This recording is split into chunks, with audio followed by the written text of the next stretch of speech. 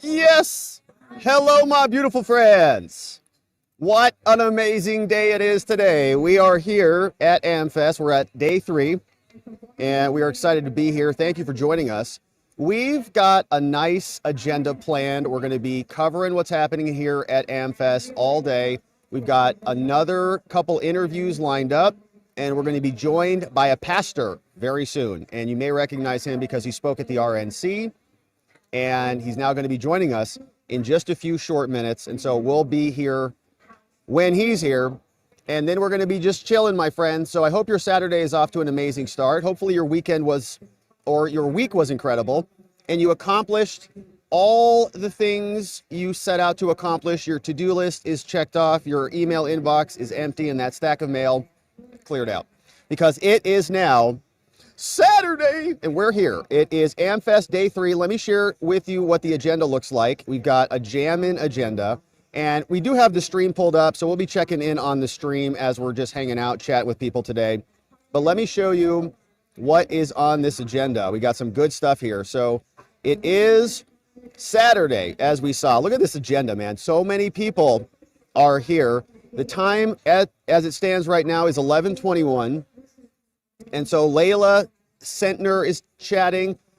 Patty Morin is going to be coming up. And then we're going to have Lauren Boebert is going to be here. Wow. Okay. So Lauren Boebert will be here. And Byron Donalds is going to be here later at 4 o'clock. From Arizona, Abe Amade is going to be here. Glenn Beck is going to be closing out the night at 4:34. And then it is Faith Night tonight. And so we're going to be speaking with a pastor here very soon, talking about some faith-related business. And so that's what's happening, my friends, today. As you can see, it's going to be jamming. Now, what else is happening out there? While we're hanging, let's keep our eyes on what's happening around the world. Yesterday, we saw that there was a terror attack in Germany. This is the latest over from the Telegraph. They say that 2 were killed, almost 70 were injured in a German Christmas attack, which is not good. And I thought I had that full article pulled up, but looks like I do not. That was a big story. There was another really big story about Joe Biden yesterday. And if you missed this, let's talk about this just a little bit, because this was a big one until we get our pastor friend joining us. We had this story from the Wall Street Journal. Joe Biden is gone and has been gone for a long time. Wall Street Journal is reporting, telling us that this is how the White House functioned with a diminished Biden in charge, and it wasn't good. There was a lot of shenanigans when they were trying to run the country. Here's what the article says. During the 2020 presidential primary, Jill Biden campaigned so extensively across Iowa that she held events in more counties than her husband, a fact that her press secretary at the time, Michael LaRosa, touted to a local reporter, right? Jill was out way more than Joe. Now, his superior in the Biden campaign quickly chided him. As 3 rode in a minivan through the state's cornfields, Anthony Bernal, who was then a deputy campaign manager and chief of staff to Jill, pressed LaRosa, contact the reporter again. Don't tell him you said that. Reverse that. She's 8 years younger. You're energetic. You can run around a lot more than he can. The message from the Biden team was clear, okay? The more you talk Jill up, the more you make Joe Biden look bad, which didn't take any additional work, quite frankly. The small correction foreshadowed how Biden's closest aides and his advisors would manage the limitations of the oldest presidency in the history of his 4 years in office. To adapt the White House around the needs of Joe, they told visitors to keep meetings focused. Just ask like 2 questions. That's all they can handle. Interactions with senior Democratic lawmakers and sub-cabinet members, including powerful secretaries like Lloyd Austin and Janet Yellen, were infrequent. They grew less frequent as well. Some legislative leaders also had a hard time getting the president's ear at key moments, including ahead of the Afghanistan pullout. So Joe's not even involved in some of these decisions because nobody can talk to him because he's gone. Senior advisors were often put into roles that some administration officials and lawmakers thought Biden should occupy, with people like Jake Sullivan, who we know went to Oxford, much smarter than everybody. Senior counselor Steve Ricchetti National Economic Council, all of them were acting as go-betweens with the president. Press aides who compiled packages of news clips for Biden were told senior staff and by senior staff to exclude negative stories. The president wasn't even talking to his own pollsters, as surveys showed him trailing in the race, man. So the guy was just totally in that presidential bubble. He was a figurehead, and they just were exploiting him for 4 years. And then you'll hear these Democrats out now talking about Elon Musk is in control of the whole apparatus and that everybody else is just a puppet and so on and so forth. Joe Biden was not functional from day one. Not from day one. Says throughout his presidency, a small group of aides stuck close to Biden to assist him, especially when traveling or speaking to the public. They body him to such a high degree, someone said. They called it hand-holding. It's unlike anything else any other presidents have had. And this is, I think, is why when we were listening to Trump speak at his press conference, why it was so satiating, because we have not had any competency at all for a very long time. We haven't had any of those press briefings from Joe, from Karine, from Kamala, nowhere. And now we know why. The account of how the White House functioned with an aging leader at the top of its chart is based on interviews that the Wall Street Journal did with nearly 50 people, including those who participated in who had direct knowledge of the operations. Now, many of those who criticized Biden's insularity said his system kept his agenda on track. What agenda? He doesn't have an agenda. He's not the president. He's just a confused old man, as Robert Hur said. White House spokesman Andrew Bates said Biden earned the most accomplished record of any modern commander-in-chief. Give me a break. Bates, who rejected the notion that Biden has declined, added that the president has often solicited opinions from outside experts. All right. And it just gets worse. They have had a hard time overlooking his slide. While preparing last year for his interview with the special counsel who investigated Biden's handling of the documents, the president couldn't recall lines that his team discussed with him. That's not a deposition. That is a play. That's a show. Joe Biden's not answering questions of his own free will. Like, yeah, you prepare for depositions and stuff, but he couldn't recall lines? What is that? This is not a play. At events, aides often repeated instructions to him, like where to enter or exit a stage, okay? Remember when we saw him just like doing loops, trying to figure out where he was? Aides often repeated instructions to him, like where to enter or exit. Biden's team tapped campaign co-chair Jeffrey Katzenberg, who's a Hollywood mogul, to find a voice coach to improve his fading voice. Biden is now 82. Has long operated with an inner circle very tight-knit. The protective culture inside the White House has intensified as he started his presidency during COVID. Staff took great care to prevent him from catching the virus, but he caught it anyways, right? The structure was also designed to prevent Biden, an undisclosed public speaker throughout his half-century career, undisciplined.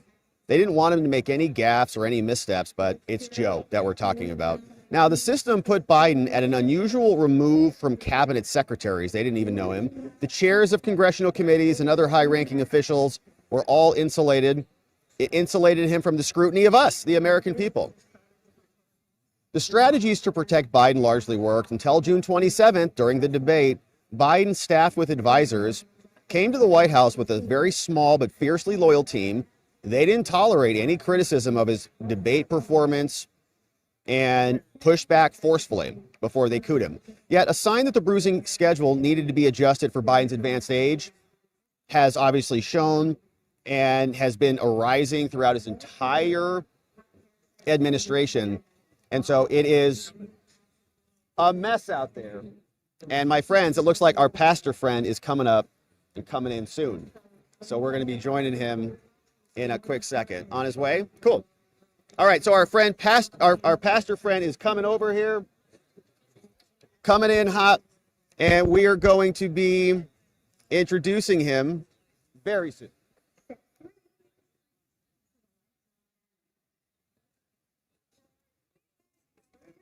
All right, and my friends, we are very excited to be joined by Pastor Sewell. Is that how I say it? Pastor Sewell? Good to see you. Come on in. And let's reorient this a little bit so we can get everybody in the frame here. And this is your mic, and so we can even, wherever's comfortable for you there. Pastor, good to have you on the show, my friend. Thank you so much for having me here. Thanks for being here. Let's make sure your audio's good. All right.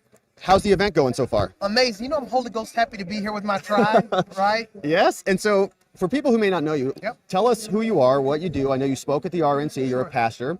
Give us the lowdown. What are you working on? Yeah, but you know, President Donald Trump, he came to my church. It was the first time that a Republican had come to Detroit since Reagan. Wow. Can you imagine that? Wow. So he came, and he didn't come to speak to us. He came to listen to us. And from that moment, had the opportunity to preach at the RNC the same night that he was confirmed. Amazing. And there's some other news coming out. I can't tell you now. But all there's right. some other news coming out. I'm really excited about what God is doing in the earth. So I wanted to ask you about that. So you're a young guy. Can you tell us about how you came to find your faith and be so passionate about it? Because right now, I think in the country, there's a lot of people who are trying to figure it out. Sure. Well, I was born and raised on the east side of Detroit, mentored by murderers, student of the street. My dad is in prison for murder today. Wow. I was in my first drive-by, 11 years old, playing Atari video games, and shots rang out, right? And then my mother moved us out to a city called Fraser, and I became a street pharmacist. Okay. I think I know what you're saying. And I had everything that the world could say on the outside: cars, girls, money, power. I had all that, but I was empty on the inside. Yep. And it was April 18th, 1999. I was liberated, acid, ecstasy, shrooms, cutting myself. And Jesus was preached to me from a church that I had never been in. My grandmother went to the largest church in Detroit. Yep. And Christ was preached to me. And I heard the gospel message that Christ is able to forgive a sinner like me, someone that had done everything up under the sun, that his blood was powerful enough. I walked down the aisle, gave my heart to Christ, got baptized the same day. But guess what? I was still a drug dealer. Yeah. So I went back home to the guy who I was distributing for. And I tried to put in my 2-week resume. You know what I'm saying? Yep. Tried to tell him I'm done. And he looked at me like, "What's wrong with you?" And I said, "Listen, I gave my heart to Christ. I knew nothing about the Bible. I just knew that if Jesus Christ was real, he was able to protect me." Right. My life has not been perfect since then, but it's been different. I started preaching. I was 19 years old. I've pastored several churches, and now I am in the heart of the city of Detroit. Man, that's a beautiful story. And was this something, this religious kind of experience, did you, when you were a younger man, did your parents have you involved in this at all? I mean, it sounds like it's like a miracle. And it really is. I grew up in a home of domestic violence. So my earliest memory is my biological father actually chasing my mother. I grew up in a home where my mother and my stepfather fought almost every single day. I grew up in a home where abuse was normal, right? Okay. I grew up in a context where people carried guns and they didn't carry the gospel, right? That's the context I grew up in. So for Christ to reach out to me, it just shows you his miracle working power. Yeah, and now you preach, right? So you've had this, how old are you now? 43. 43. So you've gone 20-something years in this. Yeah. Wow. And how is it showing up now? What are you doing now with your church and your message? It's a very good question. You know, since Dr. King, you don't see black pastors really being involved in politics with the intention of being able to lift up their community. Dr. King never saw a majority black city. Dr. King, he never saw a city where black people actually controlled the government. Right now in America, we have 1,000 majority black cities. I want you to think about that for a second. Okay. Those majority black cities get HUD funding, right? That HUD funding came by legislation because of King's assassination. Okay. Kennedy was working on it. We know Kennedy was assassinated in 60, but he was working on this legislation to make sure that poor black communities were able to get the resources, hence HUD. Yeah. That passed in August of that same year. With the $80 billion budget, this is what we're asking President Trump to do, to make sure those resources get regulated in righteousness. And that's what we're doing. We're making sure that people understand that we're political because we're spiritual.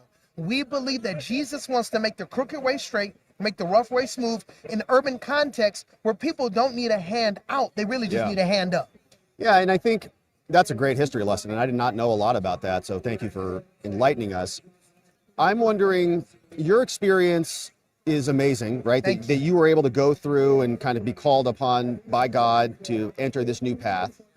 I wonder, do you see a lot of people who have that, or is it a different experience for other people where it's maybe like a slower uptake or more of a struggle or more of a battle, right? Yours was acute, right? Sure. You had a message and a voice, but other people, I think, might struggle with their spirituality because they're expecting that or they're wanting that. Like, why am I not being spoken to? Where's the power on high? Why is my life so bad, right?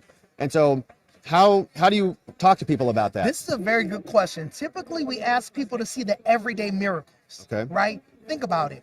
We may not understand it, but for us to wake up this morning, for us to be started on our way, Yeah. for us not to be in a hospice center, but to be where we are today, that's a miracle, right? And for the person who is in a hospice center, for them to be able to hear the message of forgiveness, that's a miracle. To live in America, Right. just living in our country, I know. is a miracle. So we try to help people contextualize it in order for them to see Christ in the small miracles, not for them to compare themselves among themselves, but know that Christ can reach you wherever you are.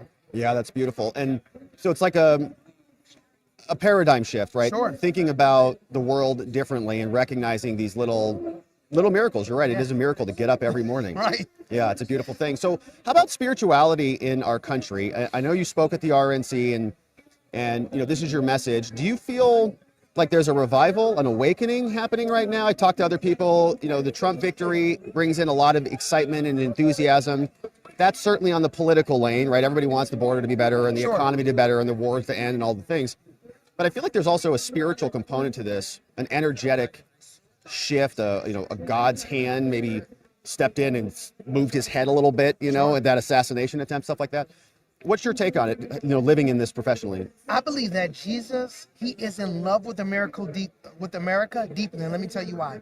When President Trump came to my church, he asked for prayer. That was not scripted. He asked me to pray for him. If you go back and listen to the prayer, which I didn't know I would pray, my first request was, God, protect him from things seen and unseen. Wow. And what happened 30 days later? Wow. What we call the millimeter miracle. Yeah. I've been all over the country. I've prayed with President Trump privately. I've prayed with him openly. I've laid my hands on him. Yeah. It's a revival Yeah. that we're using this political moment as a spiritual moment. Every rally that I've been at, everywhere I've been all over the country, we've been lifting up the name of Jesus. Why? Because Jesus wants to get our attention. Why is that? Because he's coming back soon. The Bible says there will be wars and rumors of wars, nations rising up against nations. We see that all the signs are in place right now for Christ to come back. And what Jesus is saying to America is, come back home, build a relationship with me so that when I crack the sky and you meet me face to face and need to give an account for your life, you know where you're going. Do you think that this resurgence is in part due to some of the evils that we've seen, like the rise of for me, speaking personally, my spirituality has increased dramatically over these last 4 years because I feel like what we've seen has been so horrifying. It's shown me that there are much darker forces. And so seeing those darker forces gives me the ability to see the light forces, right? And to see people like you and to see the work that you're doing and how important it actually is. Thank you. Do you think that that's a pattern that more people are seeing? Well, the Bible talks about this. The Bible talks about this. The Bible says in the last days are the days before Christ will come back. This is what the Bible says.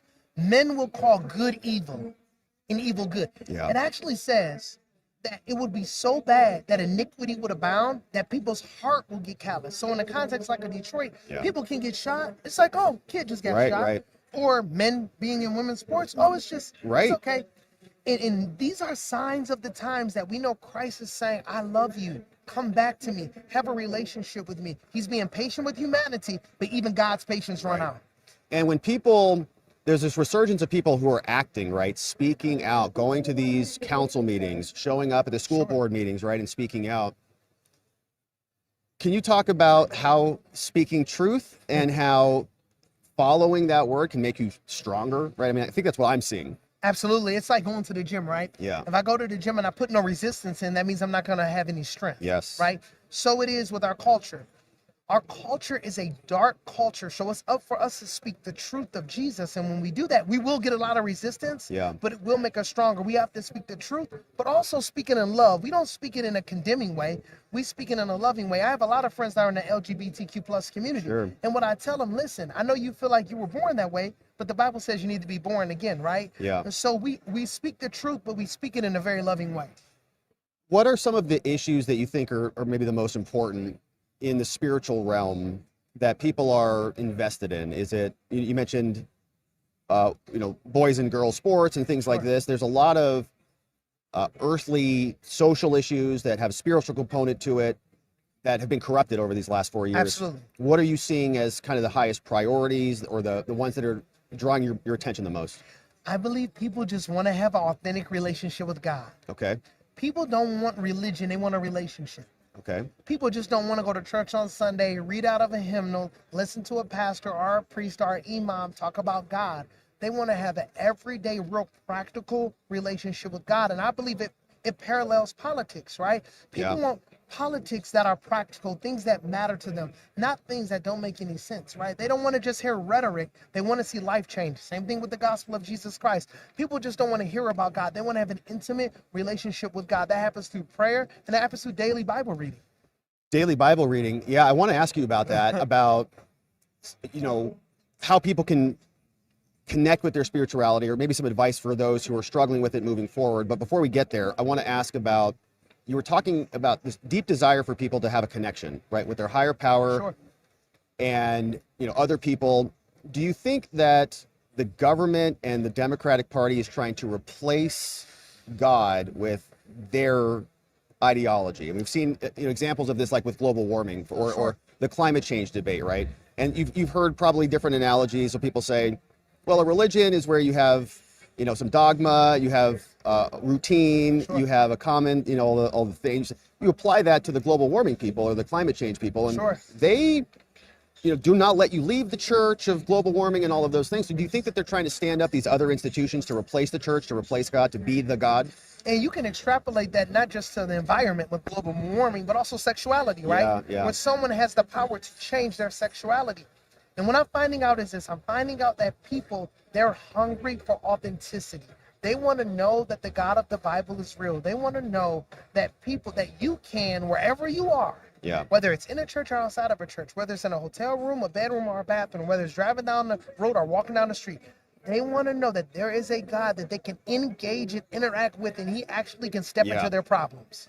Yeah, and that is something that we don't spend a lot of time talking about as a society, or even acknowledging, right? You're like, wow, I got really lucky that this happened to me in my life. You're like, wait a minute, come on, let's really attribute that appropriately to the right power.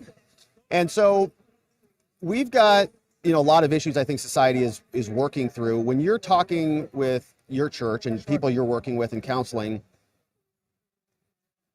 what are they coming to you with? Is there a pattern? Are people coming to you struggling with spirituality? And then how are you counseling them onto the right path? The number one thing is discerning truth. Okay. How do I know, is truth relative or is truth objective? So people come to you and they're, what should I be doing? Is this the right thing for me? Is this the right truth for me? Or should it be something that I'm focusing on outside of myself, like connecting with a higher authority? Right. Is truth absolute? And this is where Jesus comes in. Jesus says, I am the way. I am the truth. He didn't say he spoke the truth. He said, I am the truth. I am the life. So what we encourage people to do is start reading the book of John. Just read the book of John. Okay. Don't try to read all 66 books. You wouldn't go to a library and check out 66 books, right? It's a lot. The text is really, it's a lot. 100%. Yeah. So we encourage people to read just like you would any other book. Read the book of John, say a short prayer, talk to God, and say, God, open up my eyes and open up my heart and help me have faith in what I'm reading. Yeah. When you start there, you realize that Jesus is not far off. Right. He's actually nearer than your hands and your feet.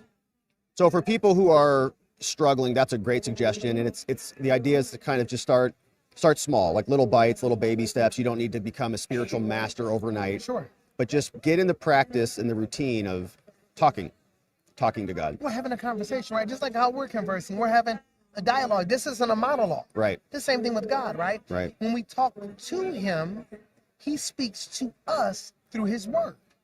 That's his love language. That's his vocabulary. So if you go get a Bible and read the book of John, or download a Bible, right? YouVersion, download that Bible and just start with the book of John. It only has 21 chapters. Read those 21 chapters and allow God to speak to your heart. And I guarantee you, he is the greatest communicator. He is unlike any other Wi-Fi. He's greater than Verizon. He's greater than Sprint. He's the greatest connection of all time. Right. And he will connect people with himself because he loves us and he wants a relationship with us. And do you have a kind of a practice that you get into, like, you know, morning ritual or something that you can share that's helpful for people? Before I grab my cell phone, I know this is I know tough. it's hard. I have my temptations too, right? So I don't sleep. I don't sleep with my cell phone. Okay. I leave it outside of my room. Yep. And the first thing I do intentionally every morning, because the Bible says, "Seek me first, and I will give all things unto you." So what I do is I grab my Bible, and I read and I pray. I do it just for 15 minutes a day. And guess what? You can read through the entire Bible in 1 year if you just read 15 minutes a day. Now that's my practice, right? Now obviously I'm a pastor. So what I would encourage people to do is, look, why don't you just read one chapter of the book of John once a day? Read one chapter. And in doing that, that's going to be able to get you in a rhythm and create a good habit.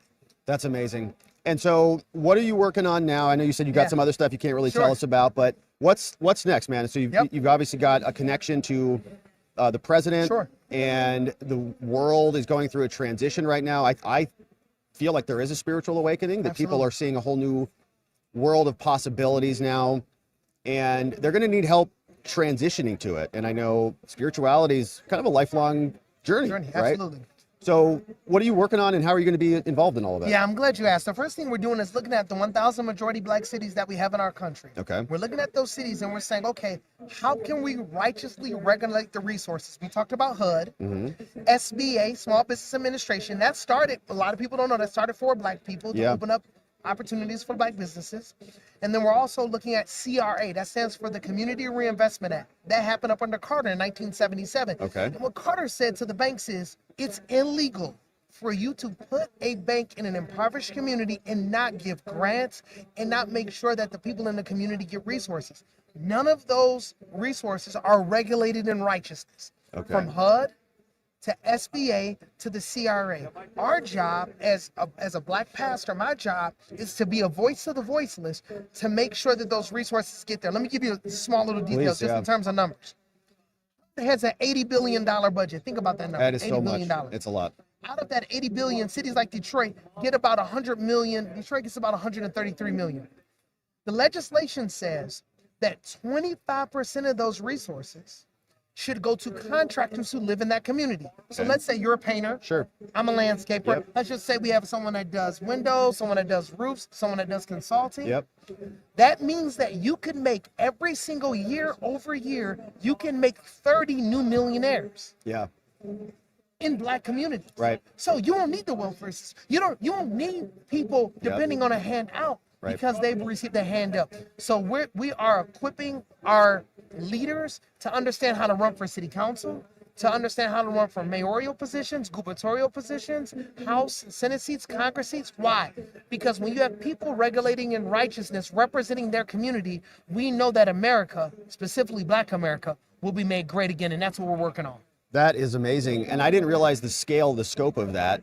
Where is that money going currently? You said, money in righteousness, right? So have you identified non-righteous areas that the money's gone? Now you're getting to the root cause. Yeah. When President Trump talked about election integrity, black people raised their hand and they said, wow, finally a politician is talking about what we already know. We know in cities like Detroit and also other majority black cities, we know that people are cheating in the elections. Let me give you one detail that's happening right now. We have a case in the Eastern District Court right now. Here's one detail. On just our past election, the city of Detroit said 246,303 people voted. Okay. We went to our clerk, which you can do. You can pay $75 to get the voter list of people that voted. Guess how many people came back? 195,000. Whoa, like not even close. Where did 50,000 people go? Right? We know that the elections are being stolen. Why do they steal? Why do they cheat on the elections? To steal the resources. So you don't see HUD righteously regulated. You don't see CRA, Community Reinvestment Act, righteously regulated. You don't see SBA righteously regulated. Why? Because they're cheating in the elections to steal the resources from poor black communities. That's the reason why poor black communities stay the way they do. And so this last election, right, we saw some major, I think, shifts in the black community and how they voted. And you think it's because of the elections and what they've seen happen? Well, we're ringing the bell about election integrity, but they still cheated us. If you look at the list, we have the list. We have people in our church that voted for Trump that weren't on voter rolls. So they're still cheating. Like, That's for unbelievable. example, we had a senator, Mike Rogers. He ran Yeah. for Senate.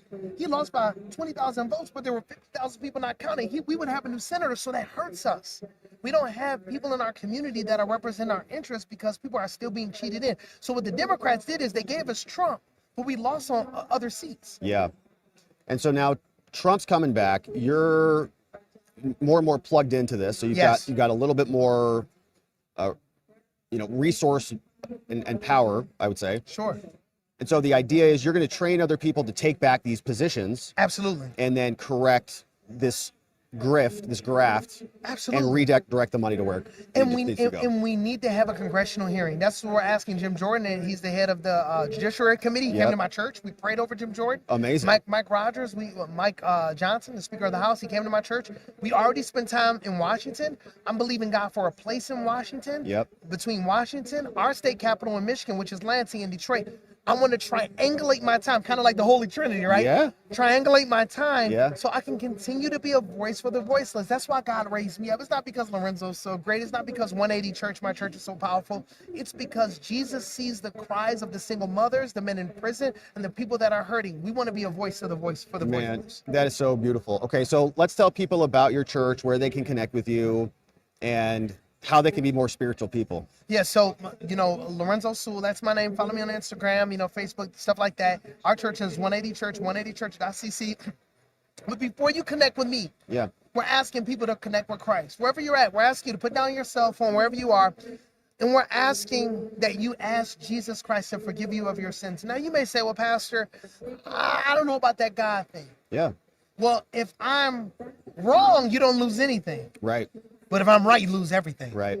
So how about you give him a shot? Right. Right? How about you ask Christ to come into your life, forgive you of your sins, start reading the Bible every day, start praying every day, and I guarantee you in the next 30 days, give him a try for the next 30 days, and I guarantee you, you will see him make your life great again. Amazing. Amazing. Would you say a quick prayer for us, Absolutely. for everybody in the chat? Absolutely. Let's do a quick prayer, and then we'll... Let's pray. Let's pray. God, right now, I pray for everyone in the chat. I pray for those that may be hurting. I pray for those during this holiday season that may be bruised, broken, and depressed.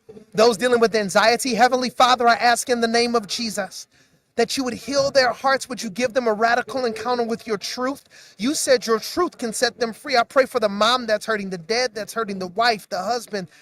My God, the grandparent, the grandchild, the brother, the sister, the aunt, the uncle, Lord God, the neighbor, the nephew, the niece. Lord Jesus, I pray your spirit and your power will heal our families. And may we know that you are God all by yourself. And beside you, there is no other. In the name of the one that is able to hear this prayer, in Jesus' name, amen. Amen, Amen. baby. Amazing. Pastor Soul, thank you so much for Thank you stopping for by, having man. me. Thanks Thank for you praying. so Thanks much. for blessing the chat. And my friends, you know where to find him on Instagram and everywhere.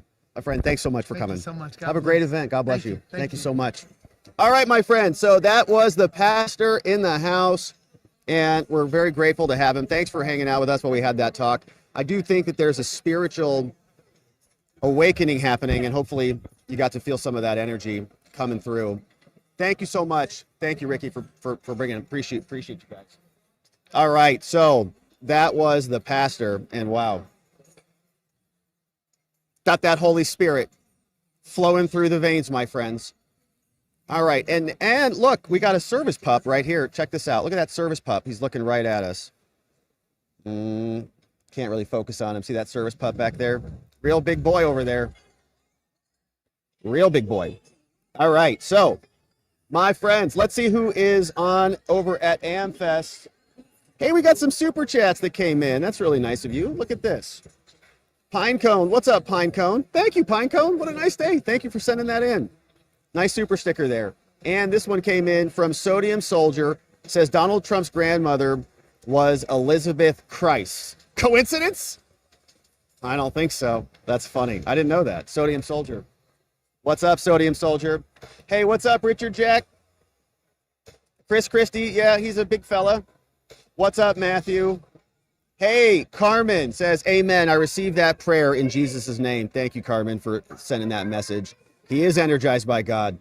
No doubt. Amen for Republicans and a women for the Democrats. That's funny. All right. What's up, Andrea? Hey, here's one from Mod My Mind. Everything I needed to understand Christianity, I learned in Sunday school. I went to Sunday school too, but I was like more interested in recess, you know, than I was in anything else at the time. What's up, Jennifer? Amen. Amen, says Shane. Good to see you, Shane. What's up, David? It's great to see everybody. All right, so let's see who's speaking at AmFest right now. Who is on? Oh, it's Lauren Boebert.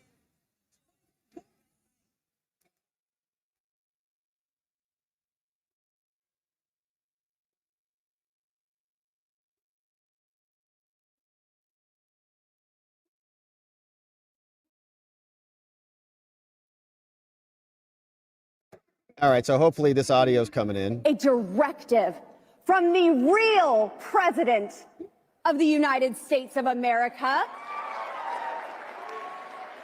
You were given a command at a moment when God himself Lauren intervened. Boebert, Congresswoman. You were charged in real time when the enemy attempted to defeat God's plan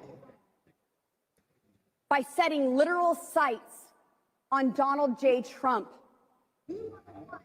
in order to assassinate him. And in that moment, you are the ones who heard the words, fight, fight, You had fight. recess in Sunday school, says John? I think so. I think I was interested in And just you like took getting that out, you know? seriously. And you have When are we done with this? the good fight.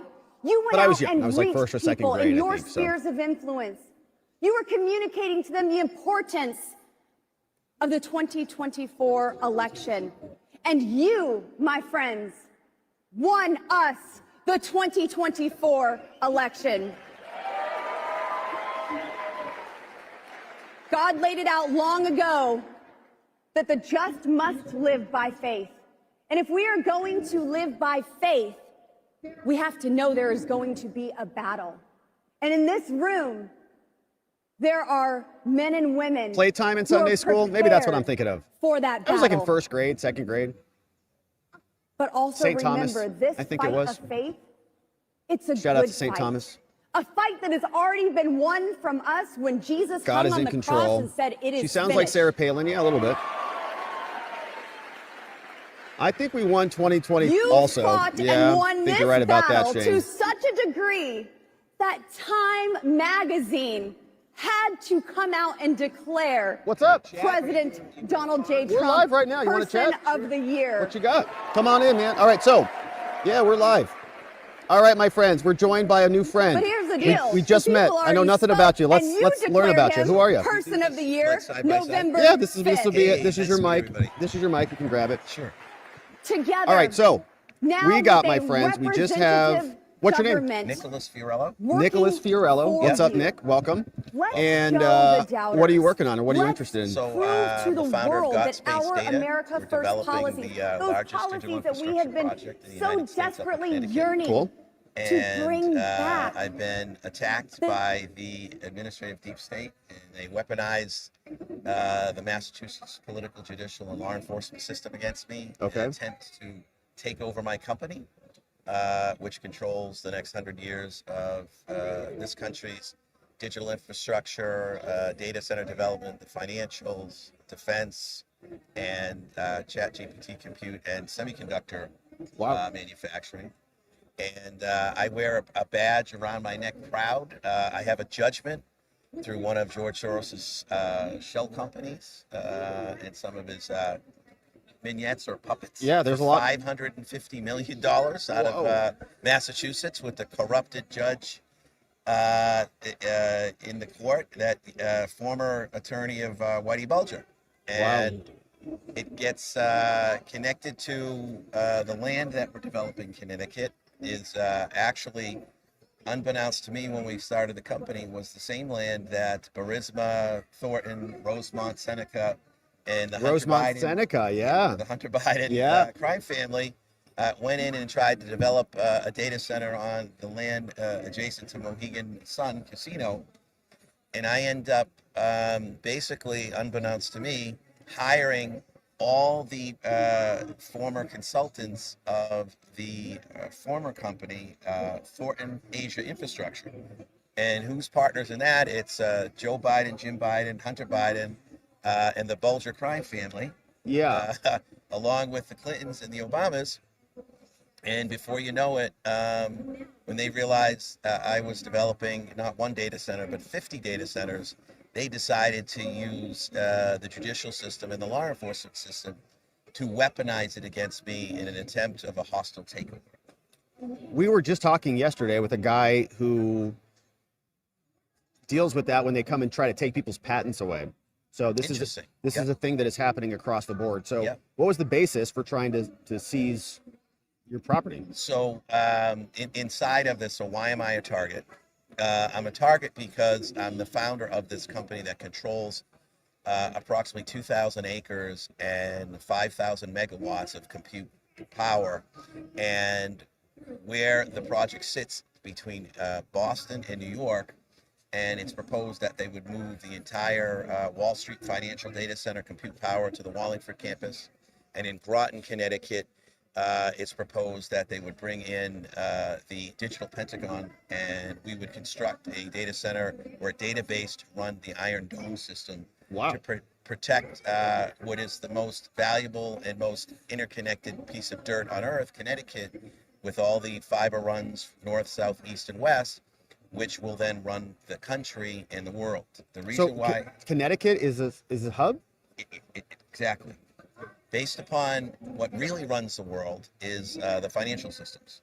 And the time in which a financial transaction can happen is the real reason why America is the superpower it is, because we're able to anticipate or trade at faster levels and higher quantities with, unfortunately or fortunately, groups like BlackRock and all the larger scale globalist type investment shops that control the market. I just hadn't heard that Connecticut was a hub. Can you explain why? Like, Yes. how did that? I think most people think of New York as the financial. Well, no, hub. this is for the compute to power and the power. ability to scale it to build what is upwards of 12 million square feet of physical data centers Okay. in an area that's on direct fiber, that is in between all the subterranean or submarine lines, subsea lines of fiber that run the gamut of the globe. Connecticut, with basically a hub. Yeah.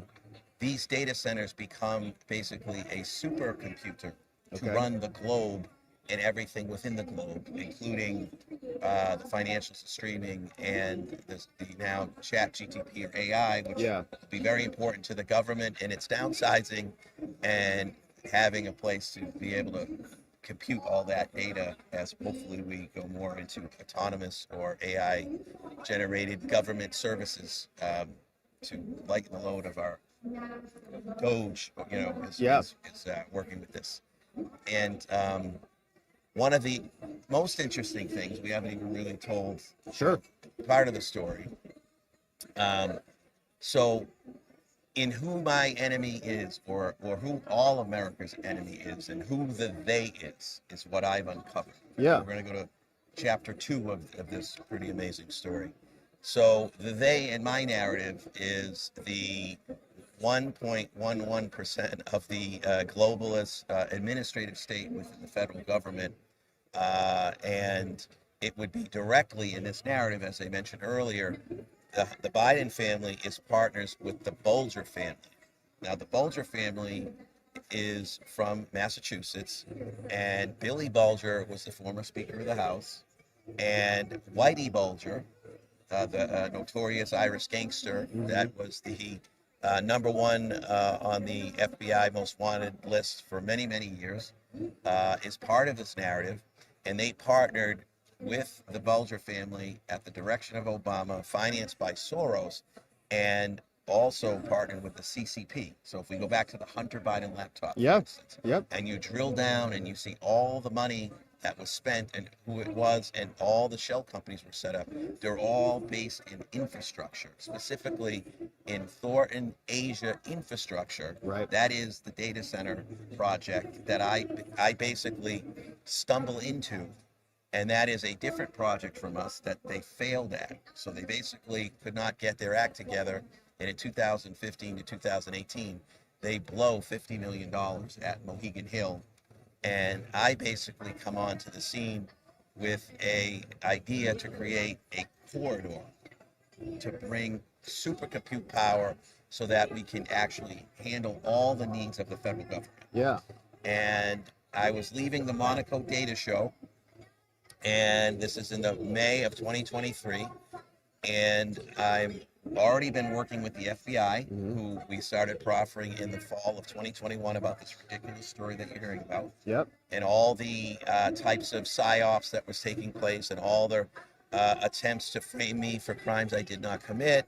And I come out over the balcony in Cannes, France, and I look down as I'm on the phone with the FBI SAC in charge, Joseph Bonavlata, and my handler, James Michael Doyle. I'm staring over the balcony, and if you guys check out Got Truth America, I lay my eyes on, to my dismay and shock, Whitey Bulger, who is not dead and alive and well. And basically, the alleged death that the government staged in 2018 was actually a jailbreak to break him out of prison, to put him back into witness protection, because his deal that he made with the federal government back at the trial under the Obama administration in Boston, being headed up by Mueller and the secret courts of Massachusetts, is Bulger had every intent on the last day of trial to tell the world how corrupt the government really is. And he was going to name all the names from the beginning, when he was in Alcatraz in the MK Ultra, and the fact that he was really just a CIA asset with a license to kill and steal throughout the globe, Right. being run at the time under the Winter Hill Mafia group. And when I see Bulger in the flesh, and if you guys are tuning in and you head over to Got Truth America, you can actually see the photos, and you can make the determination for yourself. There is actually now a biometrical calculation done by Grok and by ChatGTP, confirmed by 3 different federal agencies under a classified situation, that it's 99.7% surety that the pictures that you'll see on the website are in fact Whitey Bulger. Wow. So what we get out of that on the short game, because of this large story and what it is, ladies and gentlemen, if Whitey Bulger's alive, you might as well say that Jeffrey Epstein, under the same old stale CIA operation to either put someone unalived by way of some fake conspiracy of a suicide or a murder, Whitey Bulger clearly is alive and well and back in the witness detection program.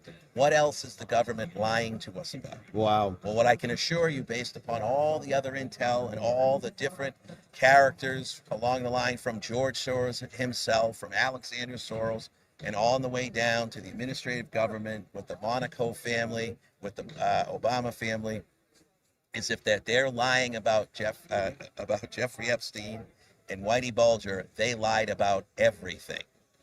And the message today is, if they've lied about everything, we can trust nothing. Right. And with we can trust nothing, this entire situation comes to a head by putting Kash Patel into the lead seat at the FBI to completely dismantle it and rebuild it from the feet up. Unfortunately, or fortunately, in the end of this story someday down the road, I am from Massachusetts. Yeah. It is the most corrupted state in the Union. It's where they framed the Constitution. It's where they dipped the tea in the harbor. And I can assure you, ladies and gentlemen, Massachusetts has been actually running the entire globalist program out of Martha's Vineyard, with Obama himself and the puppet President Biden and Soros financing it. And my truth brings me into AmFest and leaving Palm Beach, at Mar-a-Lago multiple times, meeting the president, meeting the entire... Got that signature up there, right I have, there, yeah. I have Tucker Carlson's signature. Oh, that's Tucker? And I have President Trump's signature. And I consider myself, because these are only 2 little pieces of the story, Yeah. but I keep finding myself in these precarious situations, either by purpose or by a psyop by the CIA or some faction of what's left over there. And it's kind of explained like if I was Forrest Gump. Sure. But I'm Nick Gump, or Nicky Gump. And it's very interesting. My Lieutenant Dan in this narrative is actually the former general manager of the Boston Red Sox, who has come on national television with me. We're very very excited about Wayne Allen Root, who broke the story. And we had done, a rundown with Wayne Allen Root, and we posted the pictures for the world to see. But Dan Duquette, being the most honest man in baseball, Sure. and was the general manager that outed the doping scandal and did not like what was happening in Major League Baseball. As a result, they basically canceled him for many years in the baseball. He is now my partner, and I would think one of the apostles of this wild story. Yeah. And then we go to faith and truth and responsibility. Yep. So all these ridiculous stories I'm telling your listeners about, and you would say, well, Jesus, that's unusual. How did that happen? This, that, and the other thing. Ladies and gentlemen, the sheer chance by the act of God that I happened to lay my eyes on, the only gentleman on earth that could relate to what was happening to me from my hometown in Boston, Massachusetts, that would inform and provide me what the knowledge I needed to have of how corrupt everything was. And basically, he didn't peel the curtain back. He didn't let me peek.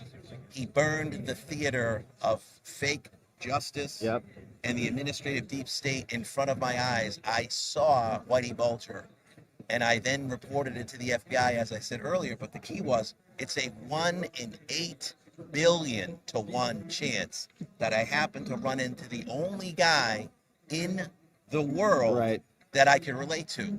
And we go back to the beginning of the pod when I told you, well, who's partners in Burisma and Rosemont Seneca and Thornton Asia Infrastructure?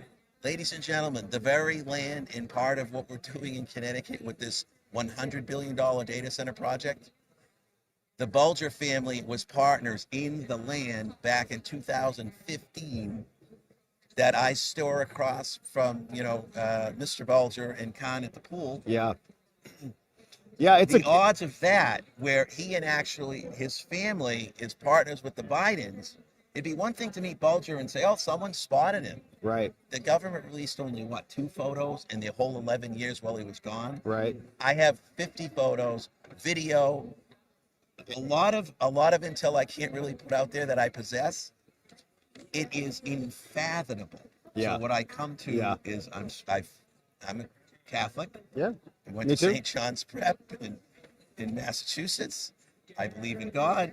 I can't say I go to church every day, but God bless America. God bless America. God bless God and country.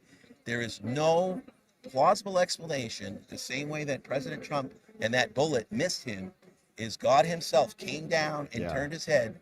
God himself put Whitey Bulger and I in the same place on earth for me to come here and tell you this ridiculously wild story. Like, it's Forrest wild. Yeah, it's Gump wild. 2. Yeah, it's wild. If you want to check out God Truth America, there's a lot of information there. You can check out the Whitey Bulger pictures, and I'm going to put a little message out there to Google as they try to reposition themselves into the new and coming administration. Thanks to Serge and Larry Page. If you don't believe Whitey Bulger's alive, you can go into Google Maps, and you can find this on the website. And 1 month before I run into Bulger, Catherine Gregg and Whitey Bulger are walking by a Google Maps car, and they're on the pan.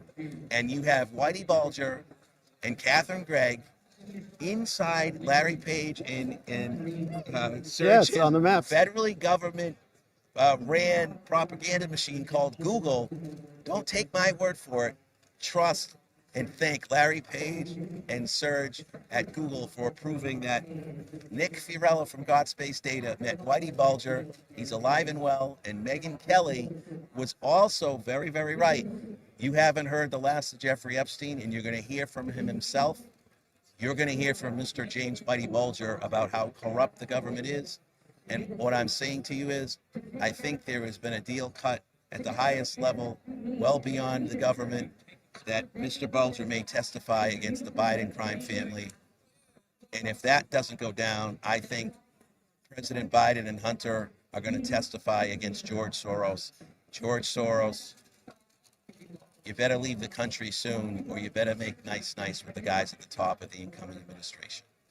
Check out God Truth America. Amazing. I think I just dropped a major pod. That was a lot. You. That was a lot. Yeah, that's And, a lot. Lots to digest. I think if you need to load this up quickly, and drop it. We're live. You're live. We're live right Okay, now. how We've been many- live the how whole many, time. live we got viewers we have? got 1,100 right now. That's not bad. Yeah, not bad. It's a Saturday. Usually what happens on my streams, if I come on, they won't announce it because it'll go offline. Okay. By the time I'm done with an hour stream, we have 30,000 live viewers. Wow. Snipping bits and pieces of information. Wow. And then what happens is it goes up for about 24 hours, and then YouTube presses a button, and they throttle it back, and then it just goes into, Larry Oblivion. and Sergio, outer space. The censors. And, really want to thank Elon Musk and allowing me to stay on the X platform. Yes. You can check me out at Nikki Fiorello1. So Nikki, Fiorillo, the number 1, at on Twitter.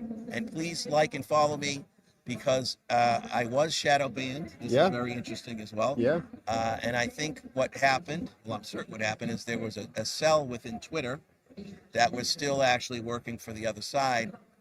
And they actually shadow banned me for about 3 months. And I finally was able to get to the higher ups of Twitter, put together, they figured out who they were talking to. They brought me back online, but I really need to get my followers back. And if anyone could go out there and follow the story, and you can also go to GodTruthAmerica.com and find Jesus, because there's no other explanation. That's right. Amen. Of why I'm here talking to you. Shake my hand, friend. Amazing, man. Thanks for stopping God by. bless. God bless. Good to Help see you. change the world. God bless you, man. Thanks for stopping by, and thanks for saying hi. All right, my friends. So go to God Truth America. Not God Truth. Got Got G-O-T. God Truth America. GotTruthAmerica.com. Thank you. Thank you, brother. We'll check you out later. Definitely, yeah. We'll see you later. Have a great event. All right, my friends. Good stuff, man. So, some good details there, and it does give me some Jeffrey Epstein flashbacks on Epstein and whether that guy's actually dead or not. I think more will be revealed on that one. Hey, that's you. Hey, that's great, man. FBI director. We have all. FBI director. Hey, Roger Stone. Awesome. You're plugged in, man. It's good. We're spreading it. We're doing it. All right. Good to see you. Okay, so my friends, let's take a look at what the agenda looks like back at AmFest. The time is 12:17 here. It's Saturday. See you later. Thanks for stopping by. Okay, so let's see, what time is it? 12-ish. Let's see what we've got cooking. Oh, it's a panel. It's Riley Gaines. This looks interesting. So let's share this one. Far from reality, truthfully, how anti-reality the left has become. Riley Gaines, saying identity that men crisis. and women are the same. It's interchangeable. These things are synonymous. You can be one thing one day, the next thing the next, which, again, as we saw on November 5th, the American people wholeheartedly reject. So what this looks like in the courtrooms specifically. We got coffee and pastry delivery here, my myself, friends. There's a lawsuit going on right now. It is called Gaines versus NCAA. Good. Myself and now, which to be very transparent, this is never something that I wanted to pursue. Okay? Here's what Alexis the brought me emotional for my investment, pastry. The time investment, of course, it's a financial investment to pursue half these eaten. lawsuits. But I'll She tell started you it when for I me just to changed make my sure- mind. Make I sure was that it talking to worked the out. president of the NCAA at She the time, takes- it's not President poison. Mark Emmert. Of course, it's now Charlie Baker, which he testified before the Senate just this week. We saw some great lines of questioning from Senator Hawley, Senator Kennedy, Senator Blackburn, to which he falsely testified on several accounts, actually specifically pertaining to what's going on in the federal courts surrounding this issue. But I was talking to the NCAA president at the time, Mark Emmert, who publicly released a statement saying he unequivocally, word for word, stood in his decision to allow Leah Thomas to swim with the women because it was based in evolving science, whatever that means. But privately, he tells me, you keep going, you keep fighting. And I look at him. How can you tell me to keep fighting when you are the one that I am fighting? I said, where does the discrepancy lie if we both agree here? And he says, well, my hands are tied. I said, who's tying your hands? You're the president of the NCAA. And he says, well, you know, I don't want to lose federal funding. I don't want to get sued. And I looked at him and I said, I am going to sue you. And that's what I've been doing.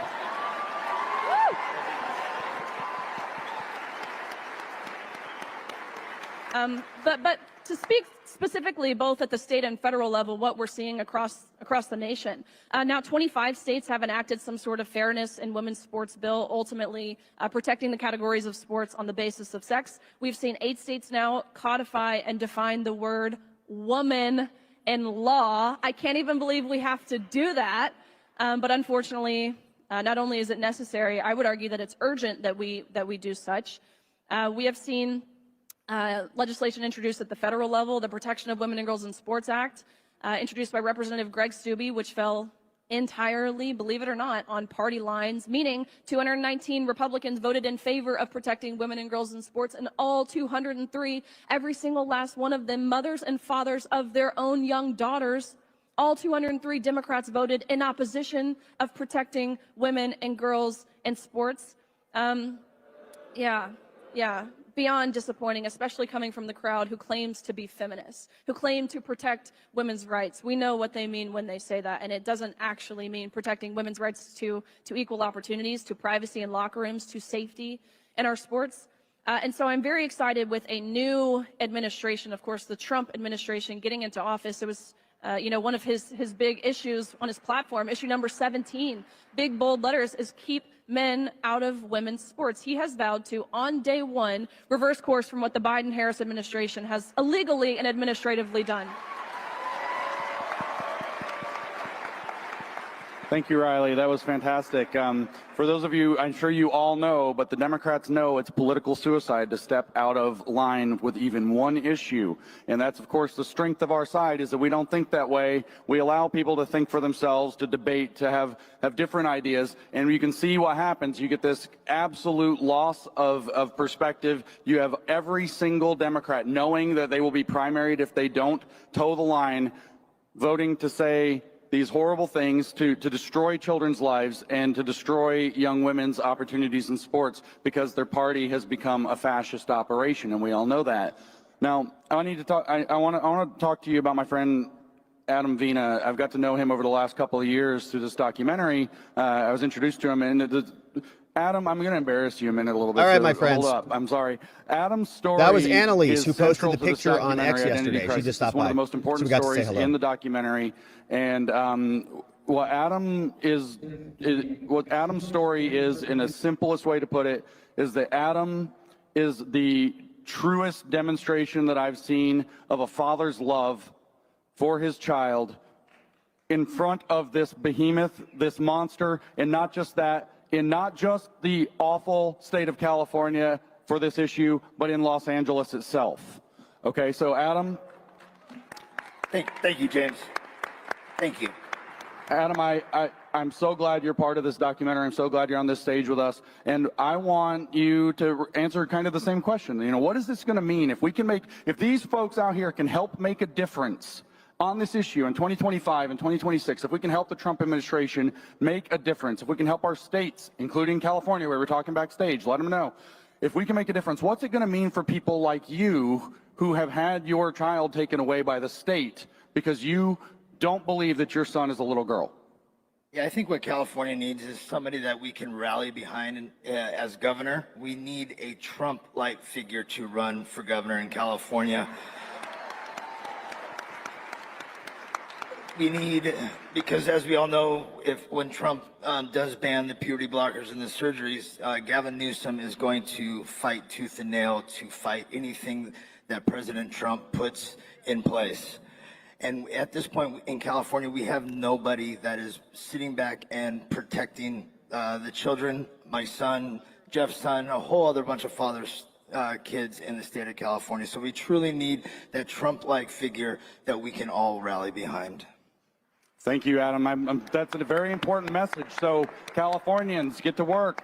Make California great again, right? So make California great again. We need all 50 states in this fight to bring America to where it needs to be. And this is a pivotal moment in our history, right? This is, we all know, right? Charlie has been extremely good about talking about this throughout the entire conference, that we have had a win that we did not deserve, that we have been graced with a respite from the Democratic tyranny that we've been facing. And now we have 2 and 4 years that we must make use of. We must show our gratitude. We must celebrate.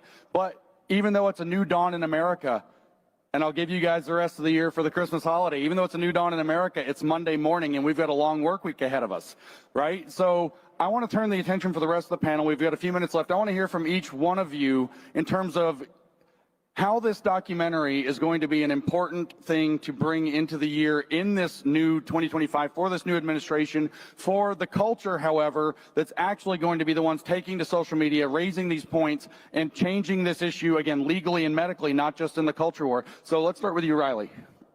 This documentary, being a part of it, of course, is so special to me, being able to continue to tell not just my experience, but please hear me when I say this.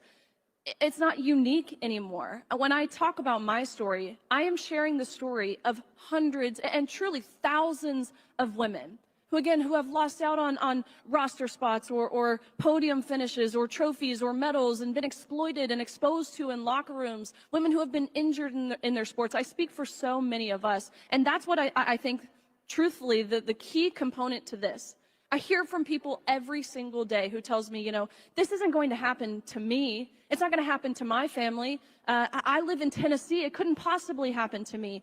That would be your first mistake. Nobody is immune to this. Nobody is immune to the gender ideology movement, and that has been proven over the past few years.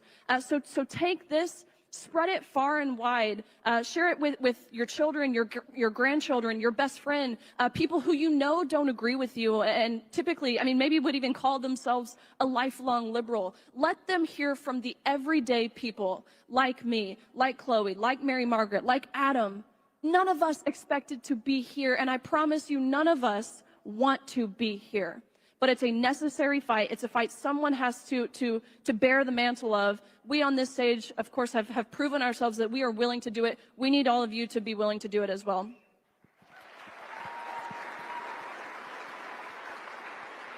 Okay, Adam, I want to hear from you. What does this documentary mean to you, to regular people out there? You know, what does it mean to have this out there for people?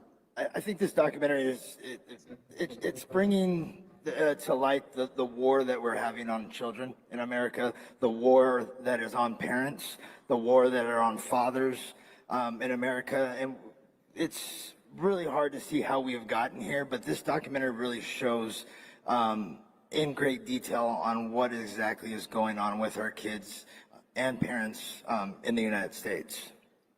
Thank you, Adam. Last night I went to Shabbat dinner, and the entire message that was given was all about how the family, since you bring up the war on families and parents, the family itself is the foundation of society. This is such an important message for us to be pushing in this time, and I'm glad that that you are a very real symbol of that, Adam. Mary Margaret, same question, really. What does this documentary present as an opportunity, especially for the conservative media, to follow up with it?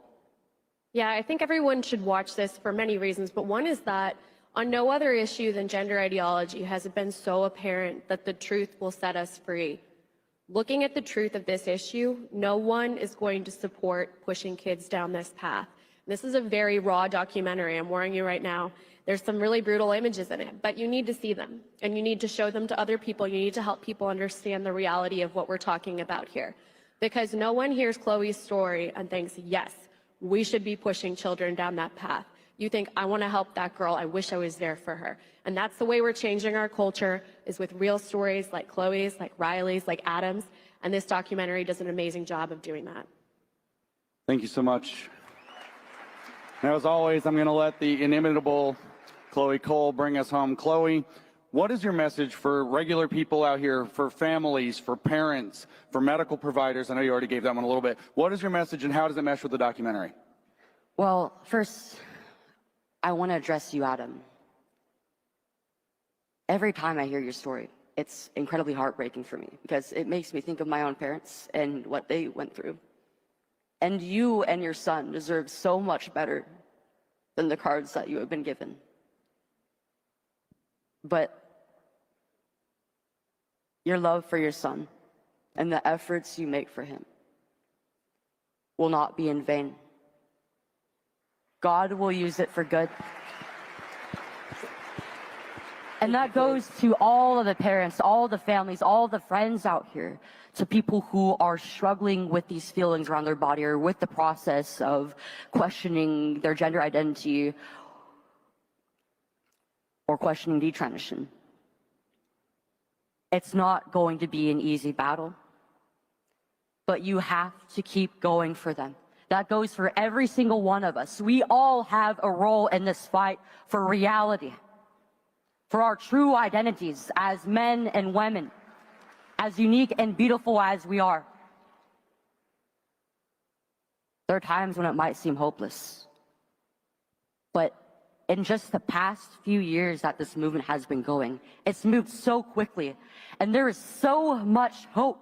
There is so much for us to look for. There is so much for us to look forward to.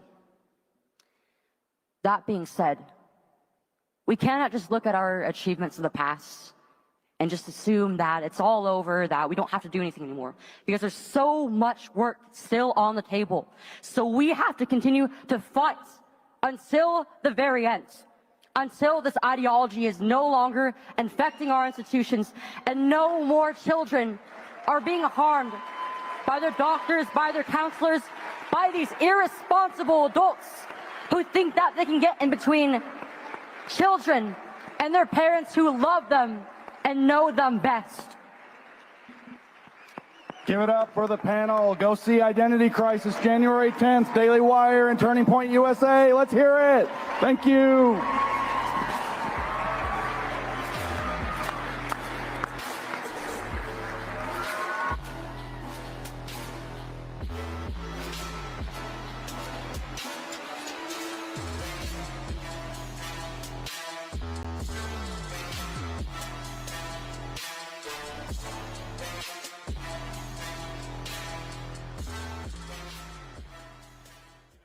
As an investigative journalist, my job is to expose bad actors, but I have to also find the best people to work with. Good people, principled people, truth-telling people. I actually found Fisher Capital through Charlie Kirk's Turning Point USA AmFest, and I decided to check them out. Now, in addition to exposing the deep state, the administrative state, catching them on tape like we did with the White House official, we can also start to vote with our wallets. It's no coincidence the deep state has targeted Fisher Capital's CEO the same way they targeted Trump, Roger Stone, and targeted me when they took a battering ram to my apartment door in upstate New York when they were looking for the Ashley Biden diary, going after a journalist.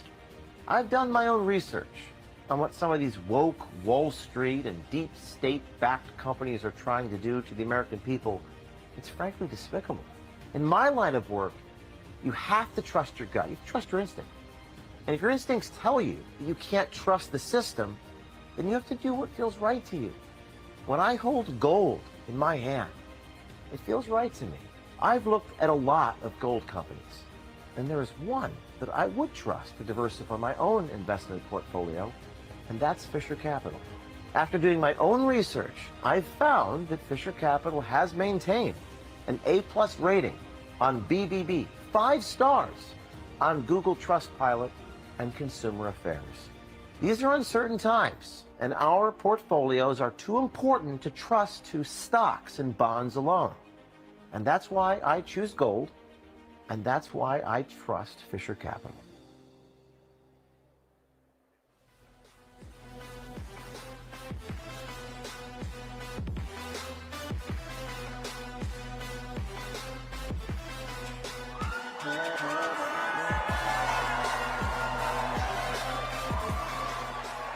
Hello, everybody.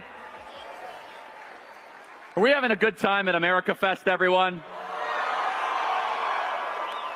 We have an amazing day still in store for you, and we want to take a moment here to do something very important. As you know, at Turning Point USA, we have the largest high school and college chapter network in the country. What we do at Turning Point USA is we train up the next generation of leaders to go fight for conservative values on campuses across the country. They are making change happen every single day. And we have thousands and thousands of students. We have 800,000 students involved with Turning Point USA, 800,000 students. And We started doing this last year to celebrate and to acknowledge and award the top students at Turning Point USA. We call it the Patriot Rewards Program. This is something where all of our thousands of students are competing to try to win the top award, to try to be Patriot of the Year, top chapter of the year, and understand this is a very, very, very prestigious honor. And they are working to grow their chapter, to fight their administration, to get the fellow students on board. And at Turning Point USA, our students are the most impressive. They are out there fighting every single day, despite the opposition and despite all the adversity. And if you are in this audience and you are not yet involved with Turning Point USA, you one day can be on this stage. You just go into the exhibit hall, you go to that big thing that says start a chapter, and you sign up, and you bring Turning Point USA to your high school and your college to fight for America on your campus. You could do that right in the exhibit hall. Now understand, this is the student army that matters so much for the future of America.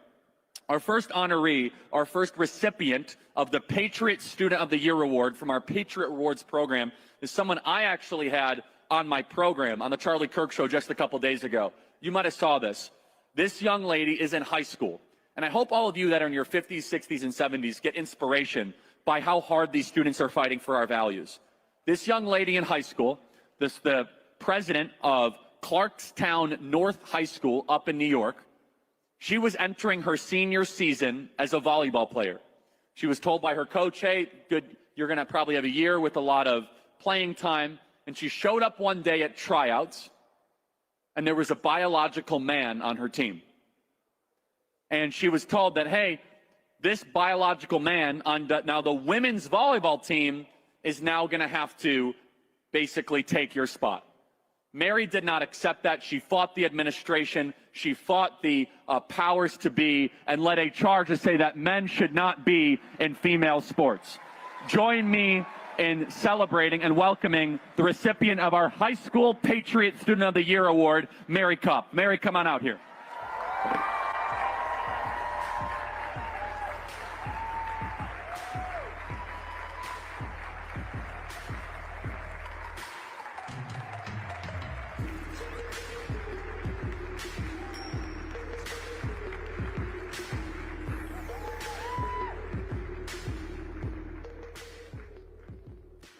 Just amazing. Now we have our Chapter of the Year Award, the Legacy Chapter of the Year, our High School Legacy Chapter of the Year. We have, at Turning Point USA, over 1,200 high school chapters across the country that are organizing, that are fighting for our values. So this is a very, very big honor. And let me read this. The recipient is the TPUSA at Cedar Valley High School. You've got some members here in Utah of all places, but let me read this word for word. Turning Point USA at Cedar Valley High School in Eagle Mountain, Utah, stood strong against attempts by the LGBTQ club to shut them down for showing pride in their country, not pride in that other agenda. Refusing to back down, they confronted the administration head on, not only keeping their club alive, but making it stronger than ever. Their determination led to a remarkable achievement, participating in the flag in the classroom and raising funds to proudly display a massive 30 by 50 foot American flag in the school's main hall, a bold, historic first. Join me in celebrating TPUSA Cedar Valley High School. Charlie Kirk.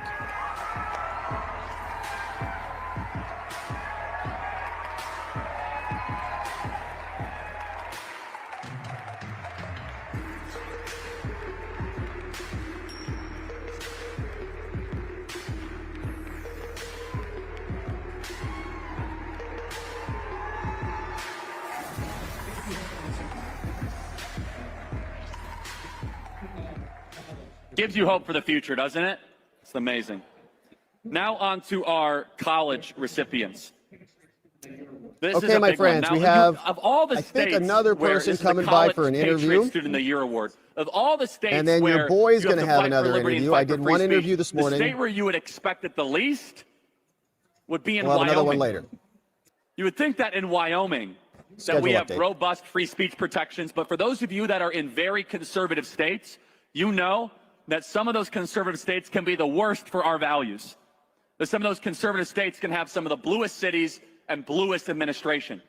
The TPUSA College Patriot Student of the Year Award recipient is Gabe Saint. Gabe, a senior at the University of Wyoming, is a trailblazer for free speech and conservative values. Spotting an inactive TPUSA chapter on campus, he single-handedly revived it, transforming a 4-member club into a powerhouse organization, hosting record-breaking events and reshaping university policy.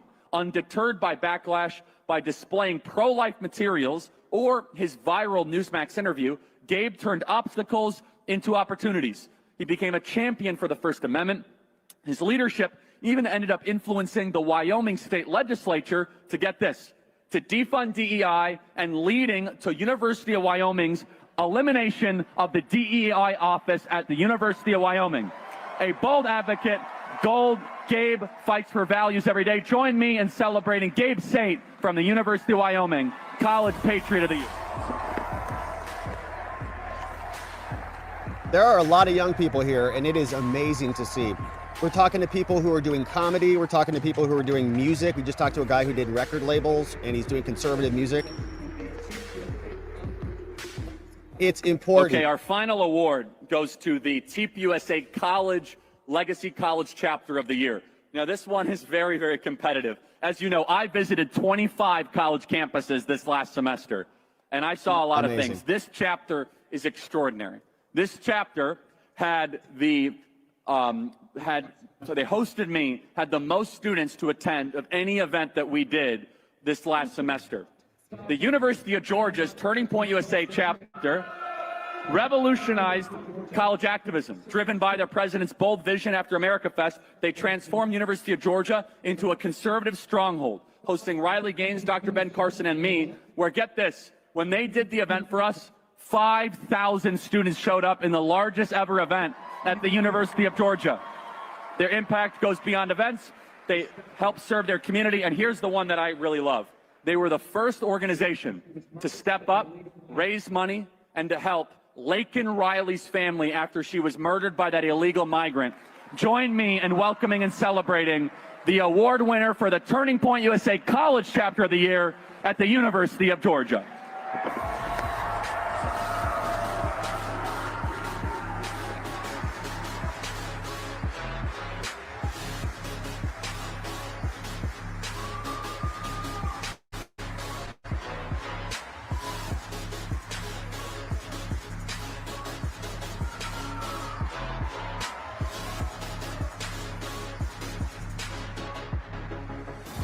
One more time for the future of America, high school and college chapters. How great is that?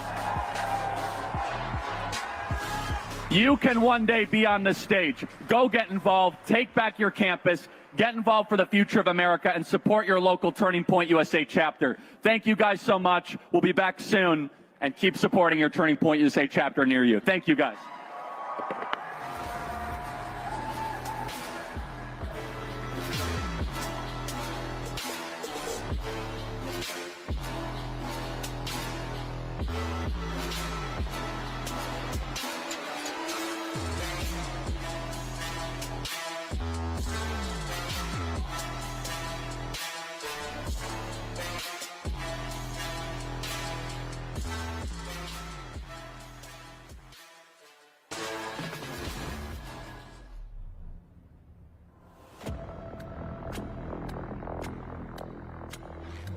What was the most alarming thing that you came across during your review of internal Twitter documents? I think the most alarming thing that we saw was the regular stream, organized stream of communication between the FBI, Department of Homeland Security, and the largest tech companies in the country. This activity violates the First Amendment. And a new disturbing lawsuit against Meta, the parent company of Facebook and Instagram, of enabling child sex abuse and trafficking on its site. Yelp announced on Tuesday that it will cover the expenses for their employees or their spouses who have to travel out of state for access to an abortion.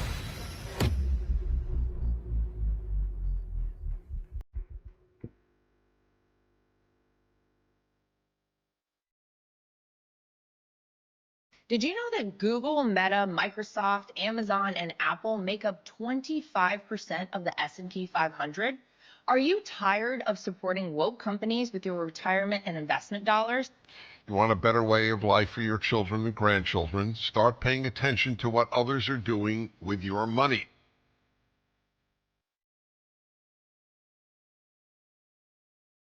Monorail empowers real Americans to easily and effectively invest their hard-earned dollars in ETFs that align with biblical, conservative, and patriotic values. Monorail's new Patriot portfolio is exactly what freedom-loving Americans like you have been waiting for. I'm encouraging you to check out Monorail and their Patriot portfolio. Take a stand against the enemies of freedom. All right, my friends, we have another friend here with us who is going to be joining us as soon as I plug this in.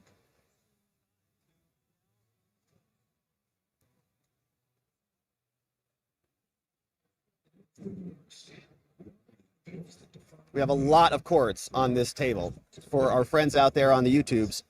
A lot of cords. But now we are joined by, your name was Bill? Yes, Bill Messenger. Bill Messenger in the house. And so let's get Bill on screen with us. And actually, let me just have you hold that there so we can make sure we hear you loud and clear. Sounds good. And my friends, Bill Messenger is now joining us. And Bill is an attorney. You're the director? Yes, the legal director of the National Right to Work Foundation.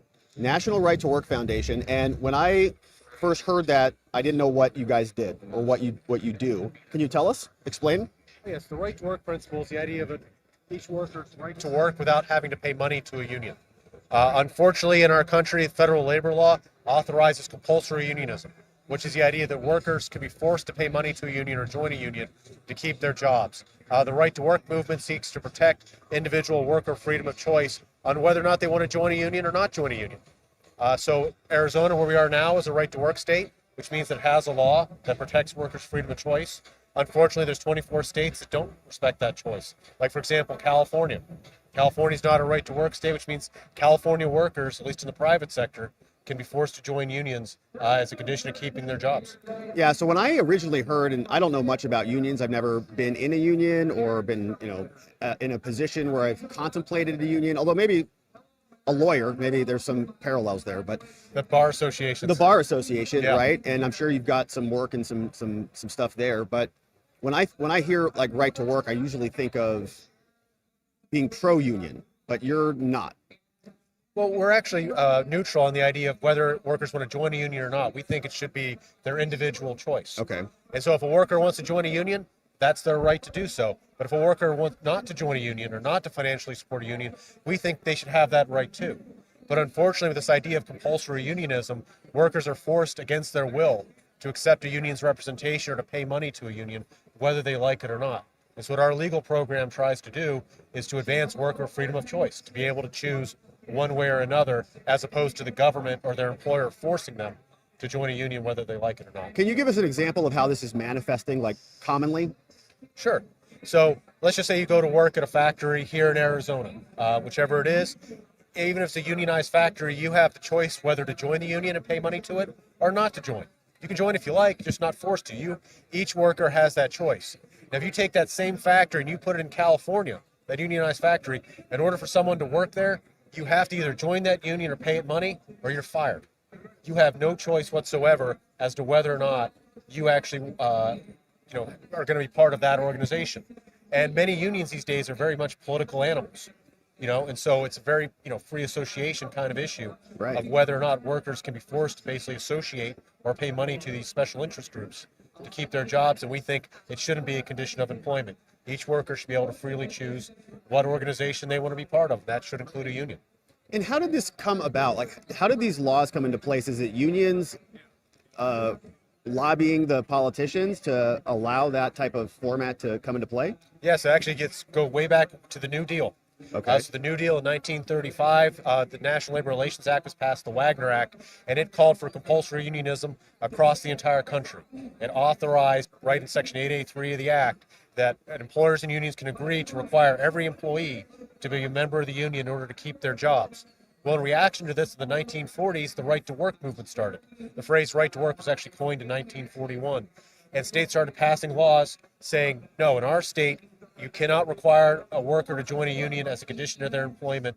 Each worker has that freedom of choice. And that includes here in Arizona. Arizona became a right to work state in 1946. Got it.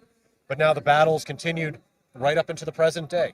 As we sit here right now, there are 26 right to work states where workers have the freedom to choose whether to join a union. There's 24 states where they don't.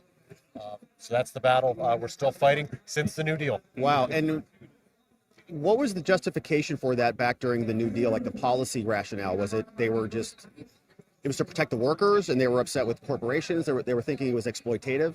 I think it was more to like give power to the unions. Okay. At the so time. just to create a separate like political entity that might serve their party. Yes, it was called the closed shop. Is what they instituted under the New Deal at the time, and it gave unions an incredible amount of compulsory power over workers. Just imagine as a political matter, if you say, hey, everyone has to join an interest group that favors our political party. Right. You basically are creating a machine. Right. And unfortunately, this later spread to the public sector, which we see today, with government unions, things like that.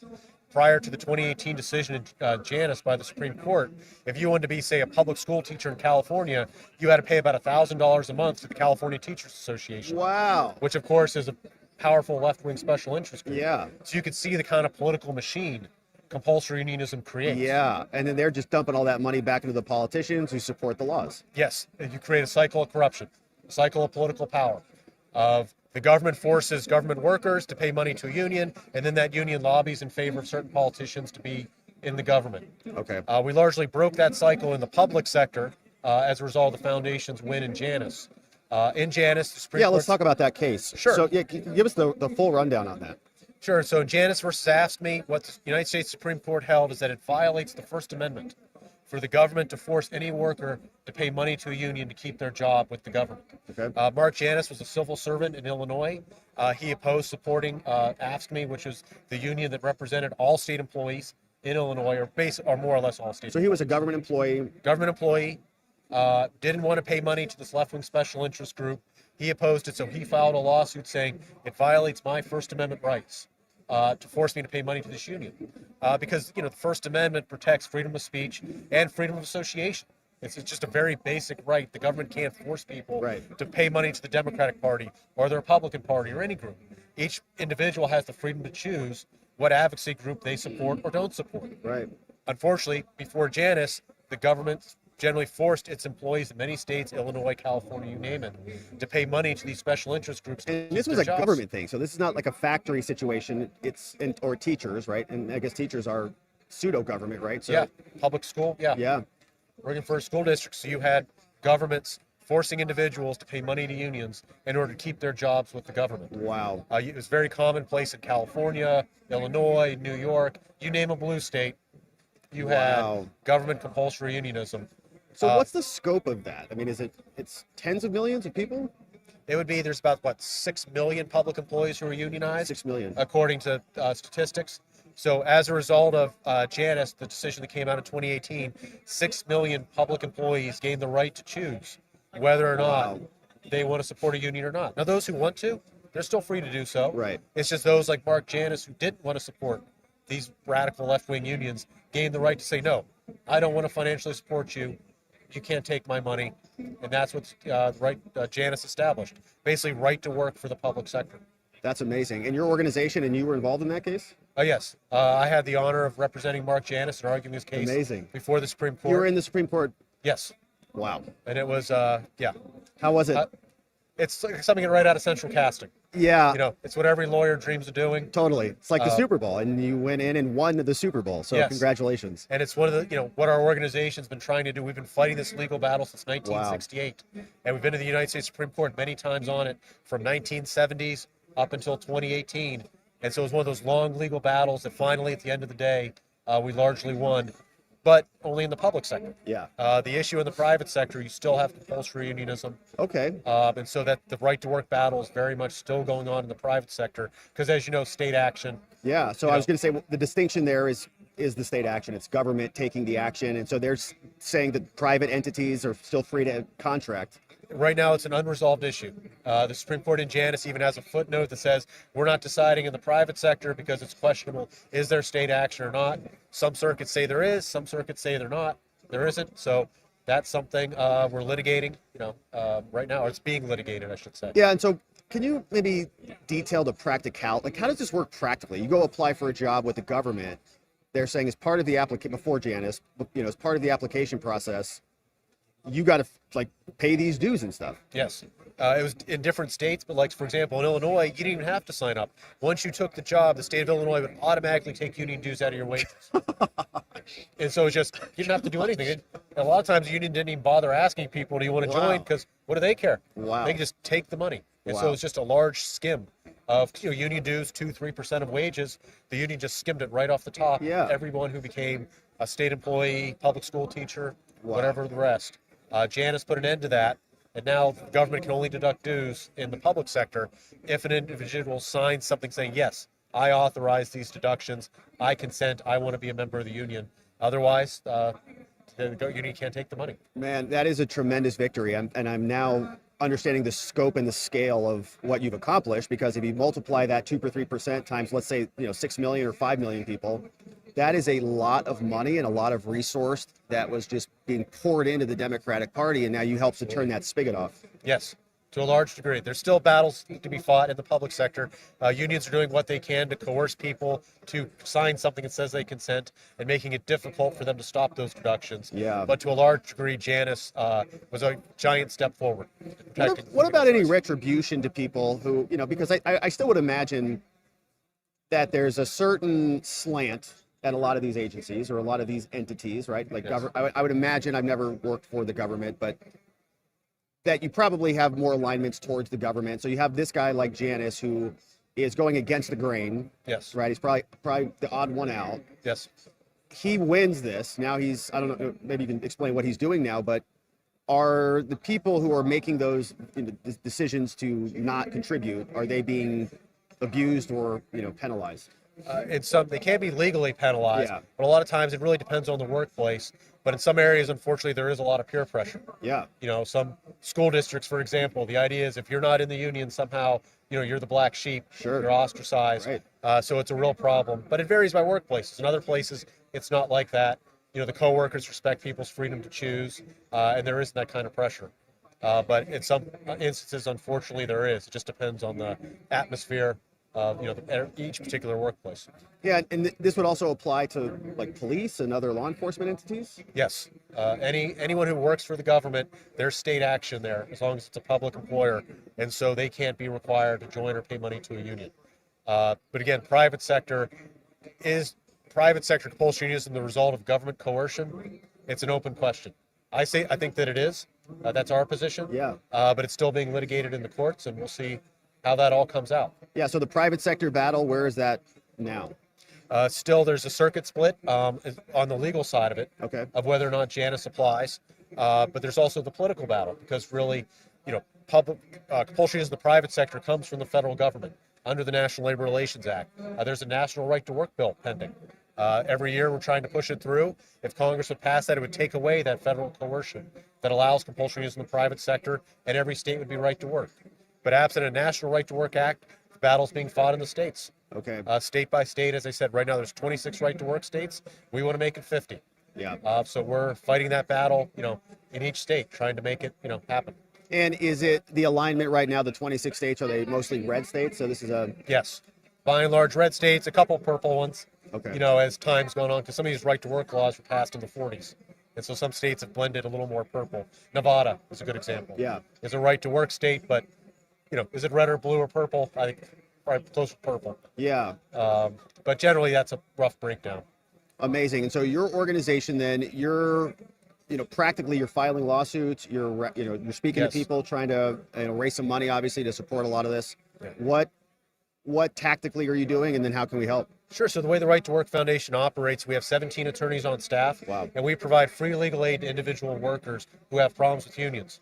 So if a worker say, I don't want to join a union, I'm being coerced to do so, things to that effect, they can come to the foundation's website or call our toll-free number, and they'll be sent to a paralegal and then to an attorney. Wow. Who can provide them free legal information and potentially free legal aid depending on their circumstance. So it's a very large shop, 17 attorneys, and we have a lot going on before federal agencies, federal courts, just trying to advance the cause of worker freedom. Amazing. And is there when you have these lawsuits and these settlements, I mean, you're not really recovering anything. Generally, no. Yeah. So the Right to Work Foundation, we're a 501c3 charity. Right. We very much depend on the generosity of donors. Right. So we appreciate everyone's support. On occasion, we can recover attorney's fees, but that's not what it's about. Yeah. And it's not in the litigation we're doing now. It's usually not available. Well, I'm just thinking about the dynamic. It's like a David versus Goliath type of situation. I mean, from what I'm hearing, you can maybe correct me if I'm wrong on this, but I mean, if you've got less than 6 million now, maybe because of Janus, but you've got millions of people who are funding the unions. They've got endless amounts of legal cash to fight you guys and to protect their grift. And so you're, a smaller operation, but you're winning. Yes. Especially as compared to the unions. It's very much David and Goliath. The size of some of these unions, their financial resources is absolutely incredible. Yeah. The Department of Labor requires private sector unions to file what's called LM2 reports. So if anyone's ever interested, just go look up the LM2 report for any of the big unions you could think of. The financial resources are unimaginable. And a lot of that is going to support the Democratic Party and to the left, and it's a problem. So it's David and Goliath, but we've hit Goliath on the head a few times. You have, man. You hit, and that was a big one. And we're still trying to sling some more. Yeah, a Supreme Court victory is for the ages, and so congratulations on that. What is it like preparing for oral arguments the day before walking into the Supreme Court? It's something like right out of central casting. Yeah. Like if you had to ask Hollywood, set up something that looks like the Supreme Court. Yeah. That's what it actually looks like. And it was a great honor. Yeah. But oddly enough, it's somewhat personal. The justices, the podium is actually very close to the justices. Okay. So when you're actually speaking to them, it feels, at least I thought it felt comfortable. Okay. Which was sort of not what I expected. But it was an honor to do it, and probably the highlight of my legal career. Oh so my far. gosh, I can't even. I'm like,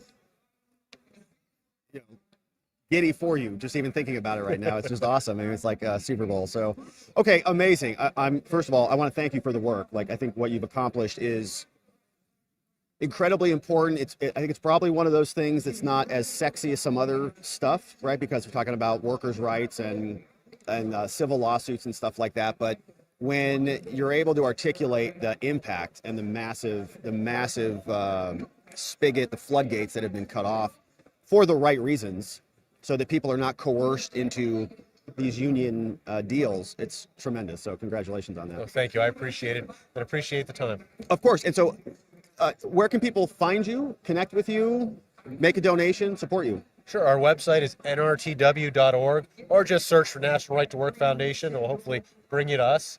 And then all the information is on the website, whether you're a worker who needs free financial or free legal aid and information, or if you'd like to donate to the National Right to Work Foundation, we obviously support it, or appreciate it to help continue with our good work. Amazing. Bill Messenger. Yes. From National Right to Work.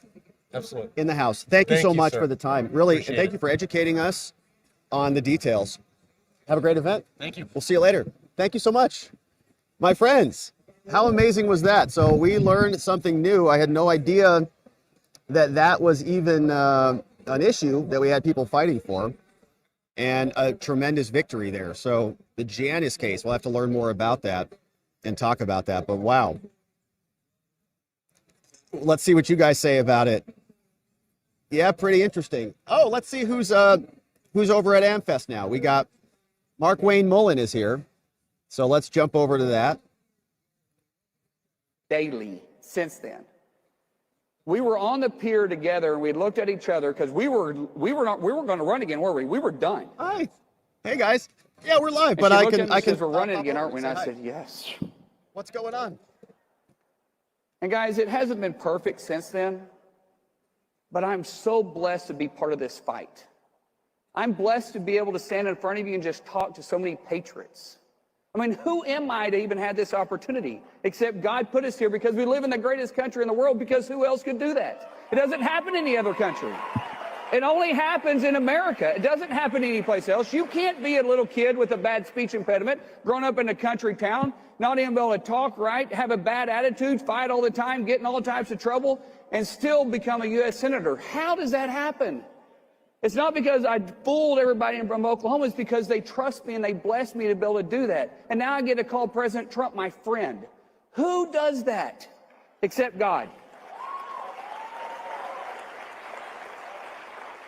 And if we have the right attitude in this country, and we don't allow things to get underneath our skin, and we remind ourselves, love the people, love the call every single day, we can also win this country back because it's worth fighting for.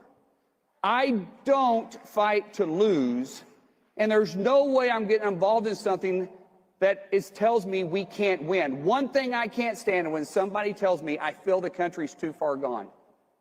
Don't tell me that. Losing's not an option. Failure is not an option.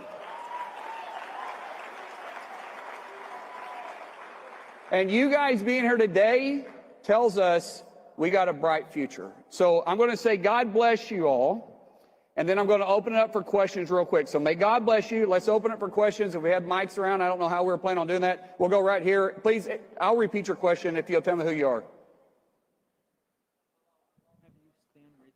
Did you say Morris? Like M-O-R-R-R-I-S? Oh, shoot, we may be kin. My side of the family is better looking, though.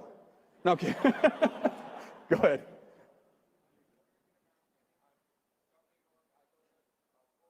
You got your question ready? Awesome. Stand right there. Stand tall. Speak loud. You got this.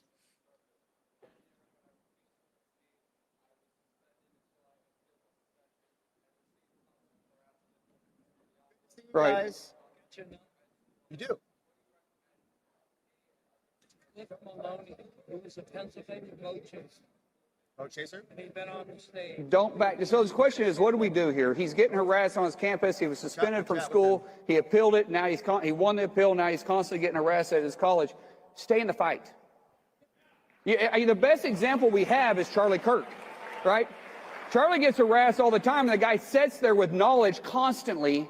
And when he's sitting there, he's fighting with knowledge. He doesn't get angry. Does he get upset? The people at the mic are just furious at him. He stays calm, collective, and he fights with facts. Stay in the fight. Don't back down. Don't let anger get over you at all, because right's on your side. Let me get to these questions over here. Yes. You look good So today. my name's Jenna. I'm So you from look good today. Cincinnati, Northern have a Kentucky good night? area, and I love the hat, by the way. Thank you. I actually was a former wrestler for 5 years. Yeah, my daughters are wrestling right now at a tournament. In fact, they just won. Two just won the tournament. We just told. And my 16-year-old's reffing. And then my 3 boys, one's wrestling at University of Oklahoma, 2's wrestling at Oklahoma State. We're praying for the one at Oklahoma. We're thinking God might save you one day. Go ahead. That's awesome. But I was just wondering what your favorite move was. What mine was? Yes. I was a high crotch technician. I could hit so many series off that. So you could go to the duck, I could do the high crotch, hit the fireman's, I could go high crotch, mid single, I go high crotch, double leg. I could do all kinds of things on it, and I loved it. That was my favorite. That was absolutely my favorite. The second thing is, this is what I'm about ready to say will prove to you why I should never be in office, okay? My second favorite move is there's not a guy I wrestle that I couldn't tell you his cup size. So, but it was a way to make him really, really mad. And so if I made him mad, I won. Yes. This will be the last question. Hi, my name's Anthony from Boise, Idaho. Go Broncos. My question is actually about Social Security. And my guess is that the majority of people in this room probably make less than $176,000 a year, which is the limit for Social Security in 2025, which means the majority of the people in this room will pay 6.2% on 100% of their income next year. Right. But those making over will not have to pay that extra 6.2%. Would you be in favor of reforming Social Security so that those making under could potentially pay less than the 6.2%? Yeah, the question is, am I in favor of reforming Social Security?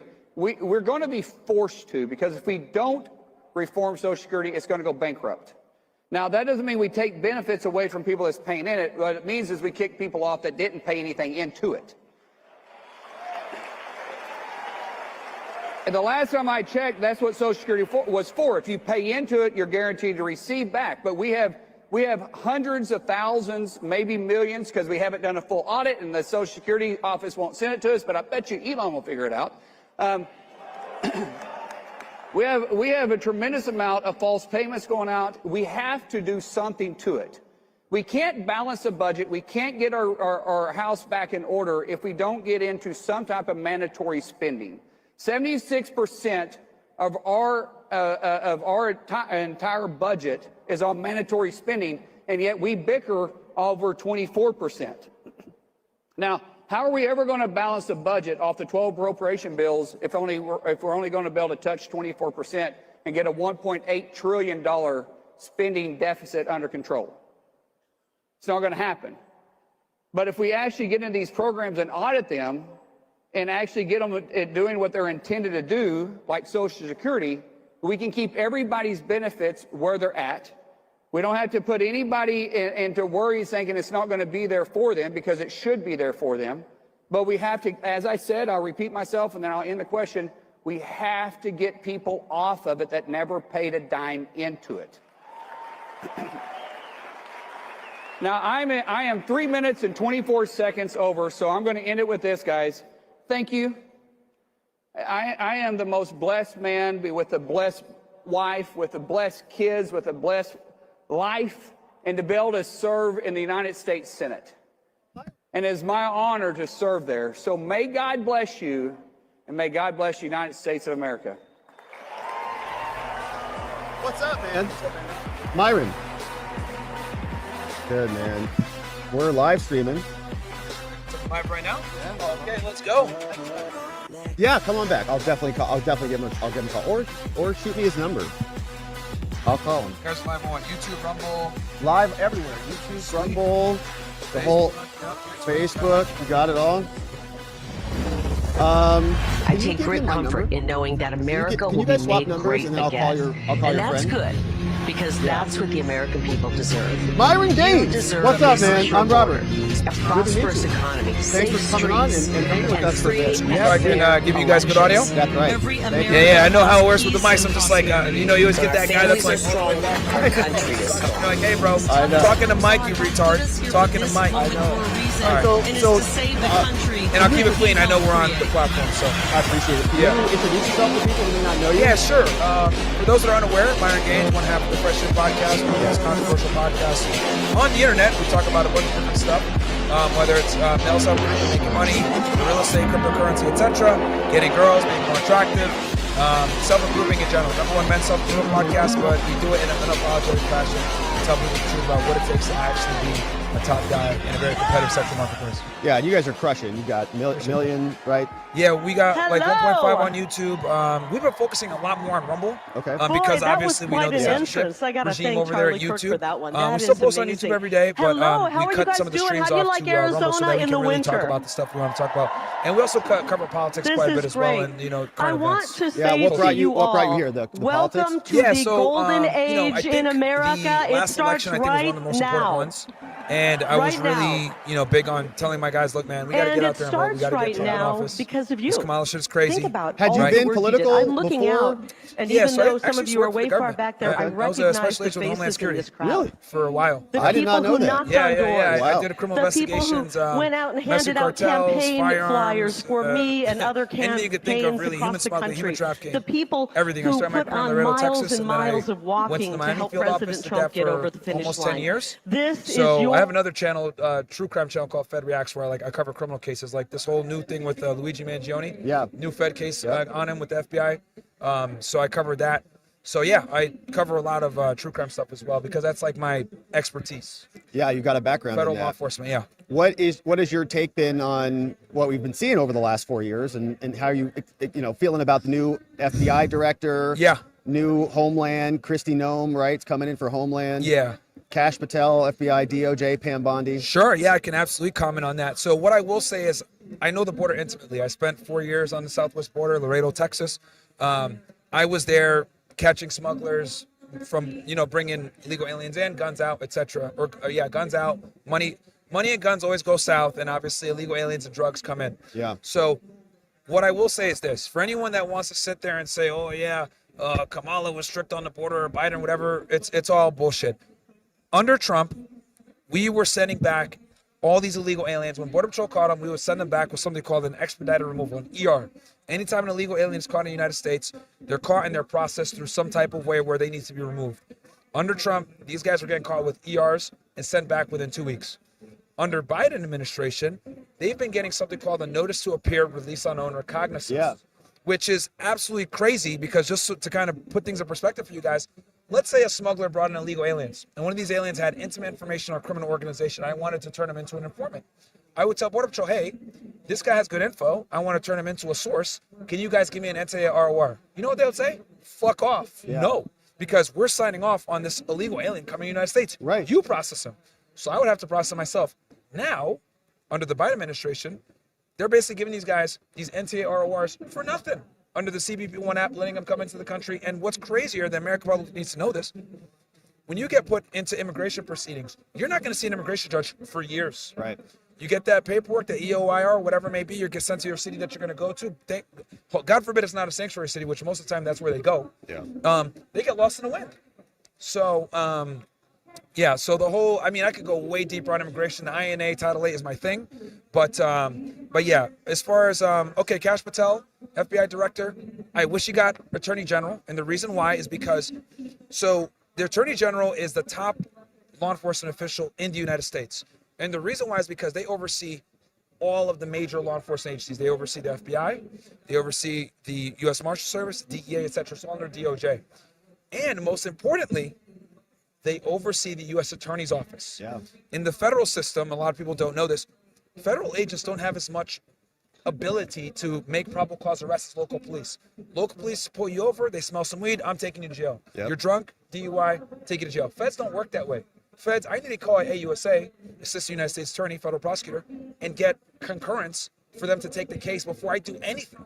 They have very little probable cause arrests, and a lot of people don't know this. That's why when the FBI arrested Luigi Mangione, they had to file something called a criminal complaint to even get an arrest warrant for him to get him in. They couldn't just take him in. Right. So, so with Kash Patel, I like him, but I wish they would put him as AG because he would have more authority. Also, he's a former federal prosecutor. Yeah. So he knows the game. So I think someone like that needs more power, and I would have liked to see him as AG. FBI director's cool, but he could do more as AG. Kristi Noem as Homeland Security, I'll be honest, don't like it. Yeah. And the reason why I don't like it is she's a governor. Governors have no idea how Title VIII works at all, which is immigration. It's specifically a federal statute under the INA. I would have liked Homan as the director of DHS. We all know Mayorkas is a huge failure. So I would have liked Homan there because he's a lot more aggressive on stuff. Now, obviously, I know he's the border czar, as they would say, but as a DHS secretary, he's going to have far more authority and latitude to make things happen than being a border czar. Yeah. If that makes sense, because it's kind of an unofficial title and he doesn't really have the authority to do things. So yeah, that makes a lot of sense, and I think people had the same concern with Pam Bondi. She was in AG from a lower level state, but moving up to the to the AG Attorney General position, and has she kind of proven herself on some of the issues because she's been reserved to a state. She hasn't fought on a lot of these federal issues that we've been fighting, J6 and all these other issues for a while. So it's a whole different game. Yeah. The federal system, the state court system, guys. I don't want to sound like an asshole, but it's like a fucking circus. Yeah. A lot of the times, disorganized. I mean, if you guys look at the current state case going on with the Trump RICO case that they tried to put on him and Giuliani. Right. They're gonna have to throw that thing out because it was weak. Because they did prior, they indicted YSL, the rap group. Yeah. And they failed, monumental failure. 30 minutes. So yeah, that's kind of what it is. But the state case, it's a fucking kangaroo court. I mean, I won't go into too much more detail than that. But yeah, I would have liked him as Kash Patel as AG. But hey, director of FBI, we'll take it. Yeah, and where are you based out of? Miami, Florida. Miami, Florida. Yeah, we film out of Miami. And yeah, so you've had a lot of activity there. You've had Trump there, right? He's right around the corner from you guys. Southern District of Florida is for the document case. That's where they prosecuted him from, and I covered all those cases in detail. I honestly, the classified documents case was the strongest case the government had against him. A lot of people said that. It was absolutely, and the reason why, right? People say, oh well, he could have declassified the documents. So that doesn't. So though that is true, people got to understand national defense information, NDI, doesn't really matter. Like, it doesn't matter the classification level. Like, you just can't store it in certain places. Right. So the fact that he had it at Mar-a-Lago and they had a search when they found it, that was bad. But I'm glad that the district judge got rid of it on the technicality that Jack Smith wasn't even in a position to be able to prosecute it properly, because it was complete law for her. So I'm glad that was the strongest case they had. It got dismissed. Thank God. He's in now. That's what matters. But yeah, that was a case that actually had me concerned because I had done espionage cases before. Yep. So I knew how they do these 793 cases. Yep. Yeah, and that one was very troubling because they raided his house. And you know what else too? I read the search warrant. 1,000% informants. Yeah. I hope he cleaned house after that. Yeah. Because you're not going to get a search warrant, a federal search warrant on Mar-a-Lago unless you have real-time information. I'm talking informant talking to the agent the day the warrant's being signed. Right. You got to have real-time information to get a search warrant for a house. Well, what do you think about the aftermath of all this? So, right, all of these things, we covered all the trials too, and we found egregious problems. All 4 criminal prosecutions and the civil cases, the New York cases. The New York case was a witch hunt. Like, Alvin Bragg campaigned on, we're going to go after Trump. The falsifying business documents, bullshit New York case. They literally took a case that's a misdemeanor. It's almost always charged as a misdemeanor. Right. And they went ahead and prosecuted as a felony.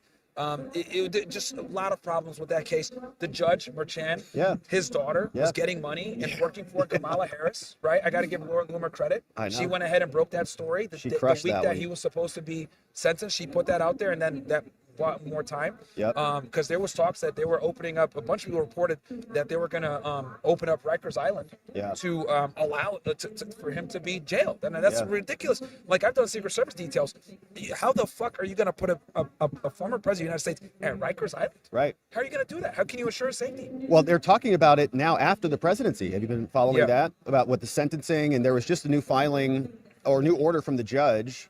And last I checked, it was adjourned, but I don't know. It was adjourned. Alvin Bragg just came out and filed to request that the case either be terminated right now, like not dismissed. Trump's people want the case dismissed. So he says you can't do that. You should terminate it, which is totally against the law in New York, or you should just hold it in abeyance and just have the sentencing after the election, after the 4 years in the White House. And there's guys that Glenn. Forget his name. The liberal commentators are saying that they really want him to do that so they can put him in prison after he exits the White House. And that's kind of something that's been in the back of my mind is after all this is done, what are they going to do?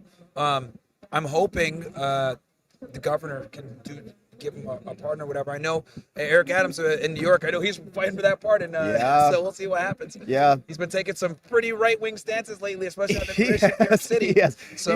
Because he got indicted by the FBI, for those that are unaware. He's taking money from the Turkish government. Yeah, he suddenly became a little more extra MAGA over these last, because he thought Trump that part. Okay, bro. You saw him yesterday doing the perp walk with Luigi Mangione. That was interesting. So I think they struck a deal there. If you notice, no FBI, no feds were there. It was only NYPD. Okay. So, and there were NYPD guys there, but they were assigned to the FBI's task force, which it was their Safe Streets task force or violent crime task force that did that case on Luigi Mangione. I won't get too much in the weeds with that and how the FBI operates, but the long story short is I found it. I think a big reason why the FBI wasn't there was because they have an open case against him. And they didn't want any feds there. Maybe some task force officers, but other than that, the mayor's there. He's under indictment. We don't want no feds there. And NYPD loves their perp walks. But what I think they did, and I tweeted about this, they immortalized him. They fucking immortalized the guy. Him walking down there with all those people surrounding him. And people love the guy. Like, you got these crazy leftists that are saying, their insurance world is terrible, whatever. At the end of the day, an innocent man lost his life. You might not like him for what he does. That's irrelevant. You don't kill somebody to push a political agenda. You don't do that. That's the problem with these fucking radical leftists. They're okay with violence. What they did with Nick Fuentes was deplorable. I don't give a fuck. You don't have to like the guy, but you're not going to go ahead and show up at someone's house with a crossbow and a gun because you don't like his views. That's what they do on the left. Antifa, BLM, etc. They perpetuate violence. They're scumbags every single time. The FBI needs to go harder on these radical left-wing organizations that are okay with hurting conservatives. Because I tell you this, they go after the conservatives. You ain't going to see no fucking KK rally where they're fucking, doing some stuff. And, they're not getting arrested if they do anything violent. The J6ers, they arrested them. For walking into a building. No violence. And others got Kamala Harris bailing them out on X, posting to go support these bail funds after they burnt down the third precinct. Rallying as they're burning down the city of Minneapolis. With the George Floyd riots. AKA George Fentanyl. Like, ridiculous, man. It's absolutely ridiculous. Loony world here. And I gotta say, like, as someone that's like a colored individual, like, I'm really like speak up about this shit because it's ridiculous how they, how do I say this? they kind of brainwash the black community. We're victims. Yeah. You know, reparations, all this other shit. Like, okay, so you want people that never enslaved you to pay you for work that you never did? Yeah. What? Yeah. Clown world. Yeah. Yeah, and it's changing right now, right? So the last 4 years, we've been living in this clown-ish world and having to survive it. Trump has won. Yep. Thank God. Thank God, man. And so it feels like we're going on offense a little bit. Yep. What's looking next for you guys?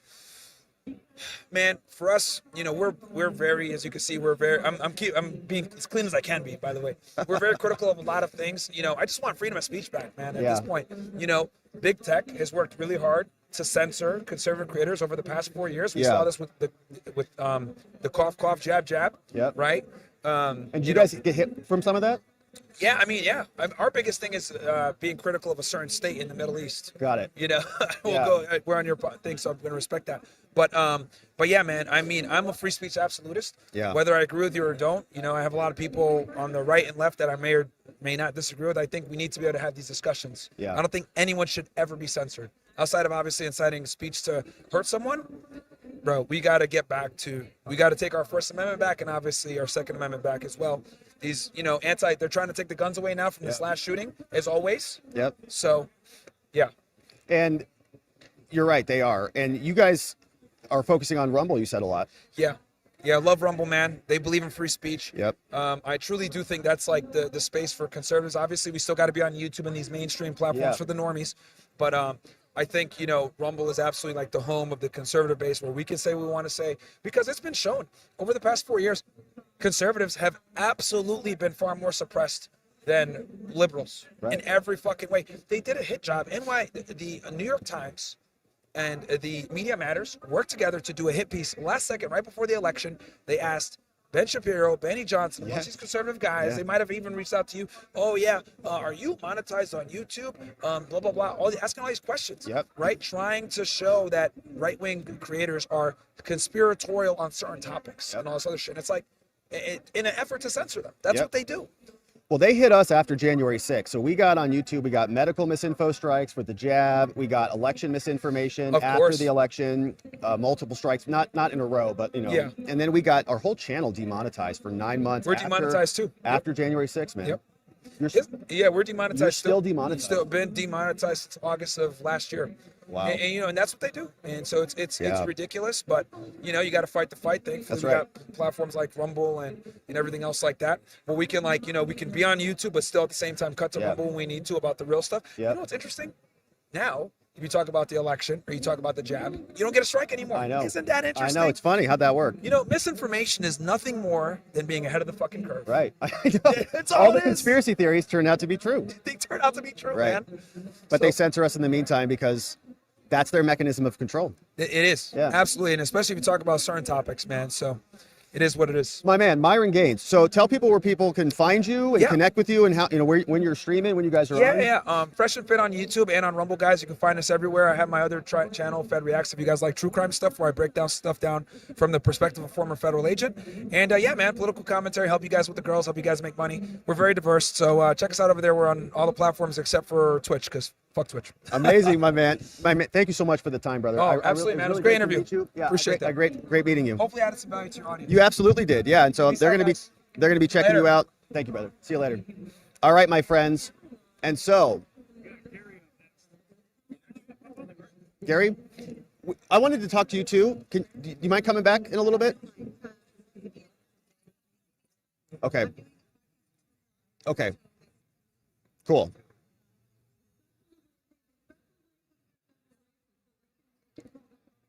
We're chatting with you, and then we've got, you were bringing after. Amazing. Legal stuff, correct? Yeah, we do politics and the law. All right, so let's introduce you. What's your name? My name's Gary, the Numbers Guy. Gary, the Numbers Guy. Yeah. Rob, good to meet you, man. Thanks for coming on the channel. Thanks for coming on the show. It's a good event here, brother. Here, let me give you that. I got it. And so tell us what you do. I do numerology and astrology, and I happen to be a conservative. Wow. Okay. So yeah, I know it's something different. 95% of my space is liberals and stuff like that. And the funny thing is, you know, when it comes to numerology and astrology, women have always dominated the game. Yeah. But when it comes down to the best of the best, Nostradamus, Rasputin, me, the men still dominate. Yeah. So what's happening in this space, in numerology and astrology? We had Jacob Chansley on yesterday, and he was talking about the transition, I think, into the age of Pisces, or I might have Age that of wrong. Aquarius. Age of Aquarius. So in the age of Aquarius, basically people are more about spirituality and less about religion. So what you're going to see in the age of Aquarius is much more people getting into spirituality, like numerology, astrology, much less people, you know, in the church and Islam and things of that nature. Okay, yeah. One thing I'd like to say is, you know, a lot of people out there are saying global warming, global warming, global warming. So this is the beautiful thing. If you look at the Aquarius, it's not a water sign, but it holds a water barrel. Okay. So what that basically showing us is when the age of Aquarius hits, water, sea rises will rise. So it's not man-made. It's supposed to be this way. That's what I'm trying to tell you. It's not man-made. Global warming, man-made global warming is a lie. This is a cycle that's supposed to happen because when the age of Aquarius hits, the sea levels rise. Interesting. And to the extent that the Earth suffers, you know, damage and constant, like Al Gore, right?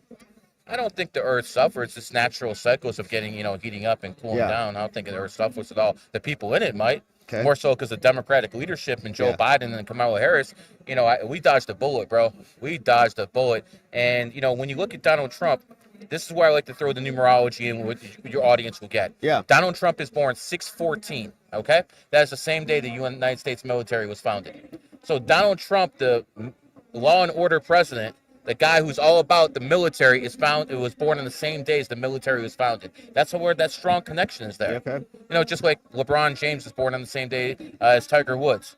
You know, the top two talk show hosts before podcasting became famous, Rush Limbaugh, Howard Stern. Yeah. Both born on the same day. The stuff's out there. That's interesting. What's your birthday? 9/6. 9/6 what year? 85. 9/6/85. So that means you're on the 11th life path. It means you're very you can be emotional at times. The key to your life is controlling your emotions, not letting them control you. You're also very charismatic. A lot of people who are in the game who are 11 life paths like you, Logan Paul, Aiden Ross, Joe Rogan. So we're talking about the top of the top because this is natural. A lot of people don't even know who you are, and they just come up to you and start opening up to you. That's part of the reason you're an old soul. You're also very home and family oriented. You're always taking care of other people. Looks like your life changed in the year about 213, 214. That's when you had the big shift in your life. And you got more charismatic with time. The older you got, the more that charisma came. Does that make sense to you? That does make sense, actually. You're also really good at body language, too. You can look at people, tell their body language, tell if they're bullshitting you. Yeah. That's like one of the things. 2015 might have been a year that, you know, had a few setbacks. Yeah. But next year's going to be really good. My brother died in 2016. I'm sorry to hear that. Yeah, in 2016. It was kind of that era. Yeah. But when it comes to numerology, what you have to understand is we can't see the energy around us. But the numerology is basically explains what the energy is through the numbers. For instance, 1 is male. Yeah. Alpha starts with A. A is the first letter. 2 is feminine energy. Beta, B. Second letter of the alphabet is B. So people who have second energy tend to be a little bit more beta-ish. Right. 3 is the childlike energy. So when it comes down to it, 1 male, 2 female, 3 child makes 6, which is home and family. The numbers are all there. Yeah. They always are. And the reason I got into this is 9/11. Okay. So a lot of numerology around that. A lot of people. A lot of numerology around that. So basically what happened was I'm over there and I wake up in the morning on 9/11 and I think I'm watching the movie Die Hard. Okay. Yeah. I wake up and I'm like, whoa, this is real. And, you know, I noticed the Twin Towers look like an 11 side by side. It happened on 9/11. The police code for emergency is 9/11. You know, they both have 110 stories. New York City, 11 letters. Afghanistan, 11 letters. Shanksville, 11 letters. The Pentagon, 11 letters. I'm like, what the fuck is this? Yeah. And then I remembered that World War I ended on exactly 11/11 at exactly 11 o'clock. And I'm like, wait a second. They're still firing bullets at each other at 10:55, but 11. So then at that point, I knew people in positions of power were doing something. I saw smoke. I didn't understand it. 20 years later, I understand what they're doing. And maybe we can talk more about the 9/11 stuff because there was other other weird things about that? I'm trying to dig into my memory bank and see what those were. I'll give you an example. Yeah. Al-Qaeda, who they blame for 9/11, they were founded on the 11th. That's when the organization was founded. The three biggest attacks they made: September 11th in America, Madrid, Spain on March 11th, and Mumbai, India on July 11th. Yeah. So the organization was founded on the 11th. They hit every single time on the 11th. And you think that these numbers are acting like a sinking, like they have a sinking mechanism for the people who are doing these things, or do you think that the people who are doing these things are influenced by the numbers? No. So 11 is emotional energy. Okay. So you want to commit terrorist attacks on 11 day to get that spark out of people, get that emotion out of people, and they know that, so that's why they commit terrorist attacks on those days. Oklahoma City happened 4/19/1995. Add it all up, 4/19/1995 adds up to 38. 3 and 8 is 11. Okay. It's always there. Yeah. The first bomb went off at, I think it was 9:02. Again, 9/2/11.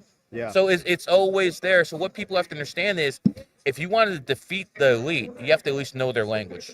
And this is their language. Because let's be honest, if there is one universal language, it's numbers. Men lie, we both know. Women lie. I just had Myron on. Yeah. But numbers never lie. Yeah. And that's the point.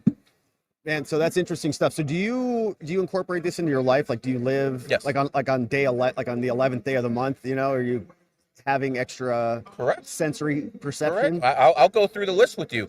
On 1 days, it's a good day to basically be more aggressive. On 3 days, it's a good thing to be more social, throw a social gathering. On 4 days, put those seatbelts on, make sure you don't do anything against the law, because that's the day the law is going to catch you. I won't even drive with in a taxi with a 4 in the license plate, because that's how you get pulled over. Interesting. 4 is the number of law and order. On 5 days, you travel. Right. 6 days. I said you're home and family oriented. That's correct? Yeah. You're born on the 6th. Yeah. That's 6 is number of home and family. Now watch this. Gematria is basically numerology within the letters in the American language, English language. So if you look at home, the first vowel is O. O is the 15th letter. 1 and 5 is 6. You look at family, it's a 6-letter word. It all translates back to. Interesting. Does this making sense to you? Yeah, it does make sense. And I've seen other numerology appear in other places. I went to China one time, and I think I forget what number it was, 8 or something. They don't have any. I think 8 might be lucky. 8's the number of money. I think that's why the Chinese started Olympic Games on 8/8/2008 at exactly 8:08 p.m. They went from the 15th biggest economy in the world to the second in a few years. Yeah. And what about the number 13? 13 is what people consider bad luck. Friday the 13th. That has more to do with the Knights Templars and what happened with I think it was October 13th, 1307, when the kings and popes turned on the Knights Templars. Yeah. But in all honesty, 13 is the number of the matrix itself. 13 is materialism. M is the 13th letter, but it's also homage to the 13 Illuminati families that run this world. Wow. So they don't want people to know they run things, but they want symbols all over the place. So let's try this. You're a football fan, right? Sure. Okay, well, there's a team called the San Francisco what? 49ers. 4 and 9 is what? 13. Mm-hmm. So there's a basketball team called the Philadelphia what? 76ers. And what's 7 and 6? 13. You see what I'm talking about? Yeah. It's all over. Now, it's not only that. Let's look at McDonald's. Big M. Yeah. M is the 13th letter. Marathon. M&M's. It's all there if you just know what to look. Yeah. Everything is hidden in plain sight, but you got to know what to look for. Yeah, that's interesting. So numbers and astrology, and what are the numbers telling you about the future? Anything? Donald Trump's about to start deporting a lot of people. That's what it's going to tell me. And it tells me the Democrats are about to start making him look like he doesn't care about families, because that's what's coming. That's what's coming in about 2-3 months. They're going to start showing you on the news people ripping families apart. But here's the point. They're illegal. Right. Donald Trump is a for-life path. Donald Trump is the law and order president, because that's what he is. As a matter of fact, when Donald Trump was in the White House, he'd always would tweet law and order on the 4th, 13th, and 31st, because that symbolizes law and order under numerology.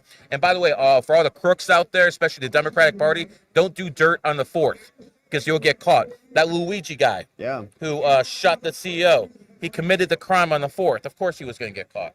Interesting. You don't do dirt on 4 days. Yeah. But because that's law and order? Yes. And 3 is the number of the criminal. I'll prove it to you. So the Clintons always get away with it, right?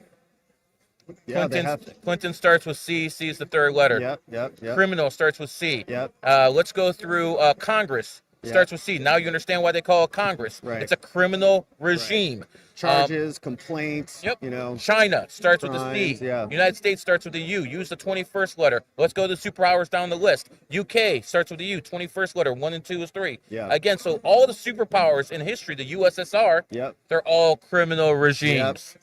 And all you have to do is understand the numerology, and you'll see it right away. Now, to most people think this is a joke. That's fine. You can think whatever you want. But the fact of the matter is, I can prove this is real. When I was young, I always wanted to know why some people had money, why some people were good looking, why some people were great athletes. Well, guess what? Michael Jordan's an 11 life path. You're an 11. You're probably a good athlete back in your day, right? A little. Okay. A little. Michael Jordan mentored Kobe Bryant. Kobe Bryant's born 8/23/1978. He's an 11 life path.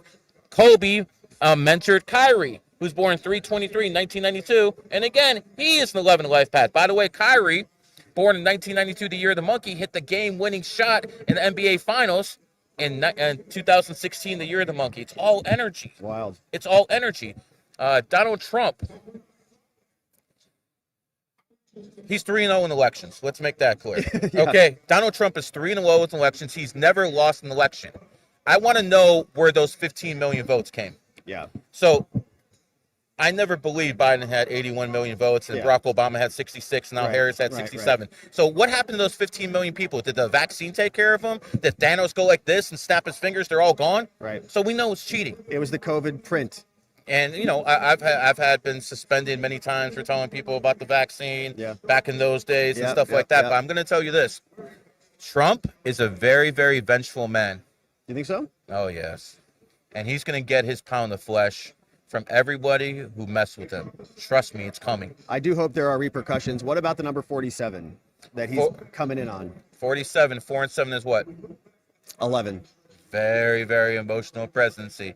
I think, honestly, I hope Donald Trump incorporates Canada as the 51st state. Me too. No, I'm being dead serious.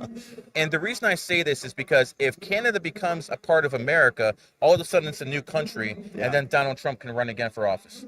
I see what you're saying. Interesting. And don't think that's not one of the ideas behind doing it. Yeah, well, Bannon has already said that since his presidencies weren't consecutive, he thinks that he can run again for another term. I'm not sure about that. I looked at the Constitution. I don't think that's how it works. I know. But I think if we incorporate the 51st state and we have another $2 trillion entering our economy, that's going to level us up with China. By the way, take northern Mexico, too. Yeah. The people in northern Mexico are more Americans than they are Mexican. Yeah, it's an interesting thought. I remember in history, I think it was President Polk who almost was going to go all the way down and take over the whole Panama Canal. Listen. Greenland needs to be part of the United States of America. Canada needs to be part of the United States of America. Because I understand everyone loves democracy and all this other stuff, but we're not a democracy, we're a republic. Yeah. And there was one country in history that resembles us. It was Rome. Yeah. And when Rome was teetering on the brink of collapse, the greatest man in human history, at least in my opinion, a guy by the name of Augustus Caesar, came in and he became a benevolent dictator. The first benevolent dictator in history, and Rome lasted another 300, 400 years. So if you have that right person in office, you can keep him in office. Because I don't want to go through and start explaining to people, I don't think it's a good idea for 14-year-olds to have transgender surgery. I don't want to go through the court system. I don't want this nonsense. I need a strong man in office that says, enough of this nonsense. And that's what Donald Trump is. And I understand that scares some people. But at the same time, look at all the nonsense that's going on in the world right now. I mean, California is unrecognizable. Right. It's absolutely it's unrecognizable. Yeah. And lastly, when it comes down to this, I want people to understand, Donald Trump is the last hope for this nation. If Donald Trump doesn't get it done, it's over. It is absolutely over, because look at the Democrats. Look at Camilla. This woman, and I'm being kind when I call her that because she did some things to get in a position of power. I'll leave that for other people. Willie Brown comes to mind. But this woman, she has no credentials.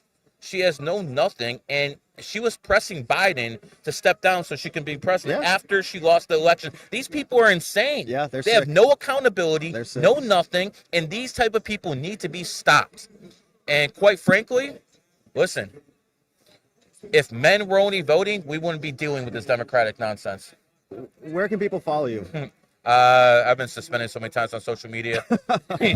Yeah, you probably can see why. Gary the Numbers Guy, GG33. You can find me on IG. You can find me on YouTube, at least for another couple months, I guess. Yeah, you're on YouTube now? Yeah, I got like about 250,000 on there. Not your level yet, but we're getting That's there. awesome, man. That's a ton. That's a lot of people. That's great. Anyways, brother, it was a pleasure talking to you. Really great to talk to you, man. Thanks for educating us. And again, remember, numbers never lie. Numbers never lie. My man, thank you very much. Thanks for coming on.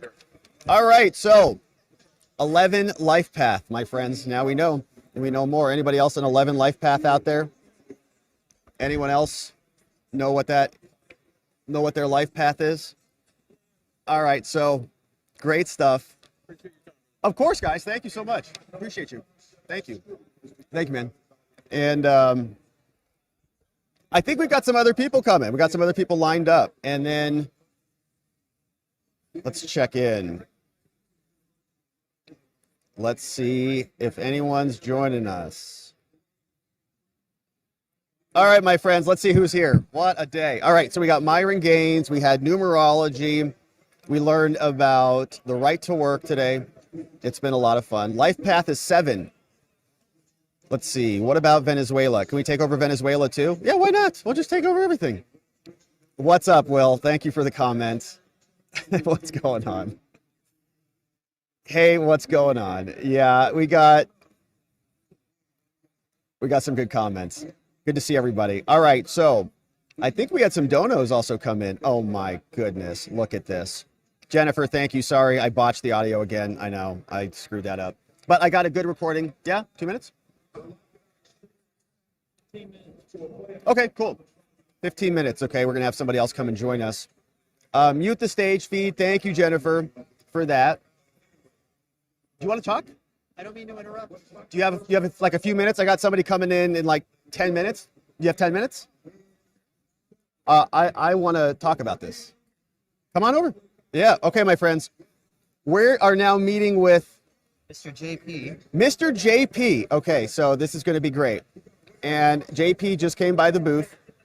JP, let me just have you grab that, or just kind of hold it on your lap there, or maybe on your. Yeah, you can set it right there. That's great. But let's make sure you're in the frame. And my friends, today we're talking about ditching daylight savings time, which is a big issue that we care about here because we're in Arizona, and every time the daylight changes, every time the rest of the country changes, our show schedule changes, and it's very irritating for all of you. And so, what is your name, sir? JP. Last name is PEA. JP, and you're here to talk about why we should ditch daylight savings time. Yes, so standard time is the honest-to-God sundial time where 12 p.m. is high noon. It's naturally best for our circadian rhythms. It balances the morning and evening light fairly for everybody. Daylight saving time is a government mandate to wake an hour earlier than standard time. When we change the clocks, we're suddenly waking up in the dark in March. When we're waiting to change them back in October, we're waking up in the dark. Standard time lets us sleep longer for our natural circadian health. And that will make us actually healthier people? Is that where that is going? With standard time, it's easier to fall asleep in the evening, and it's easier to wake up in the morning. With daylight time, you're getting too much light at the end of the day, screwing up your circadian rhythm. And also with daylight time, you're setting your alarm clock an hour earlier in the morning, so you're cutting into that sleep. So you're getting less sleep on both ends of the day when you're on daylight saving time. So why did we do that originally? Do you have any idea? It was invented during World War I as a way to try to push out more work output for the war effort. They thought that waking people up earlier, they might go to bed earlier, save energy on the lights. That's never really proven to be true. And in fact, when we're waking people up earlier in the dark, they're running their heat in the morning, and that's consuming more energy. And now I've heard, so there's momentum on this. Trump has talked about ending it, right? He said we're going to put some efforts to end it. Trump said we want to eliminate daylight saving time, and I agree with that sentiment. And why? Did he give us any reasons, or? He called it, I think he said inefficient, which is true. It costs a lot of money, and it even costs lives. When we spring the clocks forward, we see a sudden jump in heart attacks, around 24%. Same with stroke and other problems. When we fall clocks back to standard time, we see a drop in heart attacks. Wow. So there's the acute harm of changing your clock, and there's the chronic harm of keeping the wrong clock. When we're on daylight saving time, which is the wrong clock, it's been found to increase car accidents by over 20%. Wow. Daylight saving time is depriving your sleep. You need sleep to feel alert, to drive your car safely, to perform well in the workplace, for your kids to learn in school. We got to keep standard time for that natural circadian health. And I've heard people say that there will be economic consequences to this. I don't know if you know this guy, but there's a guy called Nate Silver on X, and he's been on for the last week. We've had some interesting conversations back and forth on X. Yeah, tell us about it. Well, Nate Silver has been running the numbers and suggesting that if we had permanent daylight time, no, I think he's advocating for clock change. He likes the status quo. He was suggesting that it increases the net number of daylight hours to which you're exposed, but that's ignoring the timing of the light. Again, you need that morning light, stimulates the cortisol to help your body wake up. If you're waking up in the dark, going to work, spending the whole day indoors, you're not getting that morning light. It screws up your circadian rhythms. But what about the economics, right? Part of his argument was that economically it's going to make things bad and we're all going to lose money or something. I'm not sure where he's getting that issue.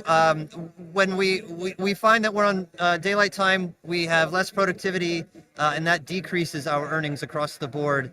There are a few people, the golf industry, for example, that believe that daylight saving time increases their business, increases the number of games they can sell after work. Got it. We don't have any problem with golf here in Arizona, nor in Hawaii, so I don't really know if that holds water. Well, so are you from Arizona? You're here? I live in Arizona, yes. Yeah, so I live here too, and we do have a lot of sun. So part of my thought when it comes to daylight savings is like, are we just spoiled because we have so much sun, and the other people don't have any sun, and so they're like trying to finagle to get a little bit more sun? These health organizations across the country and the world are endorsing permanent standard time no matter what latitude or longitude you're living at.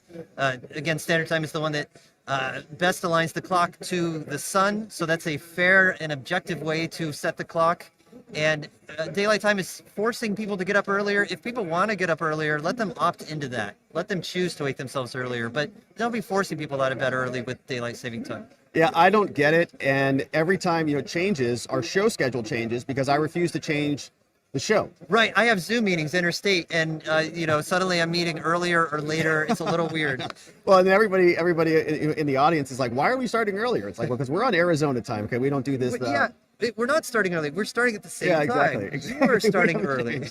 We haven't changed anything. Okay. So what's the status of the movement and is there momentum for this? I mean, I know it had been not even really a mainstream issue, or maybe it has been, but hadn't caught my attention until I heard Trump speaking about it, and I was like, yes, finally, Arizona is going to set the tone for the whole nation. But how is it being received? How's your work, going? Well, I've been working on this issue for 5 years. My nonprofit incorporated in 2021. There was an initial push for permanent daylight time because initially most people think that's the one we do in the summer. Can we somehow magically turn winter into summer by keeping the clock forward? And that's not the case. Right. If you kept permanent daylight time, the sun would not come up until 9 o'clock in many states, or 8:30 in many more. And people don't want to be forced to go to work or school in the dark. We tried it in 1974, and it was significantly increasing car accidents and deaths, especially of children. So a lot of these laws that were passed at the state level for permanent daylight time, thankfully, are against federal law. Federal law favors permanent standard time. And in recent years, since we began our work at Safe Standard Time, we've been seeing more and more state laws coming forward for permanent standard time. So the momentum has been shifting in the last just 2 or 3 years away from permanent daylight time and toward permanent standard time, which is the right way to go. Yeah, that's great. Do other countries do anything like that, or are we the only ones? It's mostly United States, Canada, Europe, a little bit of Australia, and New Zealand. It's about a third of the world that is doing this daylight saving time game. Most countries are using permanent standard time. Amazing. And so what is your organization doing? You're speaking, you're obviously raising awareness about this. What can people do to support you and help you in this mission if they're interested? Well, we have a website, safestandardtime.com. We have on that website a webpage for taking action where you can contact your state and federal legislators directly. It's not a petition, but it's actually click and send the message right to their offices. And we're always posting on social media, X and Truth, and Threads and Facebook, all of those. So mechanically, the best way to do this would be to have a bill, like a federal bill signed into law by the president? Right, yeah. So it can be done at the state level and or at the federal level. We can have a bill in your state legislature or in Congress for a permanent standard time. Get rid of daylight saving time. Yeah, and right now it's like Arizona, Hawaii, and the 5 U.S. territories on permanent standard time. Mexico just 2 years ago went to permanent standard time. Okay. And so the rest of the country needs to catch up with us. And we'll all be healthier and happier, and we won't have to change our clocks. It's going to be great. Okay, well, anything else we should know about daylight savings time? Is there anybody who is strongly opposing your efforts, and why? There's a lot of confusion about the issue. So some people hear get rid of daylight saving time. They think that just means get rid of the clock, but no, we really want to get rid of daylight saving time itself and stick to standard. So people think that you don't want time? We want to get rid of daylight saving time, not just get rid of the clock change. So when you say get rid of daylight saving time, people say, yeah, I want to stop changing the clock. But then the devil's in the details, right? You got to choose which clock to keep. And that's where people get hung up on if they want to keep permanent daylight or permanent standard. Permanent standard is the healthier way to go. Yeah, it is confusing. As an Arizona person, when everybody else changes, then I always forget what is standard time, what is daylight savings time, DST. I have to go to the clock, time and whatever. What the hell's going on around the country, you know? It's very confusing. So I appreciate you stopping by. I think this is a fun issue. I've, on our channel, ranted all the time about daylight savings time as an Arizona person. So yeah, it's a silly trick. It makes no sense, and it's literally killing people. We got to stop it. Yeah, and I think I heard a quote, something maybe in a movie where they attributed it to some Indian who said only the white man or something would cut the rope off the one end and try to attach it to the other and call it longer. And call it longer. Yeah, it'd be like if everybody wanted to be taller, so we're gonna add 6 inches to your height. Like, oh, that'd be okay for me, not for you. You're good, but for me, I'd be okay with that. I'm just kidding. So, or if you thought it was too warm in your house, so you change your thermometer to Fahrenheit or Celsius. Yeah. You really change. You can't. There's nothing government can do to change the sun. Yeah, and we want people healthier. We want more productivity. And I think it makes total sense. So I'm really glad that you're out there advocating for this stuff. Yeah, I appreciate it. All right, so website, X account, specifics, where can people go to connect you? SafeStandardTime.com, and on X, Safe Standard, and all the other networks too, Safe Standard. Amazing. And your name once more? Mr. JP. JP in the house. JP, thank you so much. Thank you. Had a lot of fun talking with you. It's good. Daylight savings, my friends. Ditch it. We don't want it anymore, all right? We're tired of having to change our clock. So check out our friend JP on X and all over the place. And call your Congress people, call your representatives. Let's make this happen. All right, my friends, that was fun. Hey, they got Reagan talking right now. Ditch daylight savings. See you later. Thank you.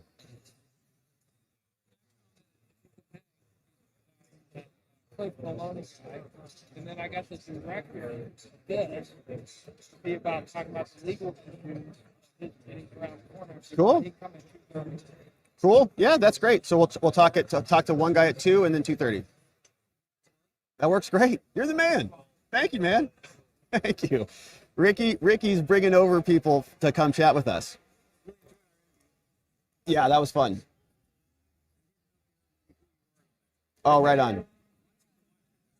That's what we do, yeah. Yeah, it was great talking to you. Robert Gouveia. Last name's Gouveia. V with a V, like Victor, yeah. Gouveia. It's Portuguese.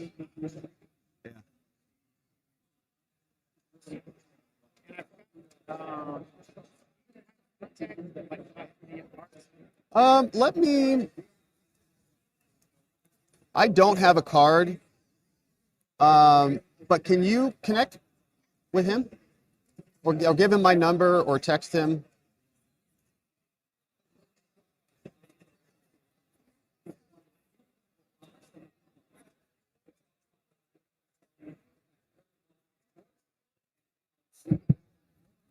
Okay, so my friends, sorry about that. So many things going on over here. I have to pay attention.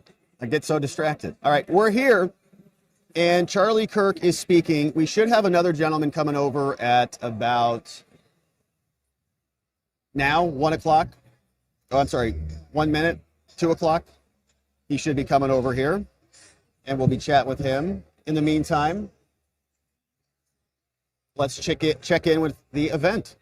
So long and gaslighting us in a way that is unbearable. Anyone who disagrees with them, they think, is not objective and is to be dismissed and derided. They have no idea how clueless they are. You've got to challenge people, and the point of media is to challenge the powerful. Corporatism hates competition. Capitalism loves competition.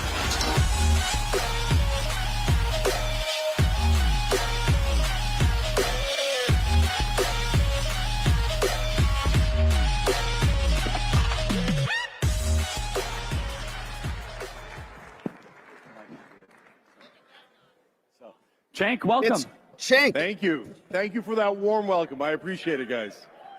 Thank you.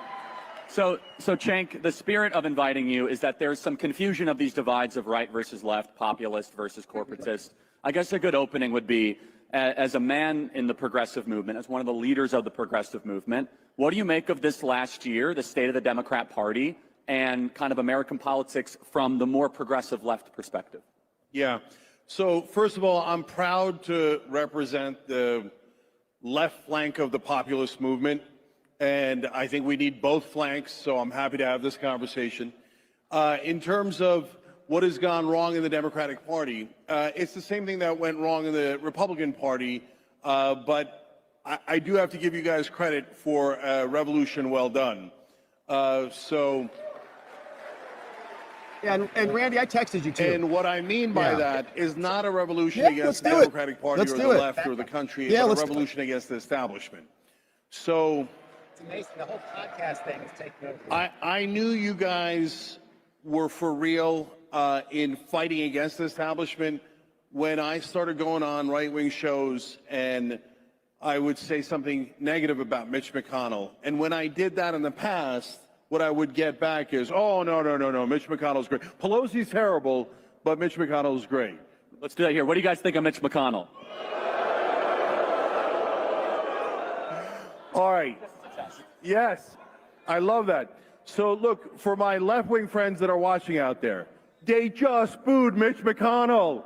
That's a great thing, okay? And let's do one more. What do you guys think about Dick Cheney? My left-wing friends out there, we have been waiting for the right-wing populists to boo Mitch McConnell and Dick Cheney our whole lives. Take the win. Take the win. Now, what we need to do in the Democratic Party is we need to do likewise. We need to have a revolt against the Joe Bidens, the Kamala Harrises, and the Nancy Pelosi's. And the Hillary Clintons, and now all of a sudden the Dick Cheneys. What are they doing on our side? Are you guys nuts? Right? I have to interject. When all of a sudden Kamala Harris is doing the Liz Cheney thing, I said, does she want to lose? I mean, what's amazing is I said the same thing. Look, Dick Cheney polls at 13%. What lunatic thought it was a good idea to wrap yourself around Dick Cheney? I mean, when we started the Young Turks 22 years ago, longest running show in internet history, first ever YouTube partner with original YouTubers, one of the driving forces was get Dick Cheney out of office, right? And now for Kamala Harris to come full circle and say, oh, I've got 90 corporate CEOs backing me, and I've got all these executives on my side, and I've got Dick Cheney and Liz Cheney on my side. It was so counterproductive. It's not what the left wing stands for. It's not what the Democratic Party should be about. So the problem is the establishment.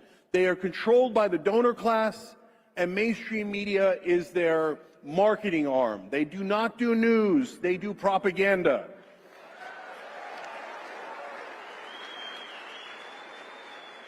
And one more thing. What I want you guys to recognize is that mainstream media you think is against you. You think they're against the right wing. But they also hate Bernie Sanders. And they also hate me. and they also hate the populists on the left. What mainstream media really loves is the establishment and the elites.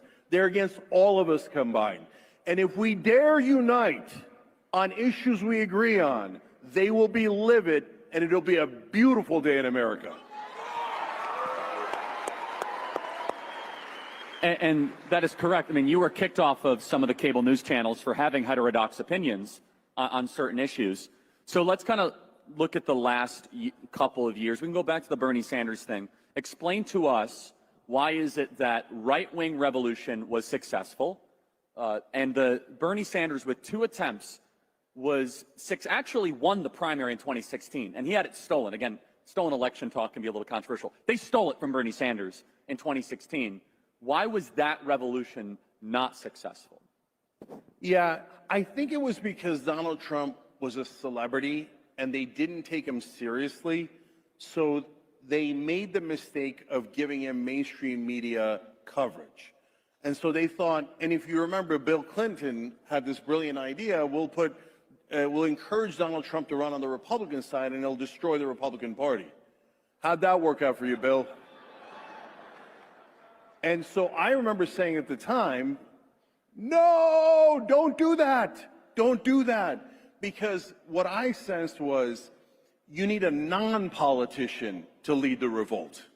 So, because all the politicians, and right now they're having a conversation on the Democratic side about 2028, and the only people they mention are politicians.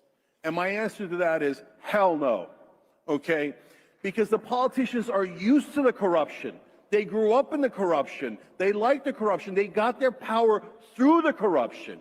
So I don't want that. I don't need that. And so when Trump came on, they gave him coverage. And here's when look, some people think that things changed after the election. No, I've been saying this from day one. And so back in 2016, actually 2015, after I think it was the second debate, when Trump was on stage and he said, I gave all these guys money and they did exactly what I wanted. At that point, everyone on earth, certainly in establishment and mainstream media, says he has no chance of winning, none.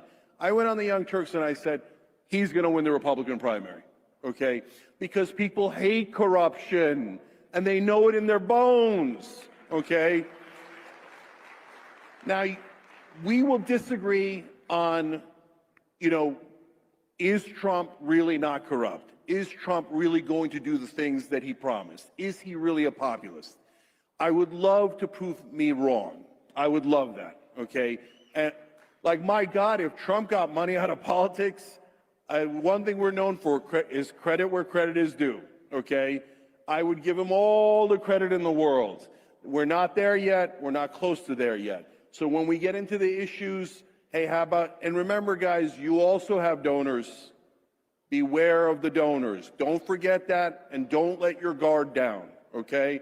But so on the Democratic side, we have got to elect a populist. If we don't, we're going to make the same mistake we made when they anointed Hillary Clinton, when they anointed Joe Biden, and when they anointed Kamala Harris.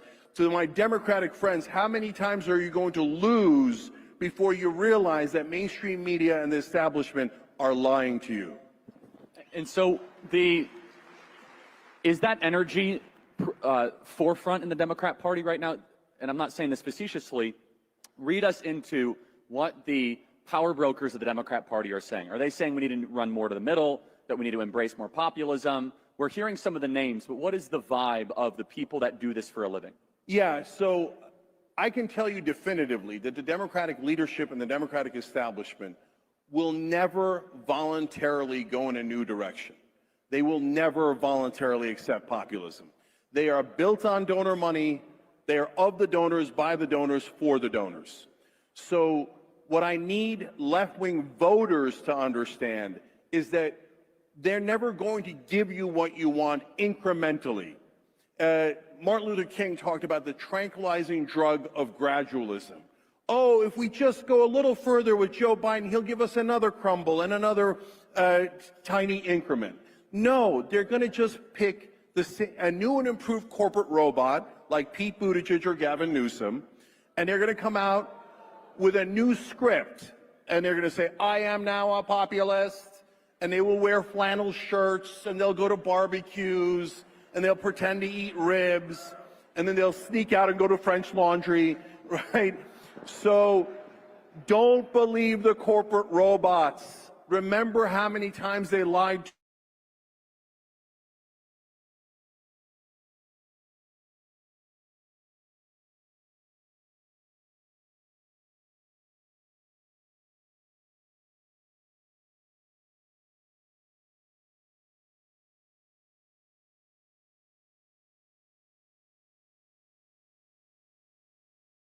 Receivers. Wait, start over. Sorry about that, everybody. This is Adam Johnson. He is here. I asked him to sit down with us because he's got this hat that he's bringing around, and it's a very powerful thing. So I wanted him to share it with us. Hi, guys. This hat is for a man named Dexter Taylor. It travels the country with me, and every time I do a podcast, I have the influencer, activist, or all-around good person sign it. So Rob today got to sign it. Thanks for doing that. Thank you for doing it. Dexter Taylor got in trouble with the state of New York for printing his own guns. They call them ghost guns. He wasn't actually breaking a law. The Second Amendment clearly states you're allowed to possess these things. There's no reason why they should have to be, manufactured by a company. Yeah. We should be able to build things on our own homes. Right. So they gave him a 10-year sentence, and it's at a state level, so he will not be able to appeal this. I know he's in the process, but it's New York. It is New York, and that is a really rough environment to be in. So did he have a trial? He did, yes. He had a trial, lost, was convicted. Judge sentenced him for 10 years. 10 years. This man will lose a very good portion of his life. He has no criminal record. He is not a violent man. He is a guy who tinkered in his own home. He was reported, and now he is in prison. And were these guns used in anything? Nope. They are hanging up in his closet. It's a tooling. It's a hobby of his. Wow. Just a very intelligent man. Right. They got caught up in the system. And how long ago was this? This would have happened this year, actually. This year. So this has been, we have Kyle Rittenhouse, Alan West, Steve Fry, good friend of ours, donut operator, AK guy, Tim Pool, Luke Radowski, for sure. A little bit. Show everybody who's on this list. You can see there's our friend Viva right there. Our friend Viva right next door. We love Viva and Barnes. We've got, who else? Oh, Gorka's over here. Sebastian Gorka's on here. Sebastian Gorka. Who else we got? I've got King Trout up here. This is Brendan Herrera. Kyle Rittenhouse right here in the center. Kyle Rittenhouse right there. Amazing. And many more. And so you're out. Your boy signed it right back there. And there's plenty of room here. So you're taking this around and spreading the message. Telling us what's going on with Dexter Taylor. Well, we're in influence culture now. Yeah. And influence can really change the world. We've seen this. With social media, the ability to speak, and I feel like if the message got out enough for Dexter, there might be enough pressure in New York to see this man released. Yeah, and I'm thinking about other mechanisms, right? His appeals, I don't know if he's going through appeals. He's in appeals right now. In appeals right now. There's also opportunities for post-conviction relief down the road if those appeals don't work out. But there's the pardon from Trump wouldn't work, so he'd need a pardon from the governor. Yes. You start to wonder what Mayor Adams is doing, becoming very friendly with pro-MAGA. Yes. Maybe he's seeking a pardon from Trump for those federal charges. Yep. Well, the backing of Daniel Penny at this point, right? He was very vocal about that. I think that he should hear the name Dexter Taylor. Yeah, I agree. And then that might be a way to create some pressure on a New York official. He's not the governor, he's the mayor. Maybe he'll be governor one day. But that is a very important issue, and I was not as familiar as I should have been with that case because you're right, the Second Amendment, it's our right, and we should be able to create our own weaponry to embody that right fully without having to go through a government entity who approves our exercise of our rights. Yes. Well, the stripping of the ghost guns, I guess it's predicting future crime. I don't know if no crime has been committed by being in possession of something that you're lawfully allowed to have a firearm. Right. So I'm not sure why they would arrest him if no crime was actually committed. And was that prosecuted in Manhattan? I don't know the district it was prosecuted in, but I know it's New York. Located. Yeah, New York. Okay, my man. Well, thank you for bringing this by. So Dexter Taylor is the name. This is Adam Johnson. He's doing an amazing thing, taking this around, making sure everybody can hear more about the story and be a part of it. Tim Cass signed it right there. Looks like Tim Cass signed it. Again, Luke Radowski's on that. Phil Labonte's on that. Amazing. It's full. Almost full. We're getting there. Amazing. And my man, thank you for speaking out about it. So once again, you're on X at Lectern Leader. That's the best place for people to follow you. That's correct. Yes, sir. And you're out spreading the truth. Thanks, man. Appreciate Thanks, brother. Really appreciate it. Good to see you. You got it, Rob. All right, Adam Johnson, my friends, on behalf of Dexter Taylor in the house, and we're excited to be a part of that signature because that is a very important case. So thank you to Adam Johnson, and shout out to everybody who signed that and who's supporting Dexter Taylor. All right, and so welcome onto the show, my friend. Thank you, sir. Cliff Maloney, PA Chase. Cliff Maloney, PA Chase is joining us. Cliff, thanks for being on the show here today. Am I holding this? Yeah, if you can. Cool. Close to you. So Cliff Maloney, we just met, and my understanding is you were very instrumental in helping us win Pennsylvania. That's a rumor, but yes, we launched the program about a year ago. I get a phone call from Charlie Kirk, and Charlie says, hey, I got a problem in Pennsylvania.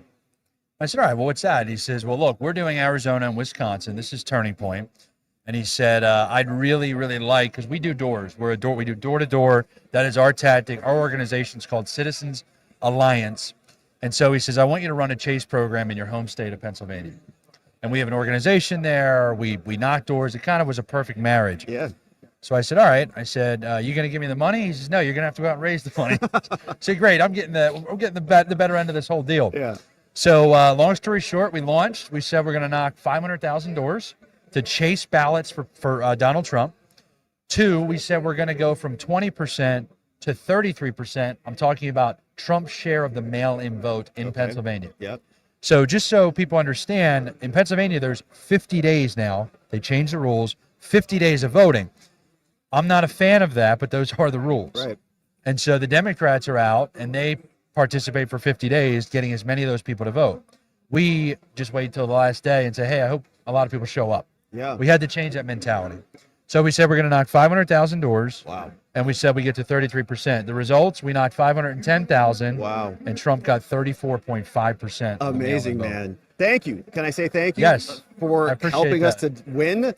Pennsylvania had everybody on pins and needles for a long time, and I know Scott Pressler, we heard a lot, was there.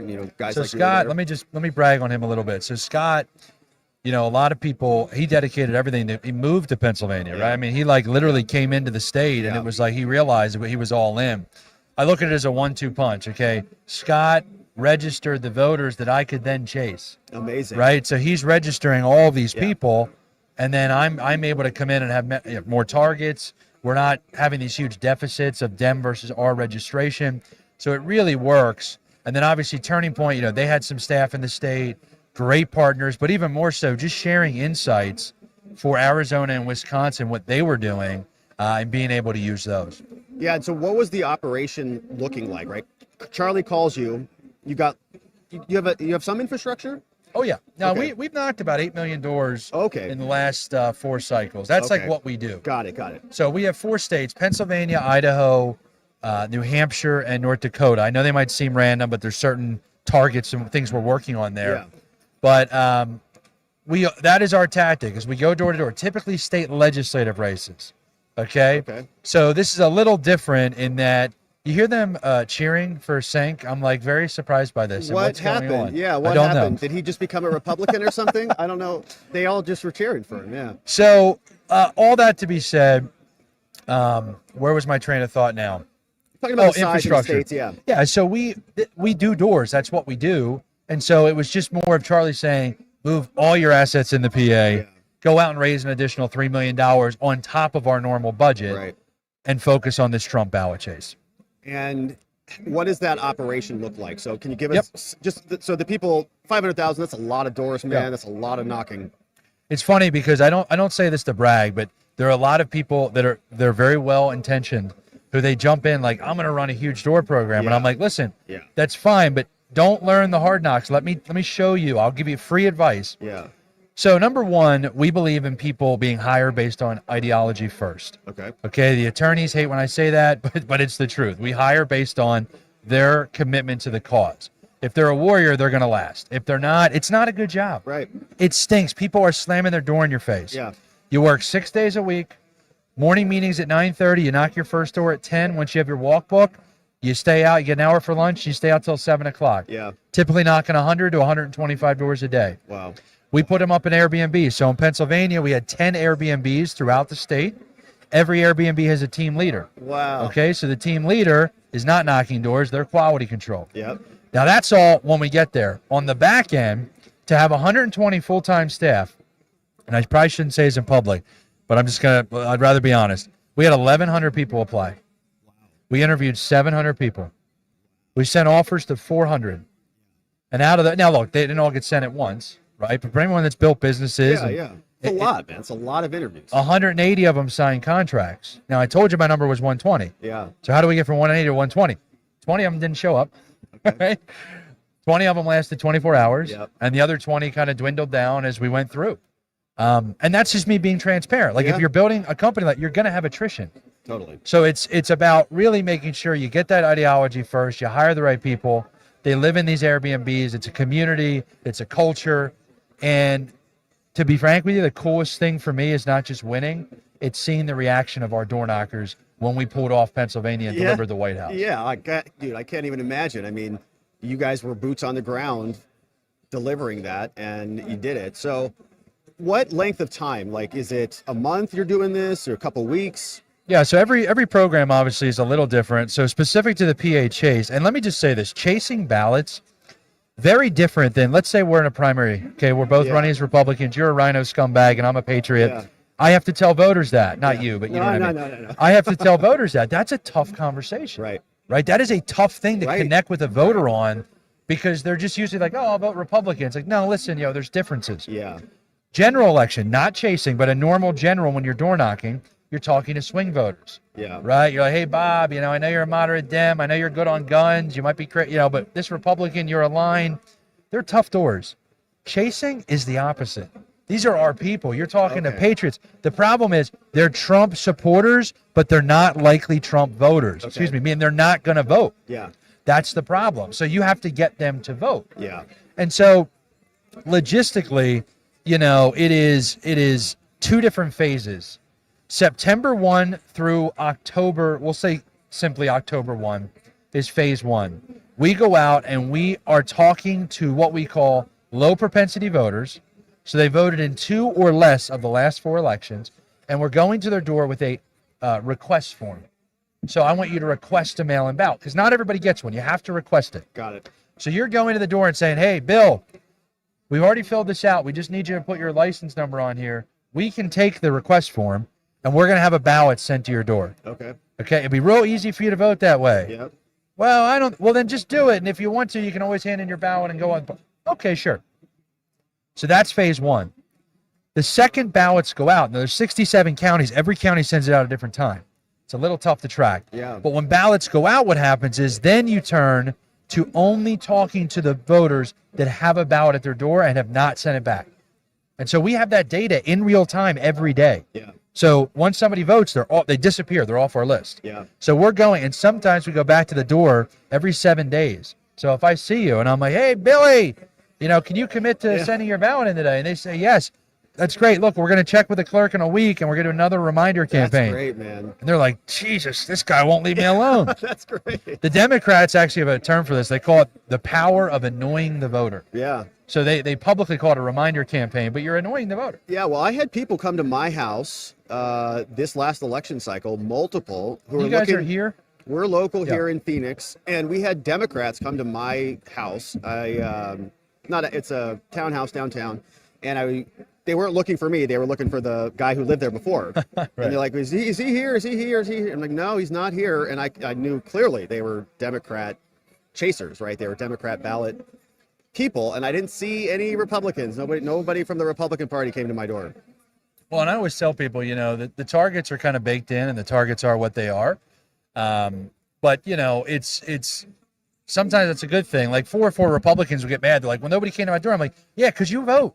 You don't have to worry about it. You're going to vote. Yeah, they know. So you guys know, yeah. The targeting is very different than it was 10 years ago where you really tried to just turn out the high propensity voters because they made it so easy to vote that so many more people, especially Democrats, have understood. They made it easier to vote, so they're voting. So we have to continue to match Democrats. We have to use their tactics. We got to fight fire with fire. And that's what we aim to do at Citizens Alliance. Citizens Alliance is the organization, and you're working in a couple states. I mean, we just won, so we've got a little bit of time until the next cycle, the next election. What do you do in the interim between these elections? Sure. Are you staffing up, gearing up, getting ready for the next? So we're always looking for the same three things. I'm always looking for candidates. I'm looking for door knockers, and I'm looking for sponsors to fund the door knockers. Yeah. So if folks want to check it out, pahchase.com. I'm on X at Maloney, but those are like, it's kind of, I don't like to be, I'm a simple Irishman here, but like, those are the three things. Yeah. Right. Those are the three things I need. So right now we're looking at 2025 battles. Pennsylvania has 3 Supreme Court retention races. They're all Democrats. We have school board races across Pennsylvania. We have 9,000 judge of elections, races that are going to 9,000 just in 2025. Wow. So we're analyzing all of that. But Josh Shapiro, our governor, has already announced he's going to be out on January 1 of this year. Like, he's going to be out chasing requests. So, like, regardless of what our strategy is, we can't give an inch to them. Yeah. And so we're going to have to match that. The other states, New Hampshire, Idaho, North Dakota, New Hampshire and PA being our purple states, Idaho and North Dakota being the red states we target. We're really trying to make those free market, like, bastions. Yeah. So we're having a lot of fun up there. But yeah, it's just constant, man. It's figuring out where Liberty can, where we can make the most impact to advance the cause. And our tactic is simple. We knock doors. Why? Because the left has researched it. They've put out tons of studies. The literature, everything says the same thing. If you're trying to add a voter, the most impactful way to do it is door-to-door conversations. Wow. That is great. And how do you think the Republicans or, our side fared versus the Democrats this last cycle? Because I think a lot of people are always concerned about the Democrats. It's like, yeah, the country has momentum. There feels like there's a sea change. It's leaning red, but they can just get the votes. Like, they can just activate their unions and their teachers and all the other people, right, who are in these enclaves and drag them out. How are we doing? Are we at parity? I mean, we won, but are they still out gaming us? What I would say is that we went from 0 to 80.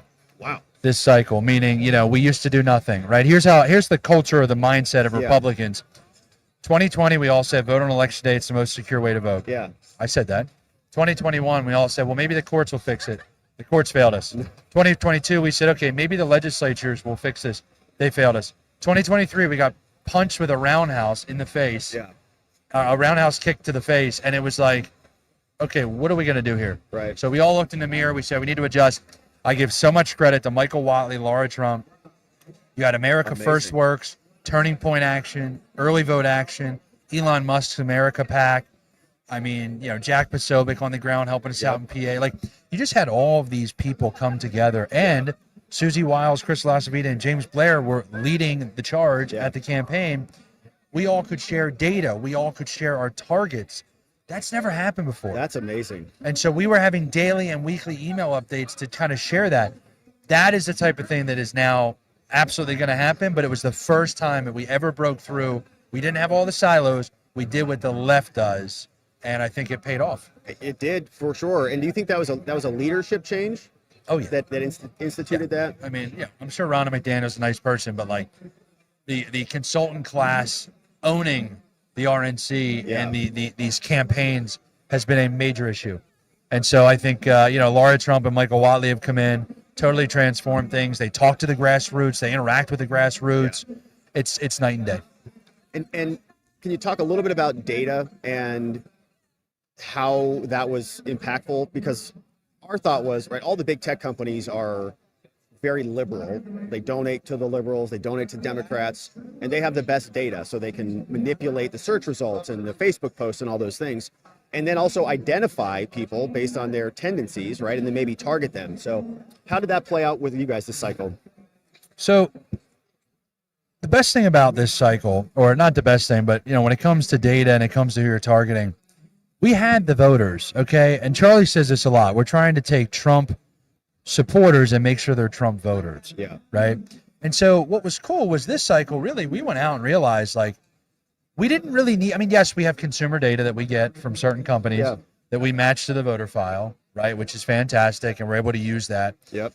But, a lot of it is their voter history, right? Like, how often do they vote? What do they register? What are they doing? That is extremely, impactful for what we're trying to pull off here. But it's really, I'll be honest with you, there were enough voters that just looking at their voting history, that was how you created a lot of your targets. Okay. Right? They've been a Republican for 12 years. They've only voted in 2 out of the last 4 elections. That's our guy. We got to get him to vote. Got to get him to vote. So, but I also think one thing that we started to see was a lot of households that were Republican households would ask us if they can request a ballot for their son or their daughter at college. Okay. Now, I want to be clear legally here. I'm not saying they signed it on their behalf Right. or they filled out the ballot on their behalf.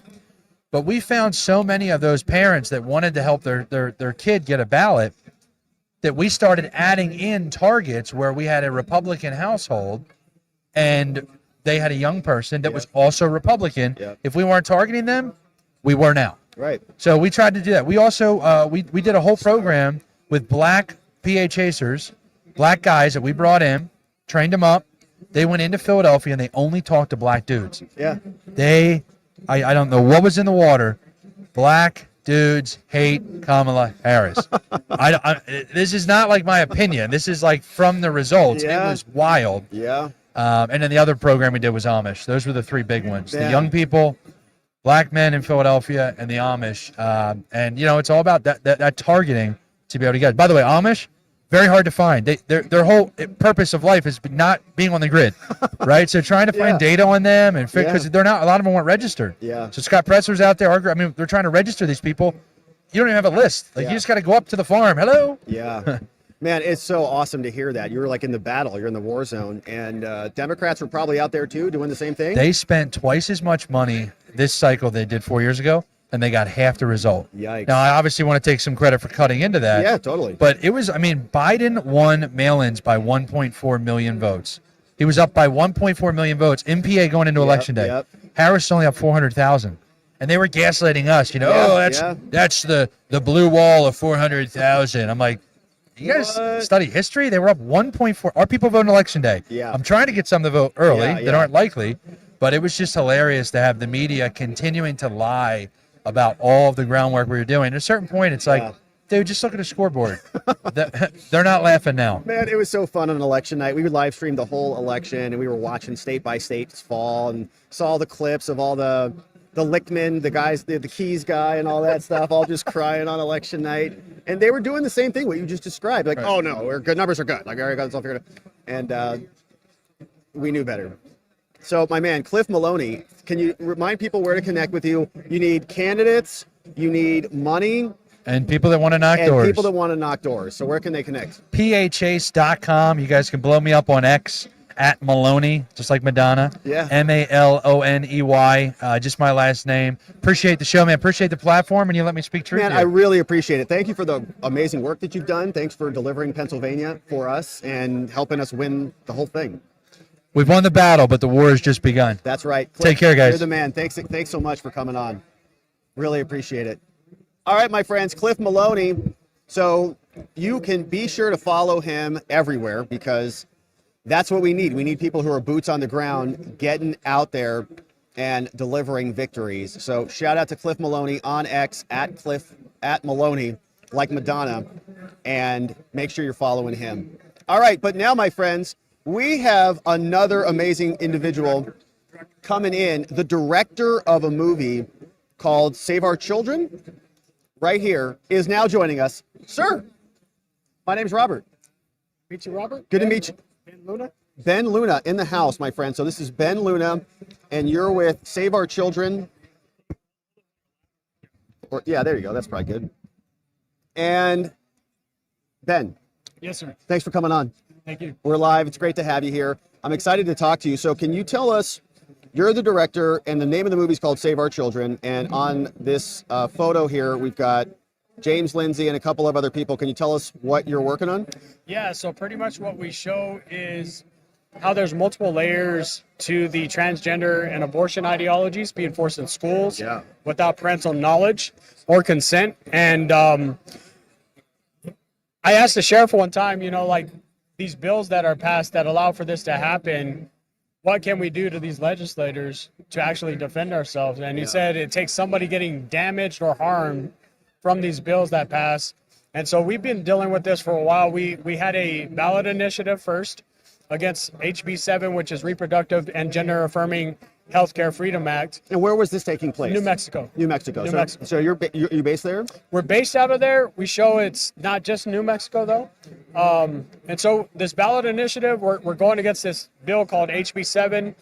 And this bill allows for transgender and abortion procedures to be facilitated in schools. And if a teacher or a healthcare worker says anything about it to the parent, they are fined $5,000. So just to unpack that, because that is a hell of a statement. I had not heard about this. This is a bill that was passed in New Mexico. Yes, it's state statute now. It is the law now. Yes. And it allows teachers to facilitate, you said, abortions and transitions. Yes. So they pretty much put school-based health centers. Okay. That was another bill that was kind of in alignment with this bill when it was submitted. School-based health centers, they say it's not on campus, but it's like as if it's right next door and they can walk the children over there, and then they can recommend the children go see UNM for any kind of surgeries or hormones. And the people that we have Sarah and Casey and Mike. There are a couple that go undercover, like James O'Keefe. Yeah. And they caught pretty much a school. They called multiple schools, and they did confirm that they would give the hormones and the surgeries without parental knowledge. And what they do is they kind of act as if they're concerned for their child who's being secluded and wants these surgeries. So they kind of make it an act so they get the truth. But there's multiple schools that have confirmed that, even in conservative counties. How old are these kids? There's no age limit on this bill. And that's the dangerous and scary part about New Mexico is there's no age limit. They removed the age limit. We even I sat in the committee and they asked, like, what if a 8-year-old girl or somebody underage, obviously of consent, wants to get these surgeries, and they just they beat around the bush and they say no, we're not doing that, but it passed and we have to deal with it now. Wow. Okay. So that is interesting. And how did this pass in New Mexico? This is a bipartisan, or the Democrats are just in control of all the houses? Yeah, it was a party line vote. We sat in the committee when it was first heard, and I did have some Republican legislators that did speak against it. But whenever it came time to actually vote for it to pass committee, just a party line vote, and that's the way it's been. And not only that, there's an organization called Emerge.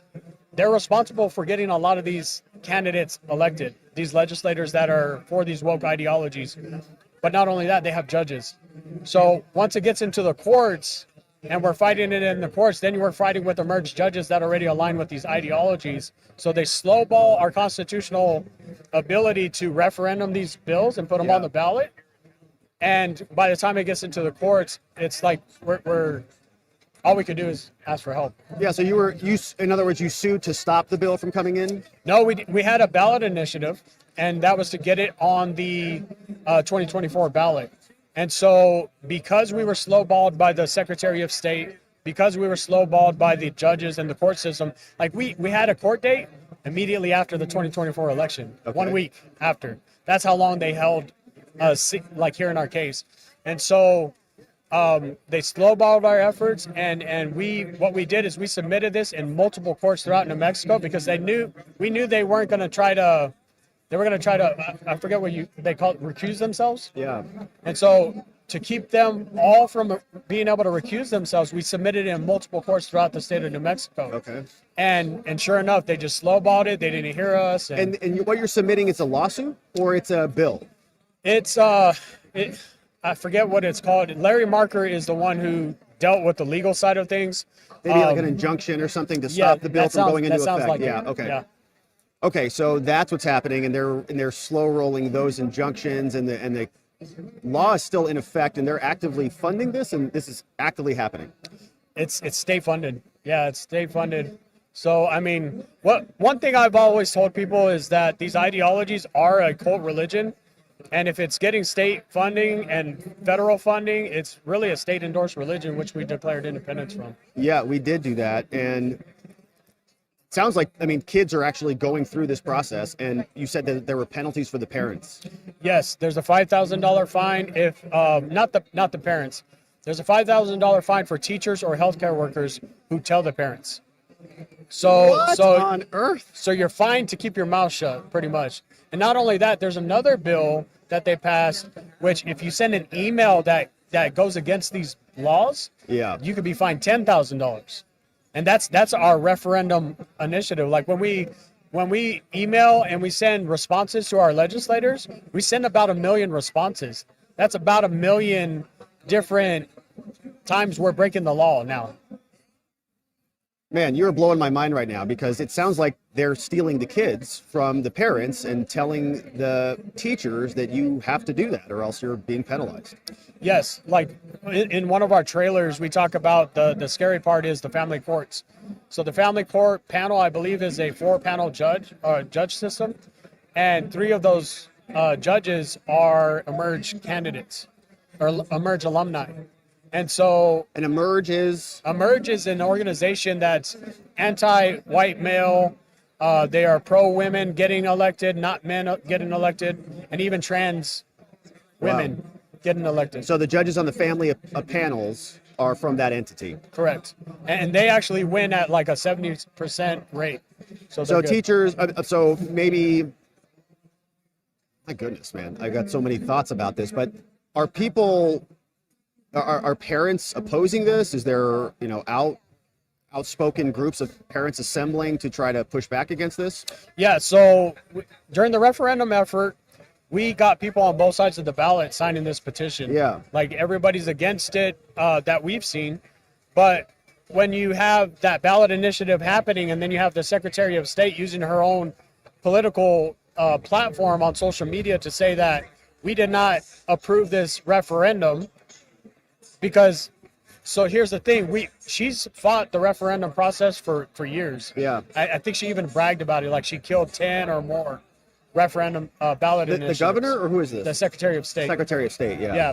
And so she killed our previous efforts, and so what we did is we got an approved form of how the petition needed to be structured, and then by the time we got that approved form, then we structured our bill to match that. And she had some complaints about commas here and there, whatever. We did get an approved letter, like that's the right form of the petition. And so we went ahead and got signatures without her permission, because technically it's our constitutional right. Yeah. And so, but yeah, we got signatures from both sides of the ballot. When people hear about it, then yes, we get instant volunteers, but we deal with censorship. And then in New Mexico, the media's never been on our side since the lockdown. So. Yeah, New Mexico is interesting. I mean, I remember we covered a little bit about Governor Lujan, I think is her name, right? Yep. When she came out and issued that executive order that stripped everybody of their guns. Yes, sir. What the heck is going on? And she can even hardly explain herself. I mean, she went on the cable news shows and more, and people are like, it's the Second Amendment, lady, and she was really struggling to wrap her head around how it works. Yeah, so even that case right there, that case, the judge ruled in her favor because there's precedent when the natives and the slaves couldn't have guns. That was his ruling. Okay. Like, this is America. Exactly. This is America. But the thing is that's as racist as you could get. It is. I remember reading that. You're right. I do remember reading that. And what happened to that? Did she withdraw that order? I have no idea. Yeah. New Mexico Shooting Sports Association is the ones that are fighting that. Yeah, one. we've helped them on the back end, but yeah, it's we're in Marxist country there. Man, yeah, New Mexico has been interesting, and so you're based out of there. And tell us more about the film. So, yep. You guys, how long have you been working on this? Is it out yet? It's not out yet. So March 1st is the goal. Actually, now it has to happen. But also Salem actually reached out.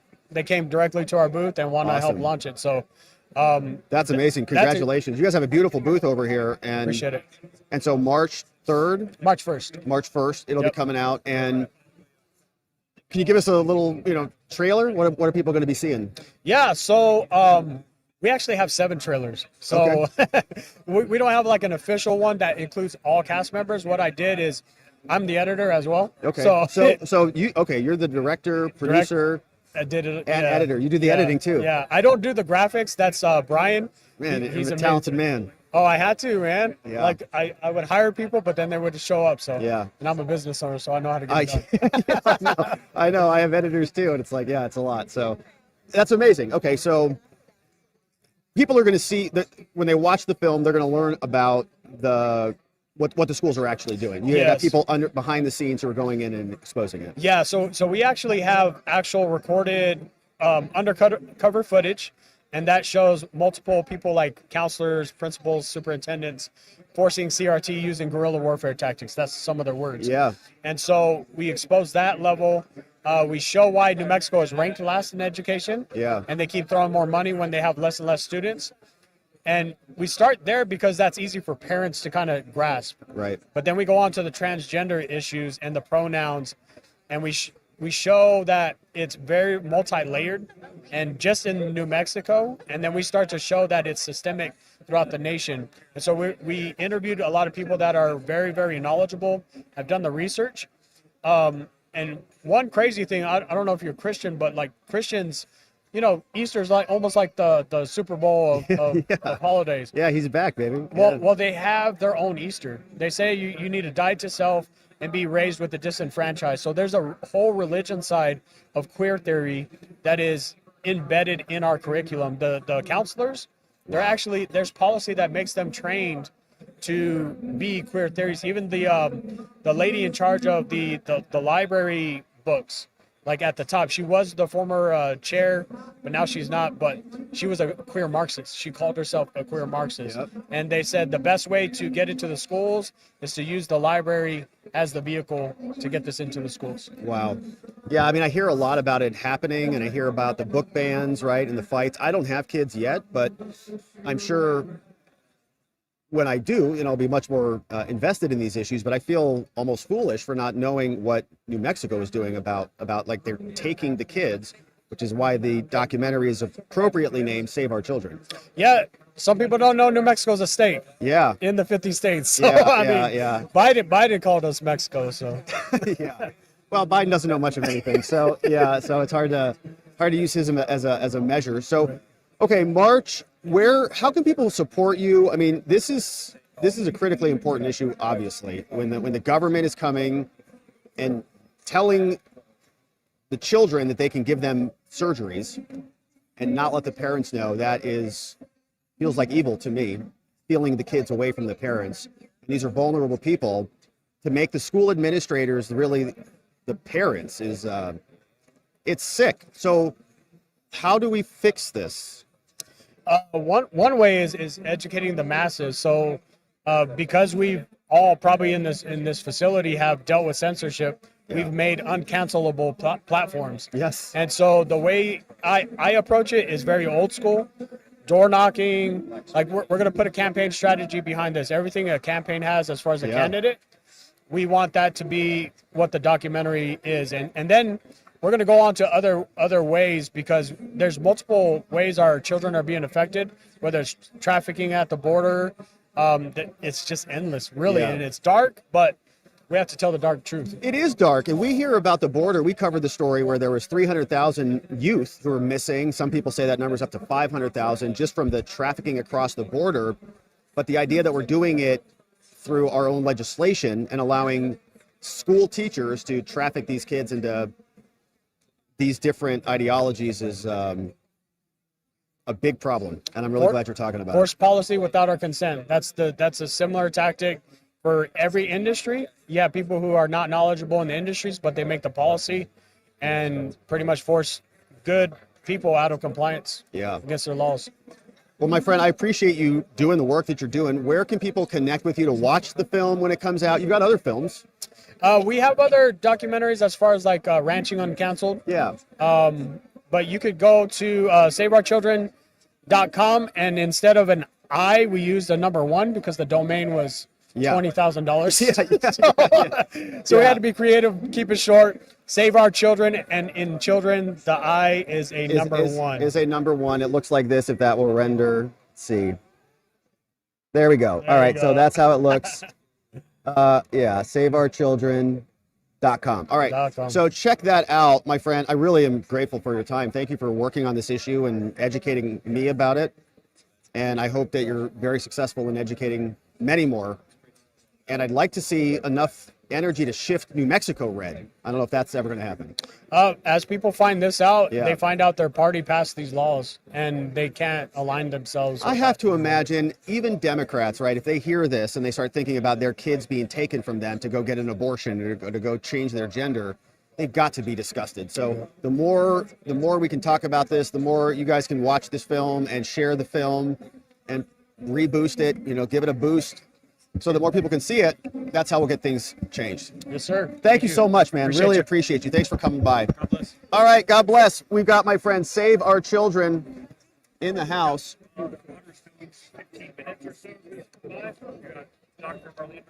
Cool. Doctor, come on over. We got to meet yesterday. And my friends, this is Dr. Marlene Siegel. Marlene Siegel. All right, let me have you just kind of hold that right there. I'm short, guys. Well, it's out, so am I. So we're here. All right, let's make sure you're on camera. All right. And looking good. Dr. Marlene, welcome. Thank you for having me. We were talking yesterday about being healthy, but also not just ourselves being healthy. Tell us what you do.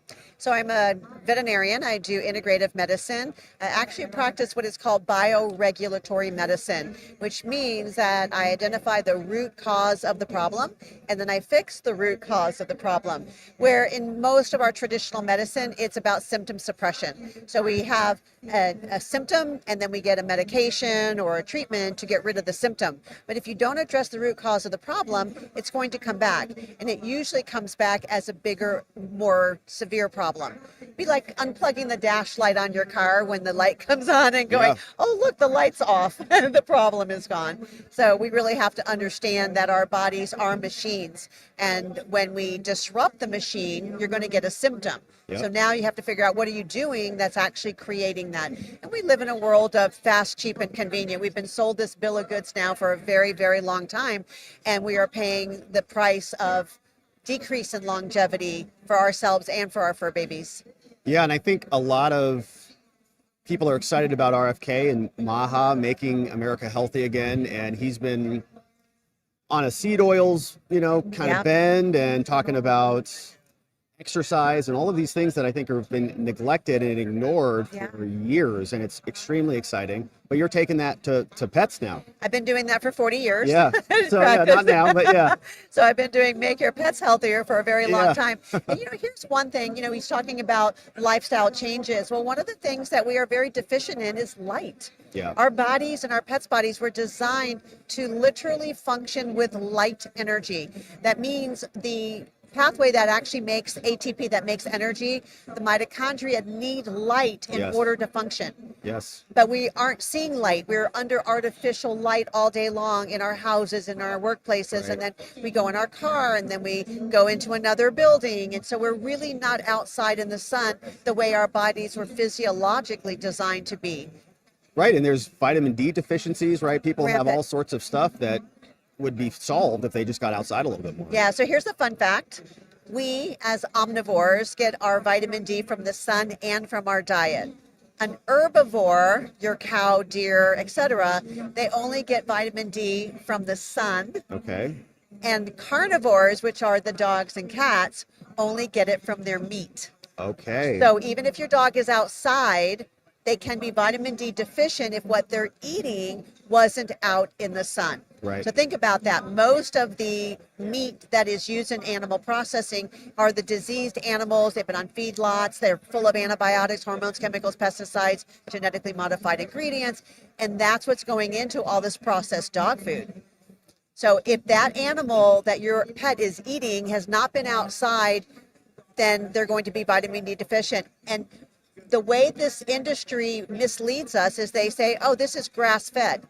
But grass-fed means that animal can be in the pasture for 1 day out of its entire life. Got it. So you have to go grass-fed, grass-finished. That is, that's a sneaky little thing. It is, yeah. And most people are getting where they understand grass-fed is important, but they haven't caught on to the grass-finished part, which means they were outside in the environment eating a grass diet their whole life.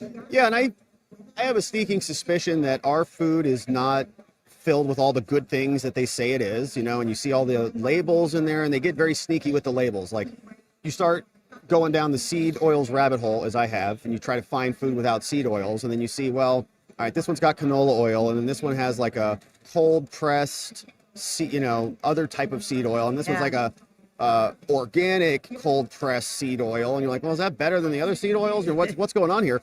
And meanwhile, a lot of people aren't paying attention to those labels at all, and so we have poison in our food, and that's human food. Okay, so what are they selling to the animals, and then trying to just market that like it's real? Yeah, it's even worse on the animal industry side because, number one, the food is being rendered at such high temperatures, it destroys the enzymes. Enzymes are the proteins that we use to actually break our food down. Right. Dogs and cats don't have amylase, the digestive enzyme that digests carbohydrates. They were never designed to eat carbohydrates. Think about that. And is that what the food is? Like, what is like that dry food? What is that? That dry food is 40 to 60% carbohydrate. It used to be made of corn, and then about 15 years ago, people were going, oh, dogs don't eat corn. It can't be that. So they went to grain-free diets, which are even worse, and then they used potato starch or tapioca. But it's still carbohydrate. Yeah, it's still just like filler, really. Yeah. So dogs are scavenger carnivores. They were designed to go out and they'll eat some of man's waste. That's why we call them scavenger carnivores, because they've adapted to eating off of some of our refuse. Okay. But of course, as we've gotten more sophisticated, our refuse is worse and worse. Right. But cats are obligate carnivores. They have zero tolerability. They have zero requirement for carbohydrates. So here we are feeding them 40 to 60% sugar. Yeah. How are we not expecting them to have problems? Yeah. Yeah, I had an old cat, Ash, rest in peace. She was very heavy, and I should have known better. Yeah. Yeah. Well, the cancer rates in dogs are 1 out of 1.65. That's almost 100% of dogs. Wow. Cats are 1 out of 3, as high as it is for women. And then when you add in obesity, autoimmune disease, vomiting, diarrhea, skin diseases, osteoarthritis, literally 100% of the animals that we're dealing with will come down with some form of chronic illness if they are continuing that kind of a lifestyle. And you think that could be changed with a better food supply? It's changed not only with food, but the right food, the right water, getting the chemicals out, finding out what the deficiencies are. We literally test for deficiencies of essential nutrients. Yeah. Then testing for toxicities and getting that out of the body and out of the environment, and then mitochondrial dysfunction. So you guys can be doctors now. 3 things that cause disease: deficiency of essential nutrients. Those are the ones the body cannot make in sufficient quantity on its own, but it has to have them. Toxicity, overwhelming the 6 organs of elimination. Number 3 is mitochondrial dysfunction. That means the organisms in our bodies that make energy and also are responsible for the communication between the mitochondria and the microbiome.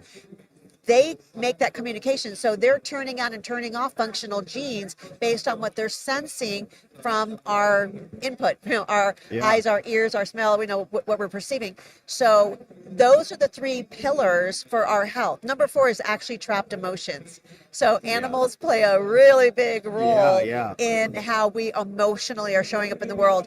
And it's interesting because there's never an accident or a coincidence to have a particular pet in your life at a particular time in your life with their particular challenge. Yeah. Right? There's meaningfulness there. And it's just a matter of slowing down long enough to go, what are they showing me? What are they teaching me? What's the blessing in this experience? Because it's not all about disaster. Yeah, and like, there's studies, right, that people with pets live longer and have more fulfilled lives and things like that. And if you're keeping your animal, your pet, your best friend alive and well and happy and healthy, right? It's a just like any other relationship that you care for, right? You'll get a benefit from that. Yeah. So here we are at this conference where we're talking about freedom. Yeah. But if you don't have your health, your freedom almost doesn't matter. Right. So I'm very excited to see the blending of these 2 worlds because, of course, I've been in the health world for 40 years. This is my first political conference, although I did speak at the Red Pill twice. Oh, good. I spoke at the Red Pill in 2018 and this year, 2024. Yes. So I guess I do have a little bit of political exposure, but nothing like what we're here experiencing now with all these people. There's more people at this conference than I have ever seen at a health conference. It's wild. And I can say the same thing about attorneys conferences. I've been to some huge attorneys conferences, national conferences in Vegas and all over the place. This is crazy. This is amazing. It's so nice to be in a room with people who share values. We're interested in our health. We're interested in our relationships with our animals. And it feels like we're at home. Yeah. Well, we definitely have found our tribe. And if you're watching this, then you are part of our tribe. So it's like I just met you for the first time, and I already feel like we've known each other many lifetimes. Totally. I feel the same. And I love what you're doing. And I'm glad that you're here speaking about this stuff because it's a little different, right? It's a little different. There's not a lot of pet advocates here who want our pets to be healthy. And so we're really glad that we got a chance to speak. Where can people connect with you? What do you know, what can you provide to them if they've got maybe a sick animal or somebody they want to talk to you about? Yeah, I have online courses. Well, the place to connect is through drmarlenesiegel.com. Just have to spell my name right. Do you have show notes or anything? We can actually, they'll probably link it in the chat. Okay, too, there you go. So drmarlenesiegel.com is the hub of everything me. I have educational programs for pet parents so that they can learn what can they be empowered to do. It's the Empowered Pet Parent course, go figure. So it's learning, and that's so important. When people ask me, where do I start with education.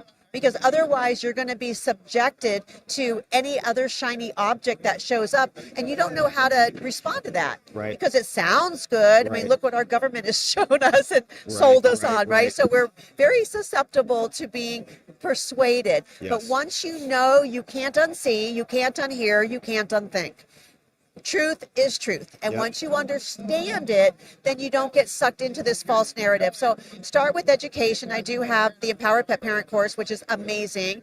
It's very inexpensive and you can get consultations with me. I teach worldwide. I teach veterinarians. So if you're a pet owner and you go, wow, I want to learn this and I want my doctor, who I love, we all love our veterinarian, to practice that kind of stuff, well then get them to take the veterinary training. It's Transforming Vet Medicine. Yeah. How profound. I actually named both those courses years before I actually created them. That was a download. And that was great. It was great. I go, okay, well, you know, there's the field. Now you have to build it, right? Yeah. So that was pretty cool. And the last thing I want to say is that people will do things for their pets before they will do it for themselves. Yeah. So I think this is part of God, the universe, way of capturing people that would otherwise not become conscious and awake. Yeah. Because every pet parent that I work with, after they see their pet's health transform by these little tweaks that we do, they go, where do I go to get that for me? Or they ask me, can you treat me? And of course I don't treat people, but I say, yeah, you know, these are things that we should be doing for ourselves. And ultimately, when we make those better choices, when we spend our dollars more wisely, we actually help Mother Earth because we become less of a pollutant and less of a taxing burden on Mother Earth. Yes. Right? Because we'll be surprised if we kill our planet, we don't even have a thing to argue about. Right. We won't have a planet to live on. Pretty important. Doctor, thank you so much. And so your website? drmarlenesiegel.com. drmarlenesiegel.com. And we're excited for you to make and help make your animals healthy again. Robert, you're amazing. Thank we love you so Doctor. much. Thank you so much. Appreciate you coming by. Yeah. And thanks for sharing it. Thanks for sharing the health education with everybody here. So my friends, check it out. We'll see you later, Doctor. I'll spin this back over here. Thanks. Bye. Have a great event. And we'll see you later. All right, my friends. So, yeah. We're getting healthy. We're getting extra healthy.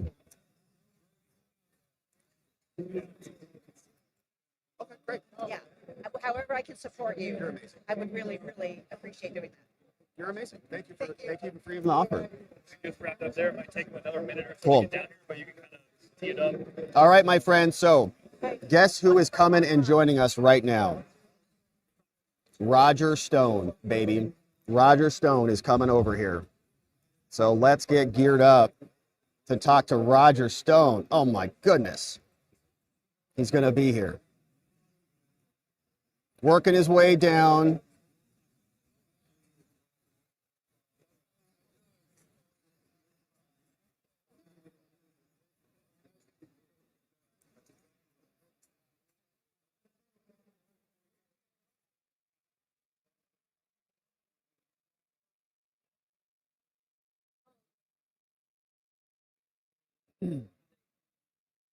Everybody's stopping him. Yeah, everybody wants to talk to him.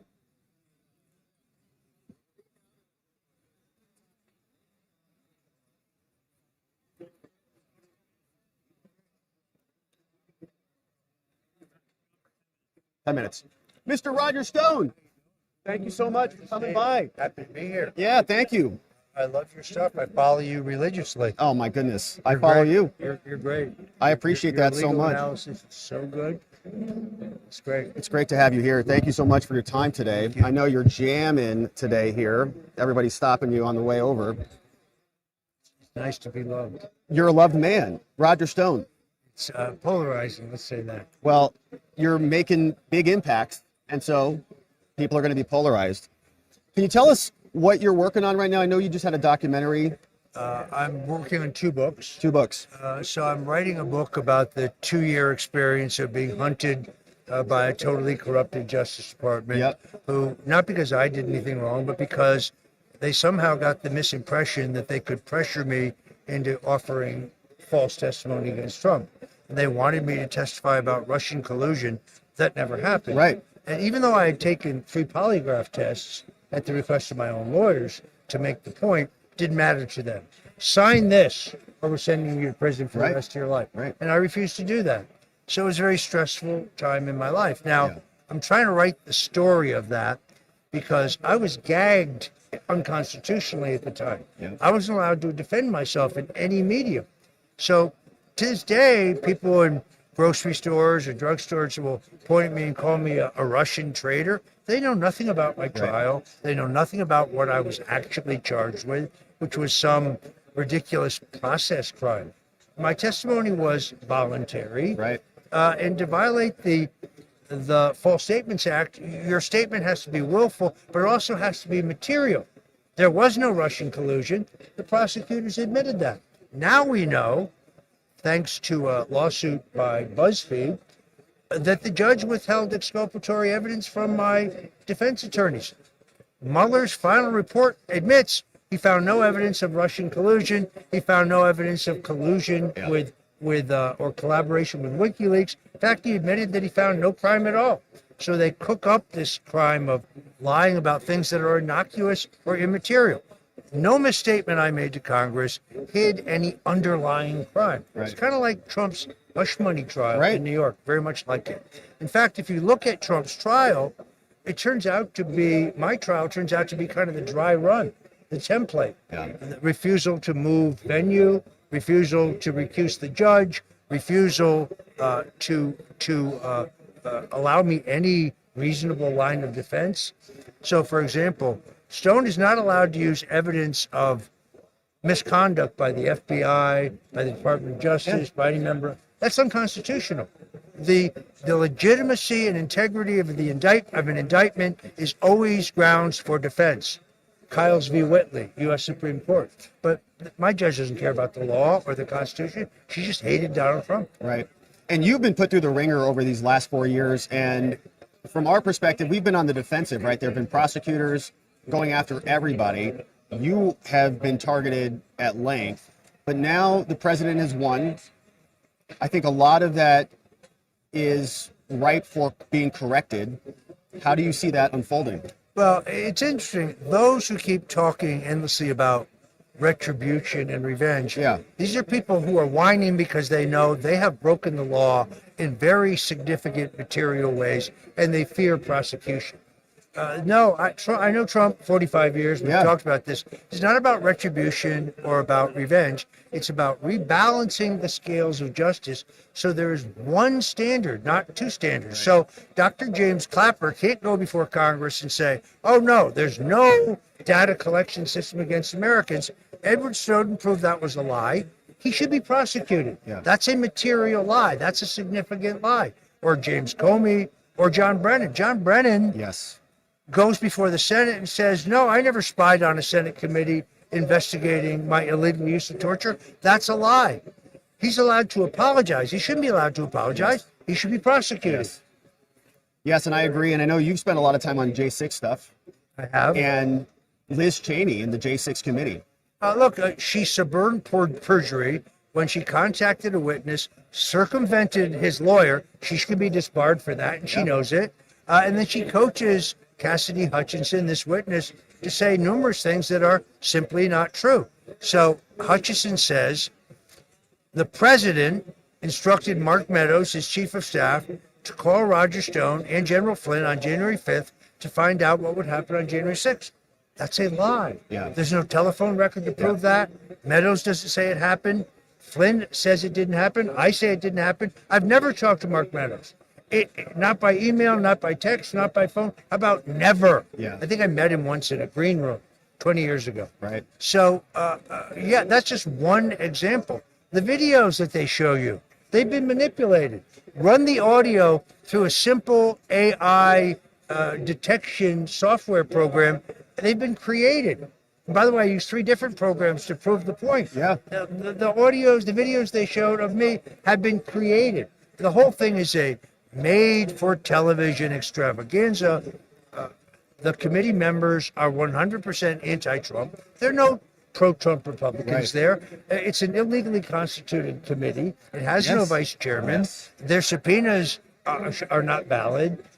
So, yes, I think those who ran that hoax on the American people should be held responsible. On the other hand, while the crimes of Liz Cheney are egregious, there are people like John Brennan, like James Comey, like Andrew Weissman, like Norm Eisen. Their crimes are immediately provable. I know a guy, for example, a very esteemed lawyer in L.A. He'd like to be U.S. attorney. He has a case ready to present to an L.A. grand jury about the violations of law by Adam Schiff. He's ready. Wow. He knows what witnesses to call. He's already collected the evidence. Whether he will be appointed, I don't know. But even U.S. senators from California are not above the law. That's right. And Adam Schiff was one of the biggest from the beginning when the Russia collusion and lying to America. So that seems like it's a ripe one that would be nice to see filed. Just last week, we have a House committee report that proves that Adam Schiff and his sidekick, Eric Swalwell, illegally leaked classified information. They should be prosecuted for that. It's open and shut. But they believe that they're above the law, or they think that there's a different standard. I hope that they are brought to justice. Yeah, so they have been above the law for quite some time. Now Trump has won. You have known him for years. We've seen clips of you down there. We just saw one clip of you that went viral talking about Ron DeSantis, I think it was. And turned out to be right about that. and other comments. What's your take on the current lineup, the current incoming cabinet, and how they're going to be able to maybe enact some of this? I'm very, very pleased with the president's choices so far. Let's just go in this area. Sure. Kash Patel is more eminently qualified to be FBI director than perhaps any director in history. Adam Schiff says he's not qualified because he believes in conspiracy theorists. Dude, you invented the Russian collusion conspiracy hoax. Right, you made it and up. then you invented the Ukrainian collusion hoax. So you're no one to be talking about conspiracy theories. Right. Secondarily, Kash Patel, as you know, a former federal prosecutor who tried over 50 intelligence cases and won all of them, former chief of staff of the Department of Defense. That is a huge management job. Former member of the National Security Staff, worked for the president in the White House, former chief counsel of the House Intelligence Committee. I'm sorry, but Kash Patel is a more distinguished attorney than Adam Schiff, and he's the most qualified man for this job. Pam Bondi, who I know very well and who I like very much, a very effective attorney general in Florida. She understands where the president's coming from. She understands what he wants done. I believe she will be an excellent attorney general. John Ratcliffe, who I think will be very good at CIA. Now, that's a tough job because the bureaucrats at CIA, as we saw under Carter, when Carter appointed Admiral Stansfield Turner to try to clean up the CIA when their abuses were exposed in the late 70s, these people are professional liars. Right. Lying is what they do. Right. Hiding stuff is what they do. Ratcliffe has a very tough job, but I think he's up to it. Yeah, CIA is going to be a nice position. What do you think Trump is going to do first, or what would you like to see him do first? Do we think it's going to be pardons or some other executive action? I think he needs to pardon those who were entrapped in January 6th. look, maybe and I don't speak for him, I want to be clear about that. Yeah. Maybe in the end, he commutes the sentences of those convicted of violent crimes, and he pardons those convicted of non-violent crimes. But the idea that someone standing outside the Capitol, on the Capitol grounds, can be charged with trespassing because they were in a restricted area, how would they know that? Right. There's no sign, there's no officer telling them that. That's a perfect example. Those people should be pardoned immediately. I think he's going to do that. He told Maria Bartiromo he's going to do it. Yeah. How exactly he'll do it, I don't know, but I think he'll do it. We need to extend the Trump tax cuts. If we do not have a boom economy in the first 2 years of his presidency, then we will lose control of the House. If we lose control of the House, then this entire fake process of phony investigations and phony accusations will continue. The permanent bureaucracy in place must be replaced. The Vindman brothers, traitors who broke the law, were allowed to stay. They worked for the Trump administration when they were cooking up their lies about Ukraine. People like that, bureaucrats in the process like that, need to be removed. We need a house cleaning top to bottom. Roger, thank you so much for that. What is the best way that people can support you? I mean, I know everybody knows who you are. You've been a fighter for us. So let me just say thank you for standing so strongly over these last decades of this entire era, because you've been a force to reckon with, and we're grateful for that. How can people support you best in this next effort? I know you got books coming out and stuff. They can go to stonezone.com. Yep. From there, you can see my daily show, The Stone Zone, which is on Rumble at 8 o'clock Eastern every weekday.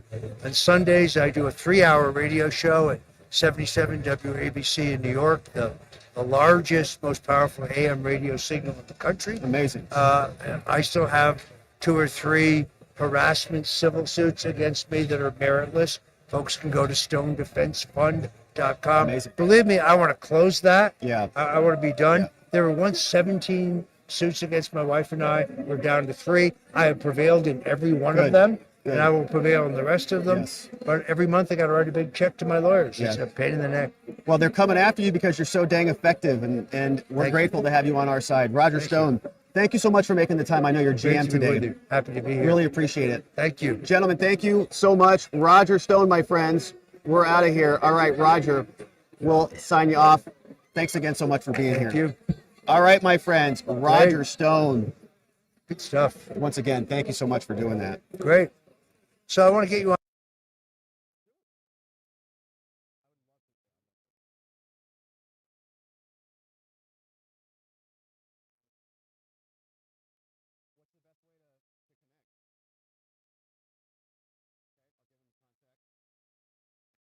Sorry, friends, we're just wrapping up.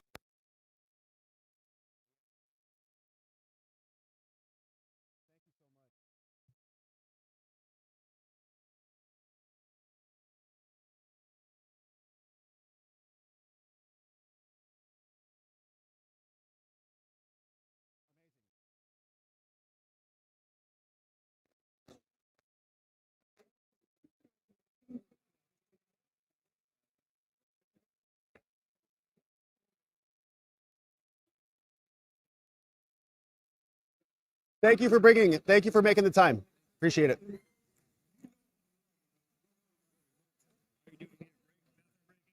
I think we're good. Dan Dunn from the Dunn Report. Oh yeah, sure. Is this Dan? Yeah, come on in, man.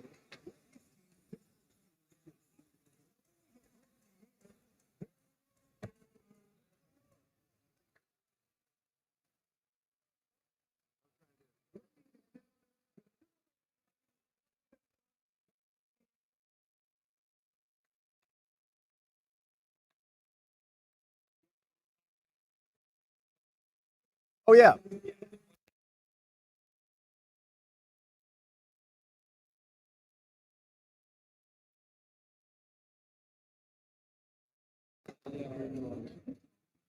Unions, construction, and J6.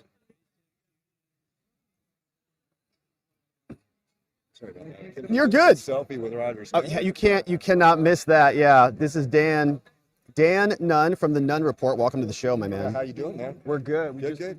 We just talked to Roger Stone. Yeah, unbelievable, man. Great guy, man. It's many years of service, right? Yeah, an amazing guy. And it's interesting to see people who've been so abused, and to have them almost standing stronger. Yeah, I mean, they're bigger, they're stronger. I mean, Steve Bannon would be another example. Another great example. And they just keep going because they love this country so much. And I mean, like Mr. Stone, for instance. I mean, he was a libertarian at one point. Yeah. And now he's come all the way over and fighting for freedom for the country. Yeah, we're grateful for it. There's been a little bit of a realignment, I think, happening. And so tell us about what you do, the Nunn Report. Yeah, so the Nunn Report is a podcast. We call it infotainment because we provide information, but I put a little bit of weirdness in there too. So, I mean, there's podcasts out there. There's thousands of podcasts out there, and most of them are really hard-hitting 60 minutes of political analysis or whatever. And I love watch those shows. I love Bongino and shows like that. I lighten the mood every once in a while. I call it weirdness. It could be funny, haha. It could be cringeworthy. It could be, I saw this, so you got to see it too. And it's engaged the viewers and I participate with the chat a lot, whereas a lot of podcasters kind of neglect it. We love the chat. Chat's here right now. What's happening? The chat's here. Yeah, it's good to see the chat. So, what kind of stuff do you talk about? J6? Yeah, current events from political, cultural, whatever. January 6th, of course, and that's been big here. Quite a few people that were there, that were arrested even. John Strand was around today, spoke with him, and of course Dr. Simone Gold, she's right around too. But so from a legal perspective, these people have got to be taken care of. I think not just pardons and not just commutations, but also there needs to be compensation, man. These people lost a chunk of their life. They lost businesses. They're suffering from post-traumatic stress, and it's something that needs to be fixed and set right. Yes, the J6 saga, all the lawfare stuff has been, I think, one of my highest priority issues. Yeah. Because I feel like these were citizens who were taken advantage of directly by our own government and exploited for a political purpose. And basically the most evil thing that your own government can do to you, right? The government is supposed to be protecting you and creating an environment of due process free from any of that political, that is their sworn obligation to make sure it is unbiased. And so when they violate their own responsibilities, it stings. That much worse. Well, we need to rebuild trust in government because we do need government. It's important. I mean, a country needs that, but it needs a government that remembers they work for us and that they're managing our funds. And right now, they're not doing a very good job of that. Right. And they need people to hold them accountable. It drives them nuts that the media, I mean, platforms from Dan Bongino to my show, Dan Nunn, big and small, the whole spectrum, it drives them nuts. They can't control that flow of information. And they like to say, well, you guys don't have fact checkers. What do you mean? There's our fact checkers right there in the chat. Because I tell you what, there are smart people that seek out information when they go to podcasts, when they look at your show, or they look at my show or whatever. They're doing it voluntarily. They're seeking out information. And they'll hold your feet to the fire if you screw up. Totally. I have learned so much from the chat. I'm the biggest fan of the chat because they educate me on all sorts of stuff. I feel like we make each other smarter, and it's like a symbiotic relationship that happens, which is why you live stream. Yes. Yeah, it's why I think live streaming is so beautiful versus recording stuff, because you can make mistakes and the chat will correct you right away. How did you get into this? Well, it started with Facebook rants during COVID. COVID? COVID, and I was doing Facebook rants. And, because I was angry. I didn't buy after about a week. I said, I'm going to give this a little while. Maybe there's something really bad. Who knew? At first. And after about a week, I was like, this is BS. Yeah. And I didn't buy into it. So I started doing rants on Facebook, lost my account, of course. But people said, Dan, you're actually kind of entertaining. Maybe you should be a little more legit with this and start doing something, more authentic instead of just your rants. And that's what I did. That's amazing. I'm also a COVID birth. We started out of COVID. I was pulling up the lockdown orders from our Governor Doug Ducey, pulling them up on the screen and just going through line by line and saying, this doesn't match, this is not constitutional. And people want truth. And then we fast forward 4 years and, all of our shows maybe are not the biggest shows in the country, but when we join forces and we all sort of talk in alignment of values, we overtake the mainstream media. Yeah, and they don't get it. And they think, well, we needed Joe Rogan too. Well, you know what? You had Joe Rogan. You did. Yeah, and you drove him away. You know, you had Elon Musk, you had these people, and you just, you blew it because your policies suck. Pretty much. They do, right? And they've lost a lot of people. I mean, even think about like RFK, right? They could have maybe had RFK at the top of the ticket. Yeah. Maybe. Yeah. Right? I mean, they probably should have. Yeah. You know, and but they should have had Bernie Sanders, back in the day too, and they, Hillary was the anointed one. So yes. So what are you going to do? Yeah, and we're excited about obviously the Trump win. What are you most excited about? What kind of issues are you focusing on in the next era? You know, the economy, of course, is important. I think that's going to take more time. I hope that people are patient with that because eggs are not going to go back to $1.50 a dozen overnight, and so we got a couple of years. I think people are going to have patience with him. They're going to give him the chance. He has a mandate. And so the number one thing, though, I think is definitely the border. And I've been saying that for years now, is that you fix that thing and a lot of other issues are going to go away. A lot of the crime's going to go down. A lot of the just division that you see in cities and whatnot. This is the United States of America. Right. We need to be Americans. It's great that we're a melting pot. I'm all for that. And most conservatives are. But when you come here, you need to become part of our country, a part of our culture. Yes, you melt into the American culture. Yes. And you that's why they came here, I thought. Yeah, admire free speech and due process and the presumption of innocence and all the things. You can't come here and then try to change the Constitution. Yeah. And I think that there's a lot of internal attempts to also eliminate the Constitution, right? We're fighting a multi-pronged approach, a multi-front war. Yeah. But the border is certainly a big issue. We were talking with Stephen Gardner. That's one of the first things that he brought up was the border, because a lot of it is downstream from that, right? You've got all these 15 to 30 extra people here. That causes increased pressure on housing and drives up the cost of everything. The medical system, I mean, everything. Everything. Yeah. It's compounds and it's getting. I can't believe that they did this. I mean, I still look at. I mean, even Obama was strong on the border. Every president did something to try to secure the border. Not Biden. For some reason, they decided now was the time. Any thoughts on that? Any speculation on why they did it? Do you think it was just a voting play? It has to be. That's the only thing, is to try to redistrict things and get more congressional seats in the districts they want. I mean, because they did plant them in certain areas. I mean, we have a pretty radical Islamist in Congress right now because they put all the people from Somalia in that one district to elect her. I know. And then I think they changed the flag, right, of that whole state. Kind of looks like a Somalian flag. Exactly. And it's weird. Sometimes I look at it and I think, man, I'm living in some sort of alternate reality or simulation. This cannot be real, right? The last 4 years was a strange time because how can these people be doing this to their own country? Like this is your country, you live here. Yeah. Why do you want 30 million additional people in here unless it is to just secure their power indefinitely, right? They don't care about the underlying chaos because they live in ensconced mansions and in their, they got secret service and security to protect them, but the rest of us don't. I try to put it in. I trust God first of all, and I try to. When you look in the rearview mirror, I see a lot of God shots to get Trump to where he is, and I think that America need to experience this. I mean, whether it was Butler, Pennsylvania, and where the back of his head was nearly blown off, or if it was Elon Musk being forced to buy X. Remember, he tried to back out of that Twitter deal, and they sued him, forced him to purchase it. And if he would have backed out of that deal, where would we be now? You still have Parag Agrawal running it. It would still be censoring everything, and Trump probably wouldn't be president. Yeah, I know. That was such an instrumental purchase, and that really backfired on them big time. Yeah. Big time. Your all-time greatest misfires on that, and we're stronger for it. So shout out to Elon for that. Have you faced any censorship, any strikes or anything like that?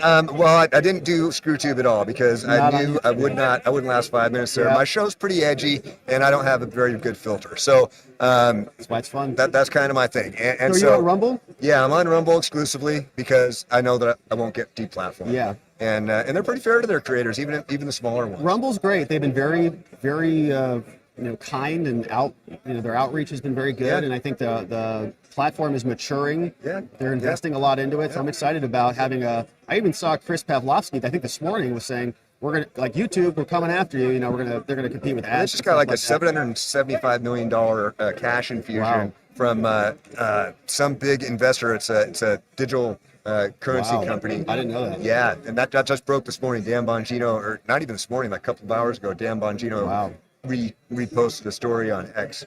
That's exciting. I think it's very important. We got to build our own infrastructure. We have to build our own institutions. We were talking with other people here. There's a music guy. There's comedians. They're doing all sorts of stuff to stand up our own infrastructure around what we're doing, and podcasting. I mean, we're replacing the old guard. We are the media. That's right. And everybody out there on X, and there's, like we talked about, there's more fact checkers there than the networks ever had. Right. You know, if they could do it, they would, but they can't. They can't do it. It's not. They think it's the delivery method that they're lacking, Yes. but it's not. It's the policies that they're lacking. Right. Yeah, and they are propped up on a lot of old technology, right? I mean, MSNBC is beamed into everybody's homes as part of their cable package. Like, you can't get away from that, right? And that's not what people are going to buy anymore. You know, they're not going to be adhering to that when they've got all this other choice and other people are actually speaking truth. We're seeing the change happen. So tell me, before this, what were you doing pre-COVID? Well, I have a construction business. Construction. And it's been in around for year 21 now. Amazing. So it's matured. It's at cruising altitude. My son basically runs it now. What kind of work? Which affords me to do this. We build driving ranges for golf courses, primarily. Driving ranges for golf courses. Yeah, so it's a national experience because that's such a niche market. Yeah. And so that's what pays the bills right now. Yeah. While I'm growing the platform. Amazing. And it affords me the opportunity to do this to the point where, look, if it hits, great. I'd love that. If it doesn't, you know what? That's fine too. Yeah. Either way, I'm going to be out there spitting truth. Well, that's amazing that you're doing that. There's a sacrifice that comes with that, right? You got to give something up and kind of. It's a huge time commitment. I don't think people understand between the show prep and putting your assets together and then going out and doing it, and then the distribution, especially in the beginning when you're doing all of that yourself. Yeah, it's a lot. Yeah, it's a lot, but it's worth it. It's been a beautiful journey. I mean, I feel like we're just getting started here on our channel, and I feel like I've learned so much. It's been such a purposeful alignment. Yes. In my life, right? And I was a lawyer. I came from a law firm I built here in Scottsdale, Arizona. Same story as you. COVID happened. I started to get upset, started talking about this. Watching the Watchers was born, continued to invest in it, and now it's my full-time opportunity. And it's been a really rewarding and beautiful experience. That's awesome, man. Yeah. And I love that you were in construction. Before I went to law school, I was building swimming pools. So I sort of used to do that stuff, and I think construction's. They need to get right to work into construction on public projects because it's the only industry that really that's still getting screwed. I mean, there's, especially on the subcontract level, if you want to work on certain projects, you're required to join the union, and we're not a union shop, and we never will be. Yeah. And so we miss out on a lot of work because of Interesting. Yeah, there's a lawyer who works with the Right to Work organization here. I don't know if he was on my show. You talked to him. I had him yesterday. Amazing. Yeah, it was a great real talk. good guest for sure. And so, how often are you streaming? Weekdays at 3 p.m. Eastern time on Rumble. On Rumble. Yep, the Nunn Report on Rumble, 3 p.m. Eastern. Amazing. Yeah. And how about any other thoughts on the cabinet? Oh man, it's a rock star. It's a rock star cabinet. I mean, the thing that Trump has now that he did not have in 2017 is he now knows what he didn't know. Now he'll never admit that he made mistakes. He's not that kind of guy, but his actions speak that he did in fact make mistakes. He knows it and he learned from it. That's why he's so successful. I mean, he's got to be he's led one of the most interesting lives. And totally. And when I see this rock star cabinet that you put together, I can't help but. It's just, I'm still excited, dude, from the election. Yeah. And I'm still like, every once in a while, I'm like, I smile, and my wife says, "Man, Dan, why are you smiling?" I said, "I was just thinking about the election again, honey." It's funny, man.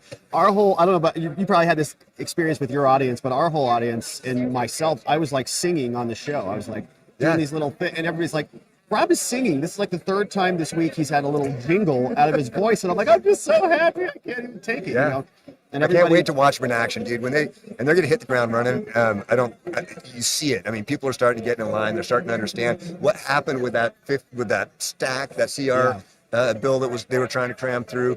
Was evidence of how we can take back our government. It is possible, and thank God again for Elon Musk. I know, and the victory is not even here yet exactly. I mean, we won, but he's not in office, and we just saw a press briefing. I mean, the last press briefing from the president we saw, I was so happy to see, because I think we've been hungry for actual information from our leaders. Yes. And we got that. He talked for over an hour about important substantive issues, and we haven't seen any of that from the current administration. So refreshing.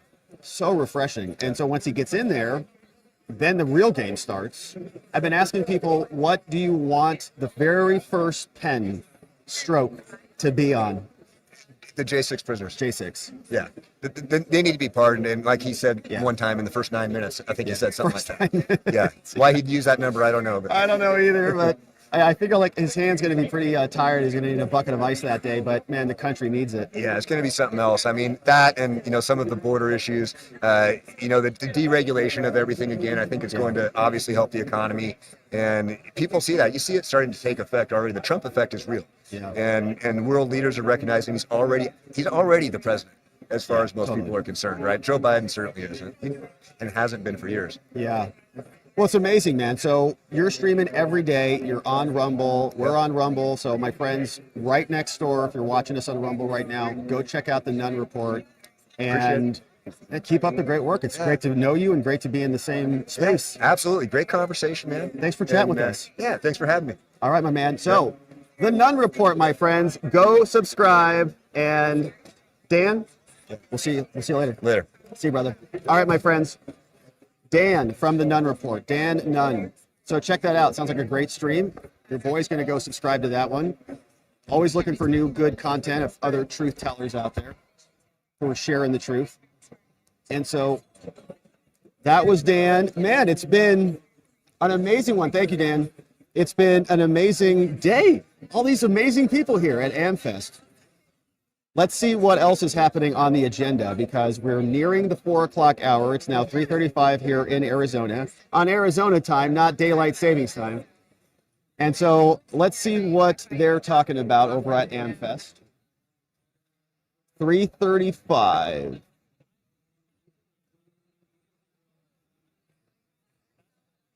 Gary Brecka, Brett Cooper from formerly the Daily Wire, coming out perhaps. All right, let's see what's happening at AmFest.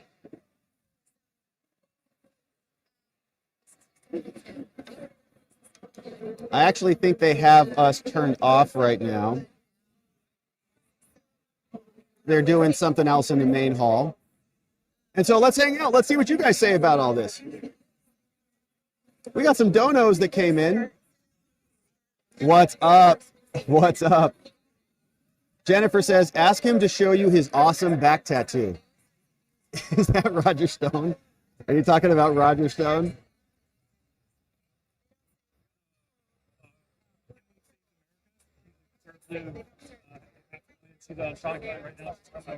Cool. Amazing.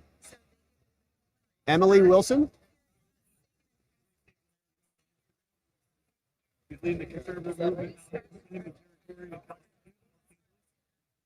Emily Saves America, my friends, is going to be joining us here in a minute. Conservative political commentator.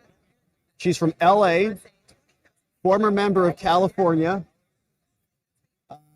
Democratic Party. Oh, now she's switched. Amazing. Great to see that. What are we thinking? You want to come show everybody? You want to come show everybody? It's for me? You're the man. My friends, look what Ricky Pennington got us today. Look at this beautiful item. This is Ricky Pennington, my friends.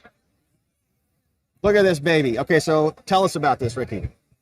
So there are a lot of different vendors here, and of course, most of them are supporters of the cause, for lack of a better reason. Yeah. And as we all know who watch Robert, he has a little bit of a knick-knack shelf, right? Yeah, a little Growing. bit. You're going to have to make it bigger. That's right. That's right. That's a So beautiful this is one. for you. That's a beautiful one, man. So Ricky got us this. It's going to go right behind us on the show, and it's going to be beautiful. Trump 45-47, baby. Look at that. Yeah. Get out of the way there. You didn't see it all? Look at that. Heck yeah. You know, there's a lot of ways to support you, Robert. This is just one of them, right? You're the man. Thank you so much for doing that. And what I like about it is curved, like it's a... Yeah, so like people can't really see it. It's like not like a flat board. It's like it's got like a wave to it, and it's pretty. It's like I there's can move it like that, like it's waving. it's waving. It's real depth to it. And so this guy makes a ton of these. Did you talk to him? What is he? Yeah, he said he's done pretty well. Yeah. Yeah, he's got a lot of supporters. Yeah. Yeah, he's probably doing very well this time. But I figured it would fit really well. It's going to be beautiful. In your studio. You're the man. Right? And by the way, Ricky's been helping bring people over here and keep the train on the tracks here, and so we're very grateful for Ricky. It's been fun. It's been fun. It's been fun. I didn't help you with Roger Stone, though. I can't take credit for that one. But many others. Yeah. Many other we important did people. okay. You did great today, man. I really appreciate your help. But anyways, from all your fans, Thank you. right, Thank and you. your super fans, Thank you, man. it's for you. Thank you, man. For all you do. My friends, look at this baby. Woo! It's beautiful. Thanks, brother. All right. Keep it going. Thank you, man. Yep. We're keeping the train on the tracks here. Look at this beautiful baby. Yes. Thank you. All right. Ricky in the house. Thank you, Ricky. Okay, so Emily Wilson's going to come over here in a few short minutes. She's wrapping up a podcast. Then we'll talk to her. And we'll see what she wants to talk about.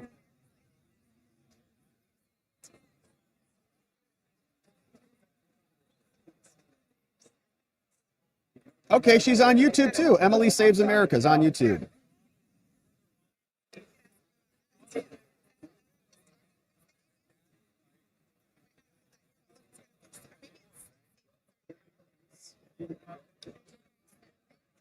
All right. Okay, so AmFest is back. Let's see what they're talking about.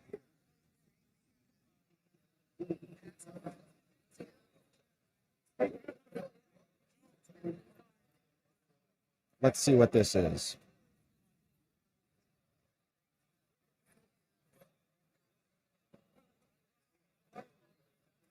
I don't know what this is. I think this might be a promo, so we're not going to share the promo.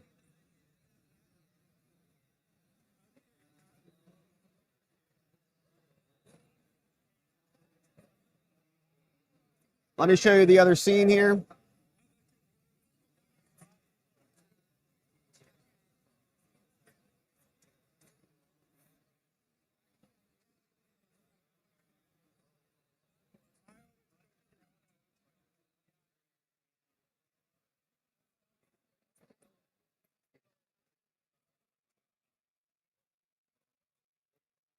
I think right now AmFest is playing a promo, so we're just going to sit here and look at each other. Actually, we got some comments to take a look at.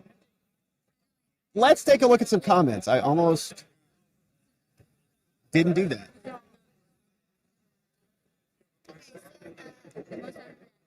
My friends, let's see who's here. Tron says, can Trump nullify Biden's pardons? Has it been tested yet? I don't think so. I think it's pretty well cut and dry. Pardon power is very strong, and he exercised it.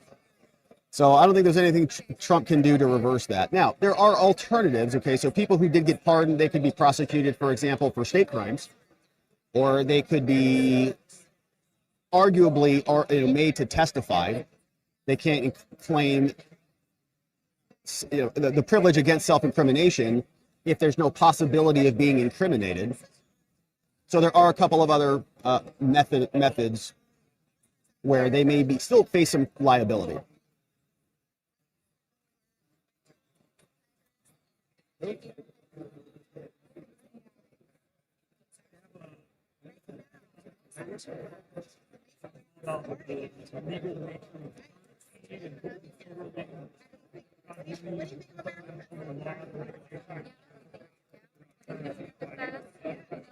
Yeah, that is interesting. They want to talk?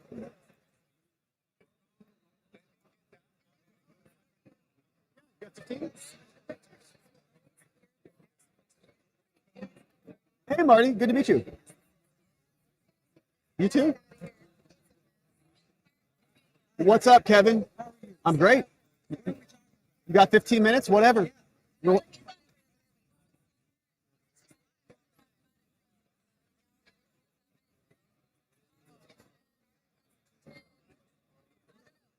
Come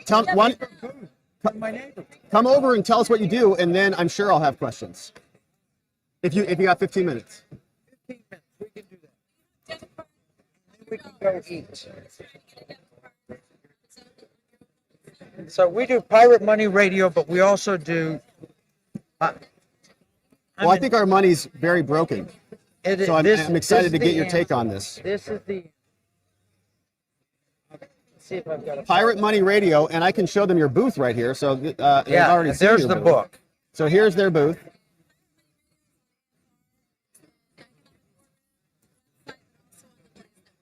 On the Blaze too. Yeah. Amazing. Okay, so Kevin Freeman joins us, Pirate Money Radio, here on the Watching the Watchers show. Kevin, nice to meet you. Welcome. Nice to meet you. You're my booth neighbor. We are booth neighbors, Yeah. and your booth is much more decorative and pretty than ours, but I'm glad you made your way over here to talk to us. So we're talking about money today. What is your main message about money? Well, I've got 5 main points. Okay. Number 1, our debt path that we have at the federal level is unsustainable. There's no way that we can continue to print money like we. When I wrote this book, it was June 2023. We had 32.1 trillion in debt.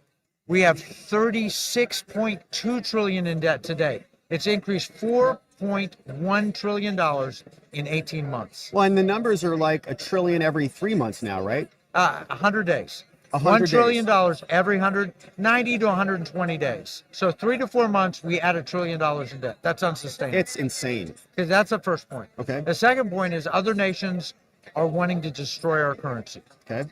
You know, like the BRICS nations and all that. Elon Musk said if you weaponize your currency enough times, other countries will stop using it. Totally. That's our fault part. Right. And their fault part is Vladimir Putin hates the fact that the U.S. dollar is the world reserve currency, and he wants to end it. China wants to end it. So Right. that's the second. And the reason that people might want to end the currency, and the reason why they're upset with the United States, is because we're inflating the currency, right? So they have money. That's part of it. Okay. And the other part of it is we've used it. So Russia had assets in the United States, and we froze them. That's we right. We took their stuff, so Right. they're mad about it. Right. A third reason is it gives us influence. Yes. And we have power and influence, and enemies of the United States don't want us to have that influence. Right. So that's the second main point is other nations hate what we're doing. The third point is inflation creates a wealth gap that hurts the poor and makes the rich richer. Yes. So if you inflate your currency like we've done, print so much money, you can look at the correlation. It's almost 1-for-1. The wealthiest 0.1% grow in wealth at the same pace as our dollars are printed. M2 money supply and increase in value of the top 0.1%. Why we have a wealth gap is not because capitalism is evil. We have a wealth gap because we don't have a free market. We have funny money at the top being printed like crazy. And then are you saying that all that money like bubbles back up to the top? So like, for example, if we use COVID, there's this surplus of money that's printed out of thin air, made up out of nowhere. It then is supposed to help, the little people, right? Everybody gets their checks and stuff. Then they get their $1,200. They think that they got something from their government. Turns out inflation has made them in the red, right? Because everything else is way more than $1,200 a year expensive. And those dollars ultimately are spent back into the system that goes up to the top. Right. Well, another way to look at it is if the Federal Reserve lowers interest rates to 0, if you're an average person, you're not so creditworthy as to get 0% interest rate. Mark Zuckerberg can have 0% interest rate. All that piles of money comes free at the expense of the American taxpayer who pays the interest rate in the form of inflation. Right. And so if you're very wealthy, you take advantage of inflation. I can show 1,000 ways a rich person can protect and hedge against inflation. The average person has 0 opportunity. You get an extra $1,000, you can't invest it because you might need it for a washing machine. The car breaks down, your kid needs shoes. So that's a third real problem. Okay. That inflation is causing. And people say inflation's a tax on the poor, right? It's exactly what it is. And yeah. it's an opportunity for the rich. Right. Right. So the fourth main point about money is central bank digital currency is coming, where the governments are creating money that's digital electronic, but it's programmable. So when I spoke here yesterday, I played a clip from August Kirsten for the Bank for International Settlements. I could have played a clip from World Economic Forum. I could have played a clip from International Monetary Fund. They all say the same thing. The government's going to create this digital currency, and it will give us absolute control.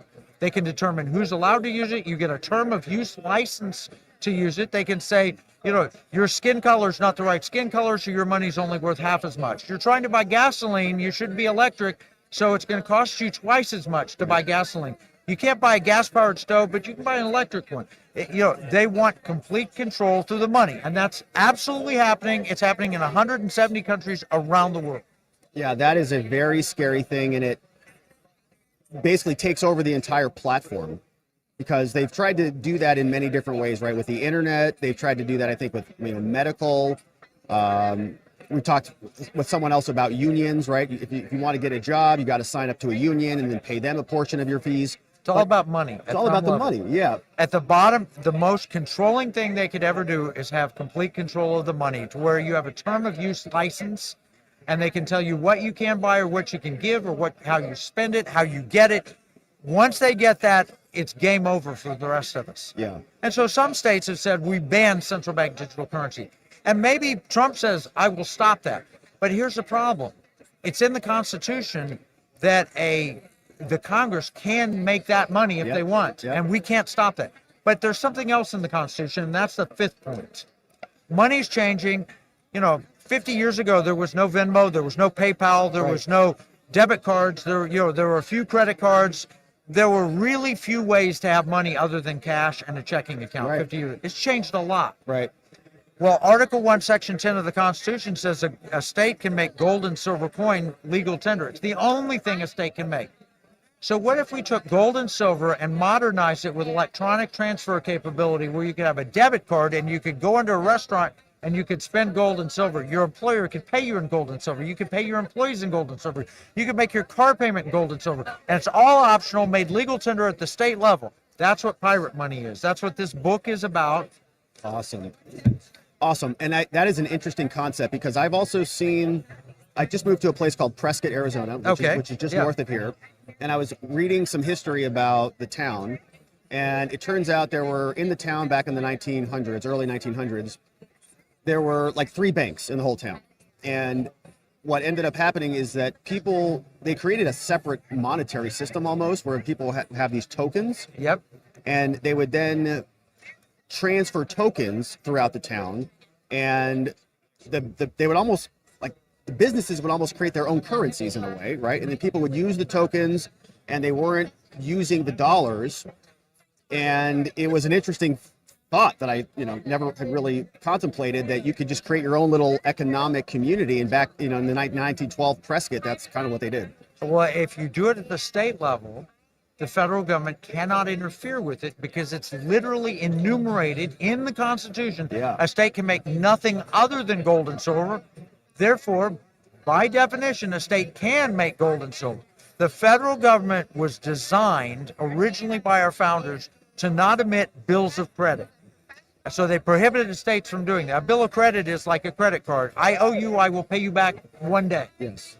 A bill of debit would be, I have on reserve a certain amount of gold. I've given you a bill of debit. You can go exchange it like a silver certificate, and you could get what you want. That was constitutionally allowed. Bills of credit were forbidden to the states.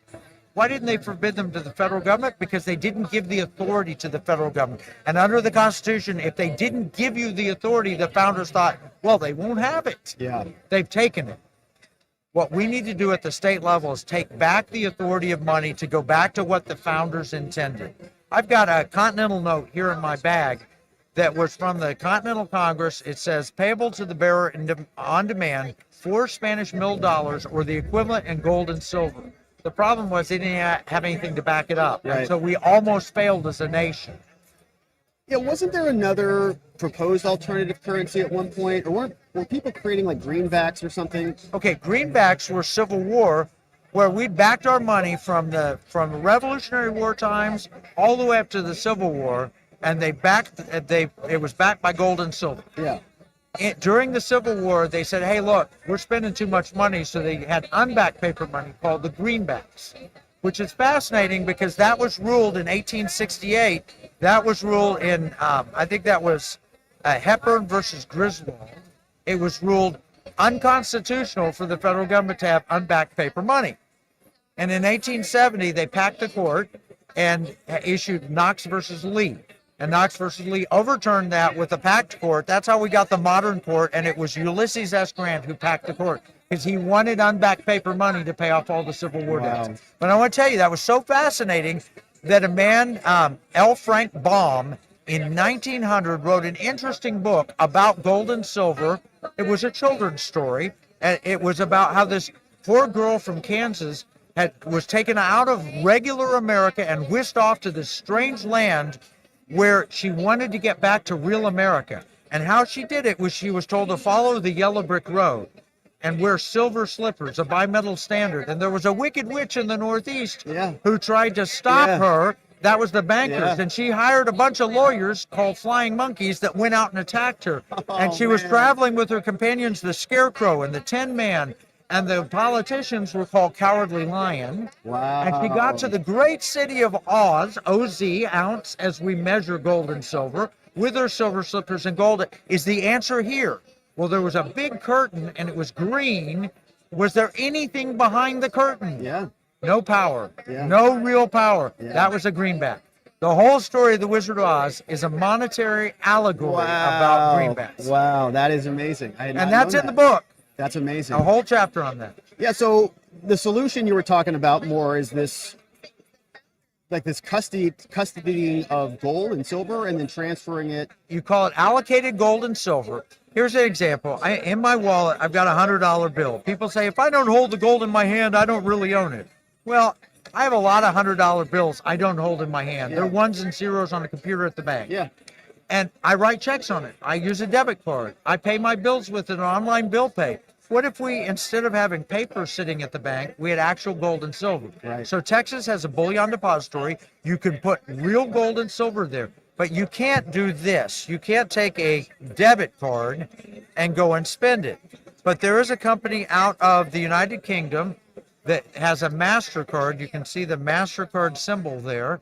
And I can go over there and I can buy dinner with gold and silver at a restaurant. I buy groceries with it.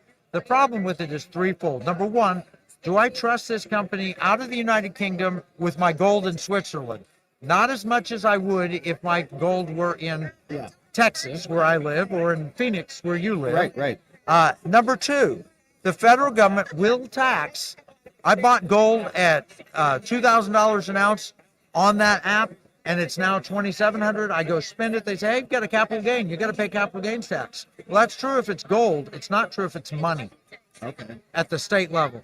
And the third problem is in 1933, Franklin Delano Roosevelt said, anybody own any gold? You turn it in the federal government. Taking. So trust, taxes, and taking are three reasons it needs to be done. Senator Jake Hoffman, Senator Frank Carroll, I think, here in Arizona, they want to do that. And we have 30 states who've read this book, state legislators, and said, I want to know more. They contact us. We have legislation that will be entered in this coming year in 24 states. Texas, I think it'll pass. Florida, I think the CFO, the Chief Financial Officer of Florida, has endorsed this. He's Trump's pick to be Matt Gaetz' replacement. His name's Jimmy Patronis. He read this book. He was on Fox News a week ago, Saturday. So exactly a week ago, he's on Fox News, Fox and Friends, and saying, this is what I'm going to do for the citizens of Florida. Great. That's great. And so what is your driving purpose? Are you trying to get this legislation passed? You're trying to educate people about the problems with the system? So my job is, I'm an investment manager by training, and I worked as a consultant to the Pentagon on economic warfare issues, and I knew money was coming under attack. And so I tried to find solutions. Yeah. I've been dreaming about a personal gold standard since 1971 when Nixon took us off the old gold standard, silver standard. And so I pulled it all together. I've got a Blaze television show and Pirate Money Radio on American Family Radio, and we just try and find a problem and fix it. And this is one of 10 solutions we're working on. We have a solution for AI, a solution for Hollywood, a solution for Google, you name it, we're working on them. This is one that we've got a lot of momentum, and I think will pass this year. But we're going to go fix those other problems too. We find a problem, we find a solution, and then we help get it implemented. Yeah, I think money is such an important part of our problems, and a lot of people don't pay attention to it because it's transactional. It's not as in your face maybe as other things, but it really is in your face because you're using it every single day. Well, I'll tell you, your purchasing power for gold and silver did not decline by 20% over the last couple of years like the US dollar did. Right. My groceries, when I pay in gold or silver, my groceries don't cost any more than they did 10 years ago or 20 years ago or 50 years ago. It maintains its purchasing power. Right. Quick take on crypto. You know, I think it's very innovative. I think the technology is fantastic. I wrote a chapter on it. The problem with crypto, and you might like it or hate it, I like it. It's limited in supply. Yeah. It's got privacy. I like both of those aspects. The technology is way cool. Yeah. But it cannot be made legal tender in the state under the Constitution. So it is not an immediate solution to our problems. This is. Got it. Maybe one day. Yeah. Amazing. Okay, so my friends, Kevin D. Freeman, Pirate Money, also everywhere. You're on the Blaze. You've got your own shows. Where can people follow you? EconomicWarRoom.com for our 30-minute TV show on Blaze. You can get it free. We're outside the paywall. Or PirateMoneyRadio.com. Or you can listen to us on Saturday mornings, 10 a.m. on any American Family radio station. Amazing. Kevin, thank you so much for coming you. by. What an honor. It's been my pleasure. I really learned a lot today, and I appreciate you doing the work you're doing because our money is a problem. It is a problem. We have a solution. You do. All right, my friends. Pirate Money with Kevin D. Freeman in the house. You have a great last name, too, for the work you're doing. It's perfect. Appreciate it. All right, my friends. There's a book if you want. I got a copy? Thank you for that. All right. This is my previous book. Ooh, that is a hell of a Ben cover. Carson wrote forward on this, Nick Vujicic on this. I think, read this one first, but I think you'll like both. Oh, I will like this one, too, no doubt. Here's another one that he just gifted us. According to Plan. Very great book cover. Thank you for coming over.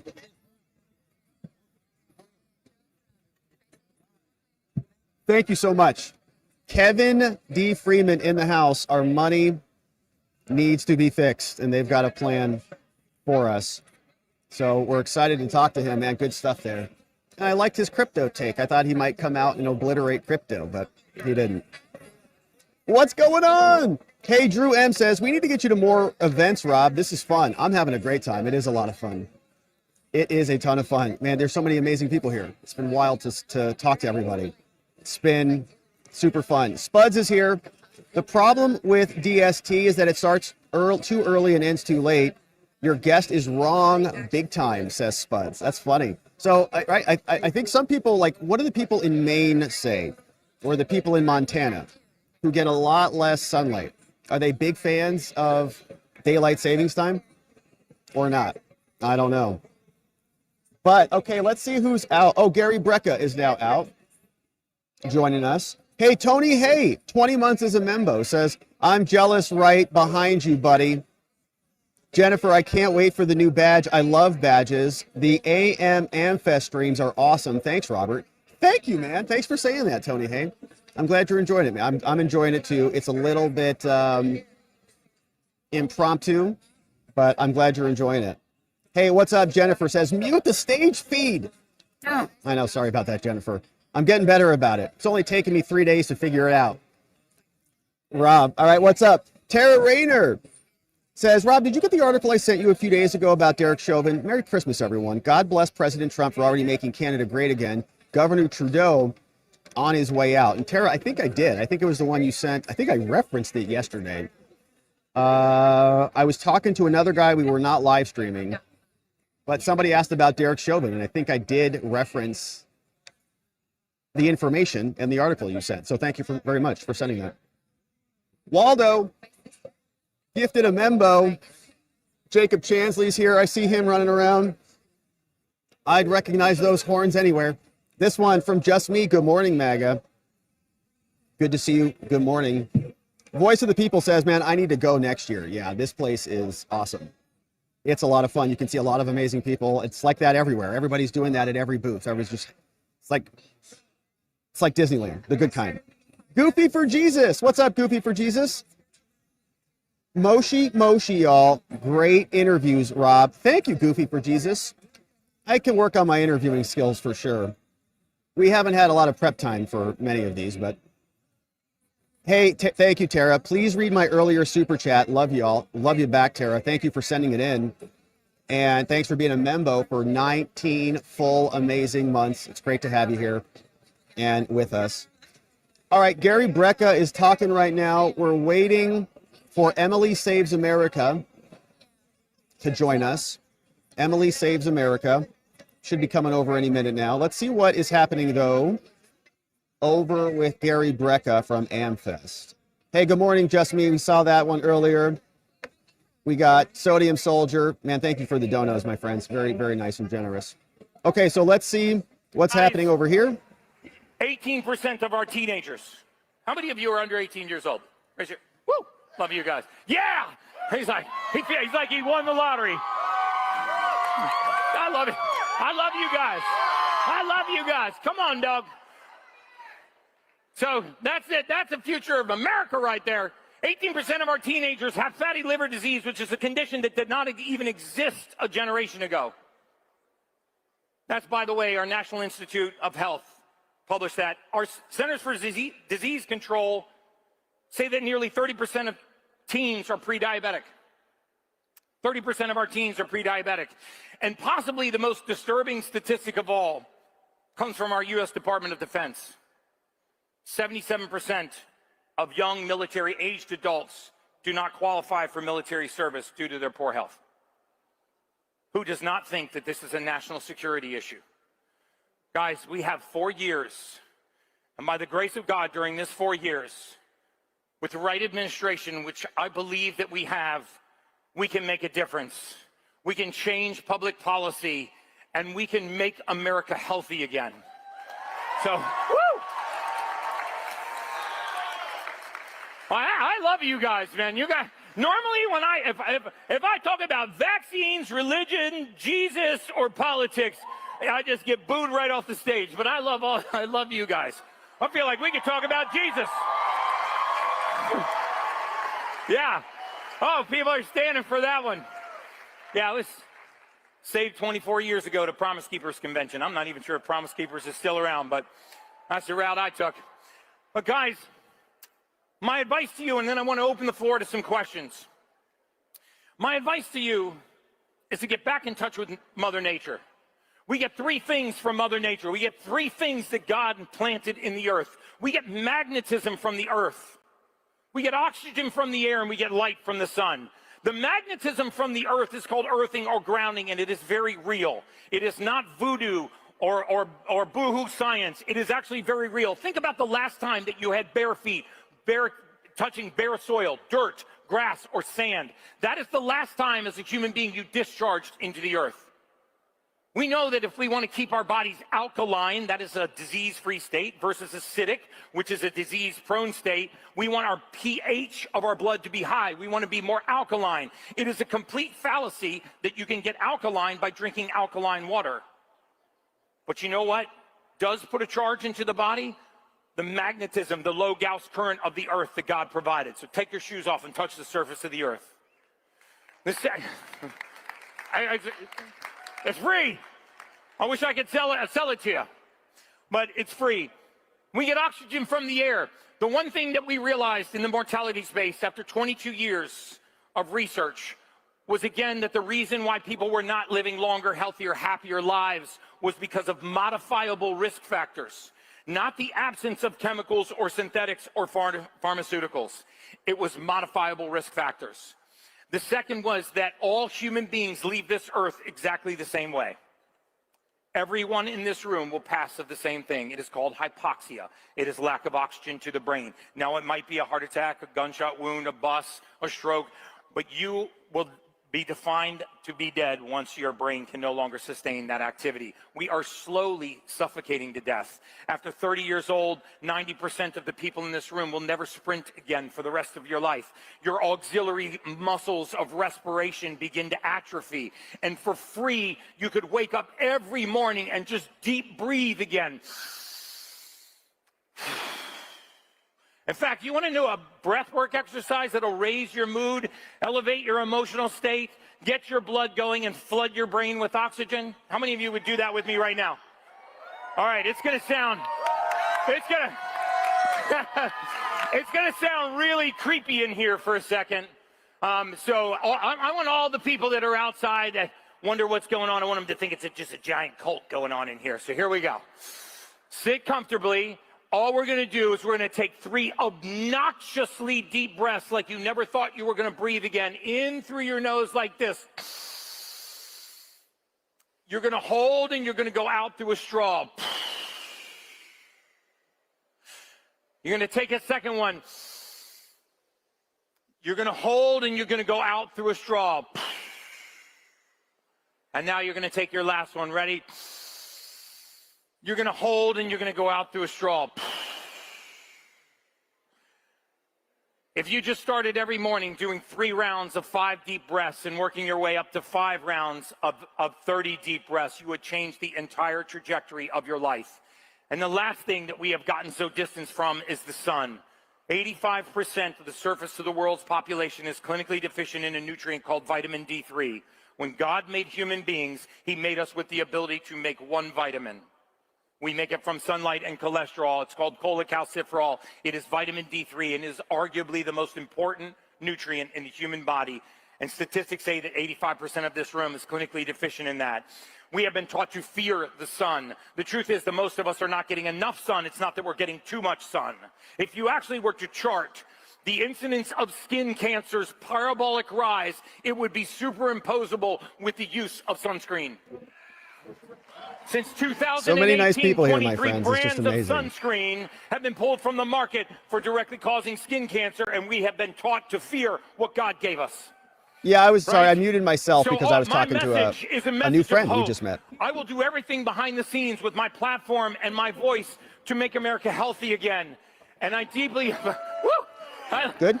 really love you guys. All right, my friends, we've got Emily Saves America who's coming on. We're live. Do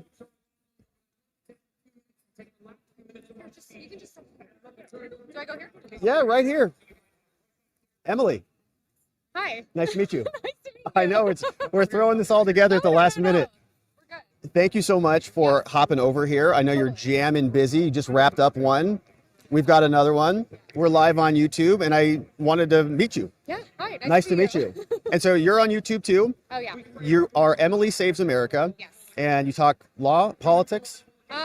I would say politics and culture. Politics and culture. I think culture really shifts the politics and Yeah. more important things. So I kind of speak on both. I really just speak on experience. Yeah. I just go into the world every day. I argue with strangers, or I talk to them, get along with them, and then I relay that information to the world. So what kind of topics when you're talking culture? So for me, I would say like my most viral videos are usually about feminism, talking Okay. about modern day feminism. I gained like 150,000 followers overnight. Wow.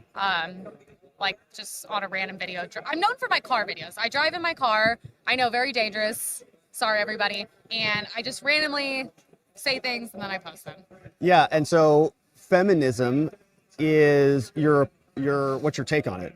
Well, it's modern day feminism I have an issue with. I think this push and divide of men against women is like genuinely one of the most toxic things that's been pushed for a very long time, specifically by the left. This thing that we're equal, men and women are not equal. We'll never be equal. We have different things that make us special. Sure. And I think this divide of like all men are garbage, all men are inherently predators, and this awful, I think it really started with a lot of the Me Too movement. I think it's extremely toxic. I think we need each other and we need to figure out how we fit into our roles better to get along better and stop trying to be like, I can be like you and you can be like me.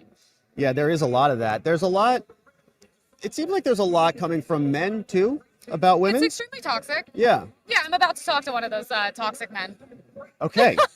I mean, you have guys putting OnlyFans girls on and telling them how dumb they are and all these different things. Like, I'm sorry, who is this productive for? Yeah. And also, I think it makes you look weak and disgusting to be like, oh, it's okay if I sleep around, I do all these things and I degrade women. It's like, you are equally the issue as much as these girls are the issue as well. I think it goes both ways. Where has this come from? where's all this come from? Yeah. I don't know. I think it's the internet. I think it's everything being so over-sexualized in culture. I think that's a huge thing. I mean, this stems from a lot of different places. I can't necessarily put my finger on every single thing, but I mean, obviously, you know, I think the left and culture wants to like normalize like sex work and all these different things, and they say it's empowering. It's not empowering.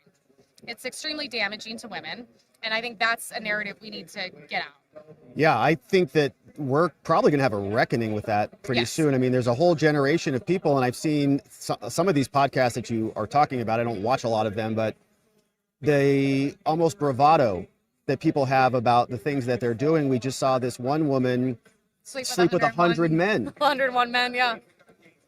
Yeah.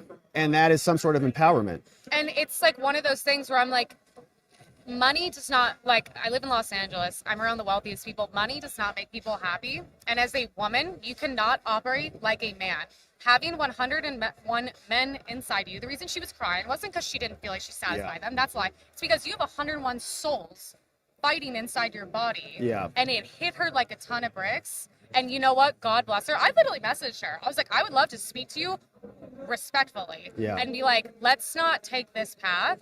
It's, you can reverse damage, but also you put yourself in a place where there's a lot of men that would obviously never want to marry someone like you, but I do believe you can have some sort of redemption. But I'm like, you can't do this. This is not natural for women. We don't function that way. No, and I don't understand why there's been such an urge from women to do almost more of that. Yeah. And I'm wondering where that comes from. I think it's promoted by, I mean, this is like deep state stuff to me. I think the whole point in this is take women, put them back into the workforce, which they've done. Yep. Which is funny because all these girls are making tons of money and paying taxes and all that. Great. But I think it's to break up the nuclear family. Well, these girls are most likely not going to have tons of husbands and children and all these things. Yeah. So then they're not going to get married. So they're just going to be individuals being taxed forever. And then all that money is going onto the dark web somewhere. And I think it's all done by design. Yeah, and I think that's right. I think I read something from somebody some time ago that World War II was a big moment where when a lot of this started, all the men were off at war, and so they brought all the women in to work the factories and things, and then after the war, a bunch of men are dead, and so there's a bunch of women who are permanently in the workforce, and then we have this new realignment, like you mentioned. We've got now two taxpayers. We've got a husband and a wife who are both paying taxes, and you've got women who are, not, from my perspective, living in alignment with a womanly purpose or a womanly body or anything, and trying to become men, and it's like sacrificing their own lives. Yeah. And also they put money at such a high value, and I'm like, dude, it's not about the money. It's not. And like, you have to sleep with yourself every night, and you have to love yourself and all these things. And I'm like, you cannot do this. Like, we are not men. Maybe a man could do that, but I even think with a man, there's going to be severe mental consequences as well. And obviously there's always physical consequences, but this divide between us, I think they're doing this on purpose. And I'm trying to break that down because I think there's toxicity equal on both sides. So I'm tired of men blaming women and women blaming men. I'm with you on that completely. Yeah. Cause there's a lot of that toxic masculinity stuff where women, they're almost talking about them like they're second-class citizens, and they shouldn't have any role in a lot of things. We don't even need rights, apparently. Right. We're useless. All we have to offer is our bodies. Yeah. And that's disgusting as well. And I think that contributes to the problem. So you have a bunch of guys saying women are trash, then women will act like trash, and then they call them trash. And it's like, well, so there's really no winning. There's no winning, right? You basically validated what they're doing, by talking about them, and it's a bad cycle. Be real. They are the one providing the money for these women to do this. If there wasn't men subscribing to these OnlyFans and doing all these things, these women wouldn't be able to do this. So it's like, you have to step back and take responsibility. I mean, I see girls on TikTok that look like they're like 16-year-olds, which is like disgusting. Yeah. And they're making like millions a month. And I'm like, I'm sorry, but like, what do you guys expect? You think they're going to walk away from that? Right. And then you have a couple of those examples. Those people stand out, and a bunch of other women think that they can do that too, right? They're going to get on OnlyFans and put their body on there, and they're going to make millions. And they make I got into it with a girl in Los Angeles one time, and I was just working at a restaurant, just trying to get by, which I thought was like noble hard work. And yeah, it is. She did OnlyFans for a living, and it was like a struggling artist. And she said something to me, and I was like, the sad thing about you compared to me is like, I might make $15 an hour. you're worth $7.99 a month. Right. Your body and like literally your private parts are worth $7.99. And I was like, that's so embarrassing. And like, I can't even imagine being in that position. Do you think that it's a nurture thing? Like they're raised to not place value on their bodies or on their sexuality? I think it's both. I think we live in a world that's very hard, especially as a female. If you want a certain lifestyle, you want to live places, you want nice things. Yeah. And most of these girls are chronically online where all you see is like girls on private jets, Chanel bags, vacations, amazing lives. Like that's going to be your only way to potentially get that. Right. Or I don't know, be with a rich guy who could potentially be abusive. I mean, I just think these girls, if they were smart, would find a good guy who works hard and has a lot of potential, stick with him and build their empires together. And I think I promote, marriage and kids and all those things. And I do think they need a sense of spirituality, not even necessarily specifically religion, just spirituality. Yeah. And I think that would be good. And that's why, I try to team up less in politics and more in like health and wellness to try to promote that, because I truly believe at the end of the day, if we are healthy, we are naturally conservative. Right, because you want to preserve your health and your wellness and not have... And our country. And our country, yeah. And I think the family and a lot of these things, it does feel like it's an intentional, structured dismantling. Everything's intentional. Nothing here is just so Right. happens to be. I believe everything's done by design. How did you get into this space? How did you start speaking out about this stuff? When did you start speaking out? Yeah, I would say right as the pandemic happened. Yes. I just started going on rants in my car, and then I lost my job, and then I couldn't get a job because then I put a MAGA hat on and posted that online. And obviously in liberal parts of Los Angeles, that was a death sentence. Yes. And I just never stopped speaking out. I just thought at the end of the day, what I was doing was the right thing, and it was worth everything I lost. And 4 years later, however long it's been, I'm starting to see it was worth it, and I'm very happy with the decisions I made. So. Yeah, and then tell us more about health and wellness and about how that plays into what you're doing. Yeah. I just think I really started this journey, and what's really made me go into the conservative route is the more I learn about health and wellness, taking care of myself, not only physically, but spiritually, my relationships around me. And it's funny, the more I do that, the more I naturally do think I become conservative. So I have a lot of I'd say,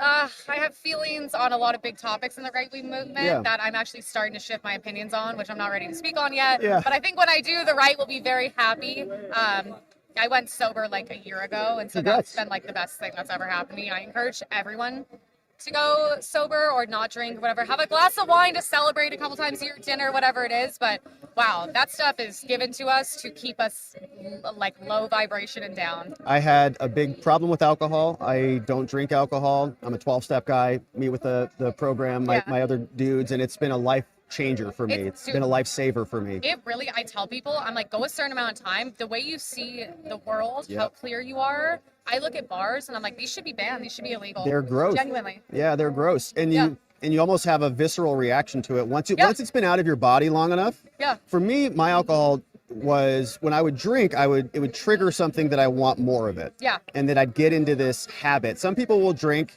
Some people can have one and be done. They'll have one, and you've been with people. They're like, "Oh, I'm starting to feel it. I better stop." I'm like, "No. We're just warming up, And but once you get some space and some distance from it, you really realize it was not serving you. It literally should be illegal. Yeah, it's nuts to me that is the most common life destroyer, killer. I mean, car accidents, DUIs. It leads to drugs, and it's so you will be so clear, and then spiritual, God, whatever, Christian, Judaism, whatever it is, you become a higher, better version of yourself. And now I look at it and it's disgusting. People are like, oh my God, is it triggering? Are you okay when you're out? I'm like, no, I do not want to be around you. It's very dark energy. I don't like it, but I'm not judging.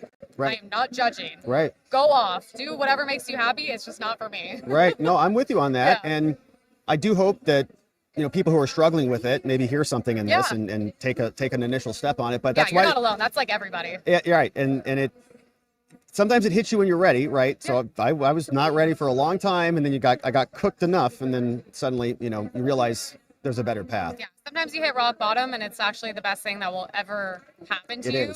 You just gotta let a little time pass before that starts to come to surface. Yeah, that's amazing. Thank you for sharing that with us, because I'm becoming more open about it. Yeah. Well, what I found is that there's many of us. There's a ton of us out there, and I think it's actually trending. I feel like there's less people drinking, and I think even youth drinking numbers are coming down. I'm in Los Angeles and I love it because everyone's sober. Yeah. It's really not normal like anymore in my friend group. None of my girlfriends drink, and they're not sober. They just don't want to drink because we don't want to feel like crap anymore. Right. So I'm like, if you see me out at a party and I seem like I'm in a bad mood, I'm probably just tired and sober and don't want to be there, and I want to be home in bed. So sorry. I'm like, I know. That's amazing. So how about role models? You know, I think that part of the problem that I see with relationships is that there's nobody good to model out there. There's not a lot of like high profile models, right? Even if you look at President Trump, as much as I love President Trump, he's been married a couple times, right? There's been allegations and stuff like that. And so do you see anybody who's like a pillar of marriage and like a good, healthy relationship, or is that part of the problem? That's hard because I've never had a good role model my whole life, and besides my father, who's like amazing, you know, it's like one individual. And it's a man. It's harder because I've always wanted a female, but I don't know. I think it's like tough. Like for me, I would say one of the people that got me into like definitely religion, spirituality, and everything was like Dennis Prager. Yes. He's probably like number one for me. He's a sharp man. He's so brilliant. I got to speak on a panel where I was next to him, and I like honestly like almost started crying. I can't believe like I was lucky enough to like be sitting in a room with him. And, you know, I don't know. It just depends. The older I get, I meet more people. But yeah, I mean, role models, it's hard, and no one's perfect. Yeah, it's interesting. I kind of find whoever just, you know, affects me the most. Yeah, no, nobody is perfect, and everybody's got different domains. And one of the things that helped trigger my sobriety was President Trump. Yeah. When I learned that he didn't drink, I had no idea. My favorite part about him. I had no idea. Yeah. I'm like, wait a minute, this billionaire, like playboy dude, he doesn't drink alcohol, never had a drink his whole life. That's why he's sharp and successful. I thought, whoa, okay, it changed my whole paradigm a little bit. And I started to think about this world of not drinking. And then a few years later, I started my path. And so it kind of warmed me up to the idea, right? So like, who else is out there who has a good like even Hollywood figures and even other celebrities? We don't see many people that you look to. And especially like people who are like aligned with you spiritually or whatever. I don't know. There's honestly not a lot of role models, and especially for young girls. That's why I'm kind of trying to be very open and transparent with my platform and who I am and my past. I think it's very easy. I could totally hide my entire past and act holier than thou, like a lot of people do in the industry. Yep. And I'm like, I just rather share this with young girls. So if I could save them from making like any of the mistakes I made or going down every hard road, or they could see me and relate to me and not feel judged and see me as a role model, like that would make like all this worth it to me. So I think that's what I'm working on. That is really important, because they don't know, right? We all have to learn from the people who are further on the road than we are. Yeah. So we don't make those same mistakes. And it's hard. There's not a lot of females. Like, you know, I mean, the only female I really listened to that I liked getting into politics was really Candace Owens. Yeah. You know, Shout out but to obviously Candace. she's very intimidating because she's so smart. It's almost like you can't even relate to She her at is all. intimidating. Yeah, she is intimidating. Yeah, so I want to be like maybe a softer, you know, girly version of that. Like, I don't have a fancy education. I didn't go to college. I'm just a normal girl. I made a lot of mistakes. But you are not your mistakes. You are not. No. No, and our mistakes make us, They I think, actually make you who stronger you and are. better in people, Yeah, right? 'Cause I we- learned everything the hard way, so I'm like, okay, I'm good. Yeah, totally, right. I'm So- good now. I'm done learning. Right. I want a vacation. Other people don't have to make those same, Yeah, those same exactly. So mistakes. I hope young girls will see my content and Yeah, that's amazing. And so where can they find you? What's the best place to find you? you guys can find me literally everywhere. Emily Saves America. It's just Instagram, Emily Saves America, YouTube, X is Emily Saves USA, everywhere. Just EmilySavesAmerica.com. My socials are on there. Amazing. And make sure you subscribe to everything, follow everything, share it with your friends and family, because this is important conversations that we need to have. And I don't know why men and women have to be at each other's throats all the time on this stuff. Well, And- I'm about to go throat to throat. but well, that's go okay. get after it. Represent. Thank you so much for the time. It was really nice to meet you. Thank you, guys. Really great to meet you. All right, my friends, Emily Saves America. So go check out her channel. She's on YouTube right next door. She's got a great channel. And she's also on Instagram and all over the place. Emily Saves America. Next. We're glad she's here. Yeah, she was with RFK Jr. at Senate hearings around Baja Health. Sweet. Okay, awesome, awesome. Awesome. All right, my friends, we have another guest coming on. What's up, Courtney? Good to meet you. Thank you for the time today. Thanks so much for having me on. Of course, let's get set up, make sure. Just pull this up a little bit. All right, we got Courtney. Courtney, what's your last name? Swan. Like Courtney, the bird. Courtney Swan. Yeah. And so we just met We just met. We literally just met. You just interviewed my friend Emily. She's amazing. Yeah, she's amazing. She's amazing. And I hear you're amazing. You work with RFK? Yeah, so I'm an integrative nutritionist with my Master's of Science in Nutrition. And I just recently testified to the Senate with Robert F. Kennedy Jr., Wow. Casey Means, Vani Hari, the food babe. We were doing a whole testimony. We did a nutrition roundtable with Senator Ron Johnson, trying to raise awareness around the corruption of our food system. I love that. Yeah, RFK. What's up? RFK has been, I think, a huge lift, a help for the MAGA movement. I talked to many people who didn't, they weren't really excited about Trump, but they were excited about RFK. And I think everybody, whether you're a Republican or a Democrat, can recognize health. Yes. And I think we can all see that there's a lot of unhealthiness. There's also a lot of un-American practices that are happening right now. We have a lot of American companies that are creating unhealthier versions of food products for Americans and then cleaning them up and selling them in Europe. For example, with Kellogg's Fruit Loops, have you seen this? I think I have.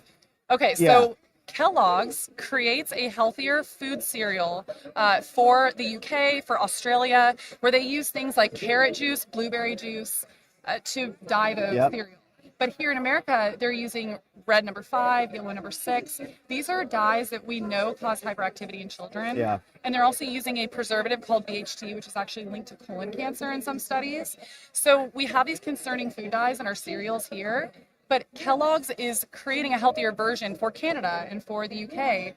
But in America, they're selling us the cheap, unhealthy versions. So I got so many questions. So do you think that they're making those changes? Is that because of regulation and government? Yes. So in the UK, they have banned these because they found they cause hyperactivity in children. Okay. So they don't actually allow them in Europe and Canada. But here in America, with the FDA, we have something called GRAS, which is generally recognized as safe, which essentially we just say like, oh, we think that this is safe until it's proven that it's not. Whereas in places like Europe, they do a cautionary thing where they say, you know what, we're not actually sure if this is safe yet, so we're going to wait and we're really going to study it and make sure before we actually put in our food supply. Yeah. So in Europe, they only allow around 400 different food additives in their food supply. We are allowing about 4,000 food additives. Wow. And the FDA actually just had a hearing with Bernie Sanders, and they admitted that they do not have the manpower to regulate all of these ingredients that are ending up in our food supply. So that's really what's happening. It's a lack of regulation. Yeah, so regulation, and it sounds like Kellogg's and these other companies, like they're on notice. They know that other countries have found that this is a poisonous item that makes kids unwell, and they're still pumping it out here. Yeah, they are now knowing that they're doing it. We actually, Vani Hari, the food babe, she's incredible. She's kind of spearheading this whole movement right now. We went to Kellogg's headquarters in Battle Creek, Michigan, with over 1,000 people. We went to their headquarters and we sat on their lawn. And she was asking to be just brought into the headquarters just to talk to them about it. We brought them over almost 500,000 signatures that we had collected online from mothers, parents just saying, like, please take these dyes out because you're already doing this in other countries. It's very easy. And actually, they not only didn't allow her to come in and talk to them, but they had somebody hold up a sign from their corporate headquarters that said, get off our lawn. Oh my gosh. That's how little these companies care about us. That is insane. Yes. So they know what they're doing. They know what they're doing. Do you think this is a cost-cutting mechanism? Like they don't want to change their machinery. They already put the red dye in this little tube, and so it pumps in there and it's good. Or do you think there's a more nefarious? Well, we know there's a more nefarious thing. So they've actually admitted that they know that the brightly colored cereals sell better. In fact, Trix, I don't know if anybody remembers this or if you remember this, a couple years ago, Trix announced that they were going to take their artificial food dyes out of their cereal. Okay. And their sales plummeted. Because there have been studies that have been done. If you put a brightly colored, neon colored cereal in front of a child versus the, I wish that I had a visual for you right now. People can Google it. Yeah. Google what the Canadian cereal looks like versus Fruit Loops. Google what the Canadian Fruit Loops look like versus American. They're more subdued, and the American ones are really bright, like neon colors. And the studies have shown that the children are actually more attracted to the neon colors. So they have admitted themselves they do this particularly for sales because they know that children are lured in by those artificial food dyes. It's pretty nefarious. That is sick, and they just want the kids to eat the poison so they can sell more Fruit Loops. Exactly. Now, they can't just make the boxes more colorful or something. I mean, they're not eating probably as much, or they're not happy with it, so the parents aren't buying it. Exactly. But I think parents need to not buy it in general. I mean, Yeah. the cereal's not healthy regardless of the food dyes or not, but this is just a part of a bigger conversation we need to be having about what we're putting in our food supply. Right. And the other issue that RFK really alerted me to was the seed oil problem. Yes. And I went on, and I've shared it with my audience, this little seed oil purge of everything in our house. And it's very hard to do. Extremely hard to do. There's oils in everything. And once you see it, it's really hard to unsee it. And then what that means to me is it's just kind of a filler. They're just kind of shoving in everything. Yeah, it's really cheap. We're overproducing it right now. And I mean, it's a byproduct. Canola oil is essentially an engine lubricant. I don't know how else to say it. I would encourage everybody listening to go to YouTube. And it's in everything. It's in everything. And go to YouTube and actually look up how canola oil is made. You will be horrified. Yeah. It is not something that is meant to be consumed. This is something I have been talking about this since 2010. It's actually, it's so validating that it's finally really coming out in public. You're here, man. He's going to be HHS. Yes, it's really incredible. There was actually a study that just came out within the last 2 weeks linking colon cancer to the consumption of canola oil, all these seed oils. It's canola oil, sunflower oil, safflower oil, soybean oil. And what about when they get like sneaky with those? They're like, well, it's organic, cold pressed. Oh, that's such a good question. It's all the same. At the end of the day, it's all the same. And look, here the problem is I wouldn't be so worried if every once in a while you had a little bit of canola oil here and there. Yeah. It's about the overconsumption of it. Yeah. What you just said, it's in everything. We're finding it in oat milk. We're finding it in all the non-dairy milks. We're finding it in soups, salad dressings.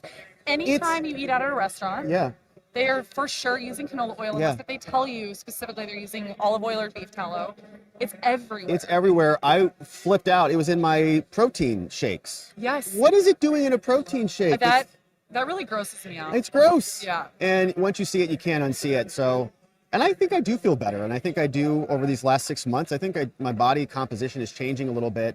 And I'm not overly strict with it. When I go out, I don't beat myself up too much about it, but certainly from your home food and stuff, you make a simple change, and I think that will help. That is actually something that I tell people a lot. Control the controllables. So control what is coming into your home. That way you know exactly, the ingredients, you can avoid all the seed oils in that. But when you're eating out, I mean, there's an amazing app, it's called Seed Oil Scout, and they're adding new restaurants on there every single week. But they tell you in your city where you can find all the restaurants that don't use seed oils, and it's becoming bigger and bigger, and there's more restaurants that are coming out. Yeah. In fact, are you based here in Phoenix? Yeah. There's actually a lot of restaurants now that are starting to use not canola oil, like beef tallow, avocado oil, olive oil. Those are the three that you really want to look for, or butter.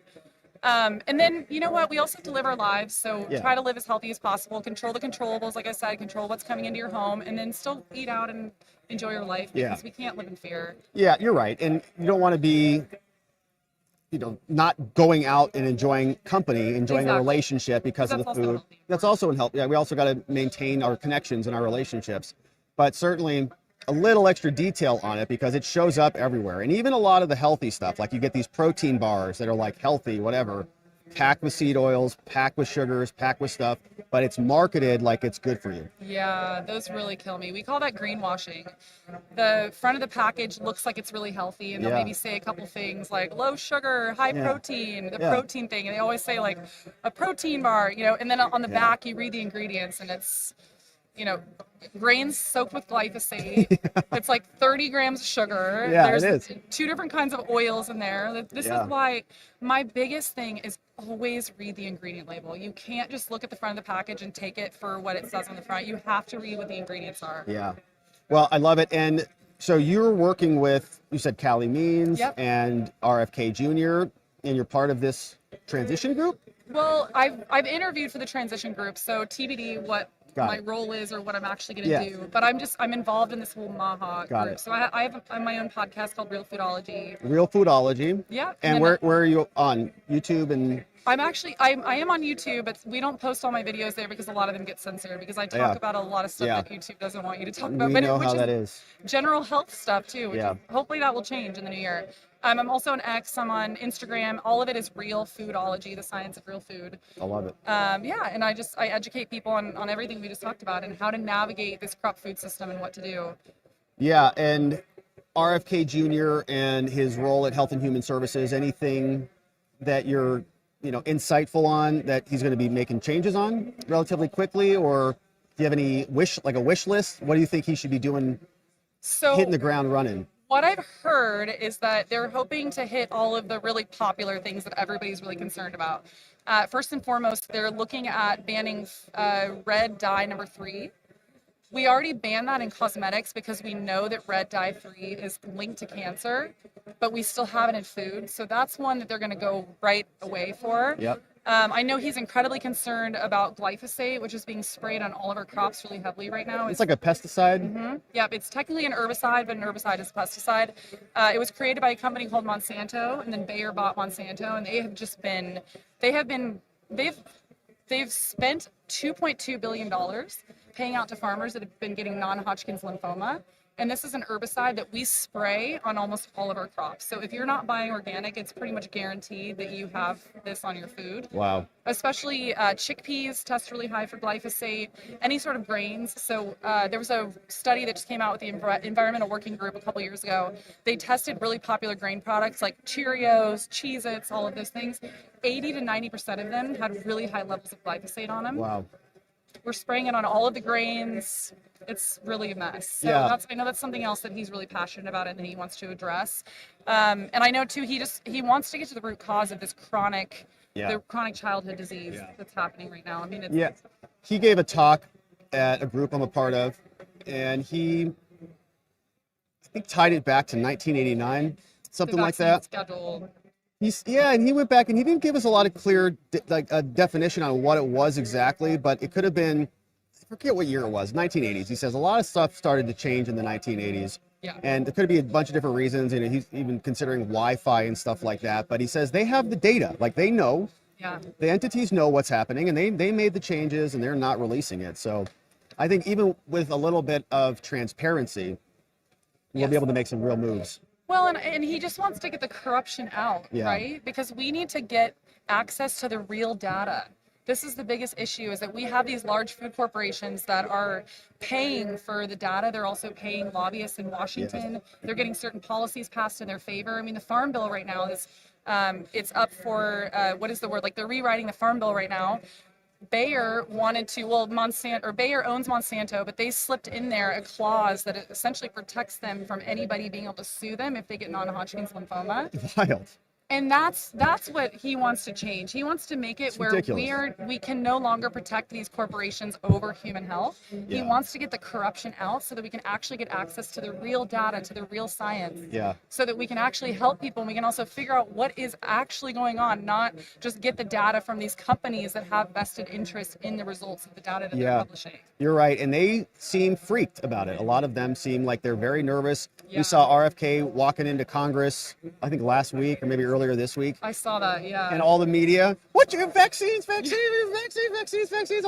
like, relax. We're like, relax, man. He's walking in here. He's also not going to ban them, by the way. That's not what he wants to do. He just wants to get access to real data. He wants to get the real science. So we know what's going on. We know what and if things are harming people, so that we can act accordingly and we can protect the American people. Because right now we have corporations we're protecting the corporations over American people. We have a for-profit system that cares more about profit than the actual health of American people. And we just want to get it back to where we're more concerned about the health of American people than corporations' profits. Right. And do you think a part of that is that pharmaceutical advertising conglomerate that keeps the media from talking about these issues? Because watch CNN, brought to you by Pfizer, brought to you by Pfizer, brought to you by Pfizer, brought to you by Pfizer, constantly. And then you get Caitlin Collins, right, who's an anchor over there, who makes like these little quips like vaccines are safe. Okay, we give everybody them all the time. Kids are fine.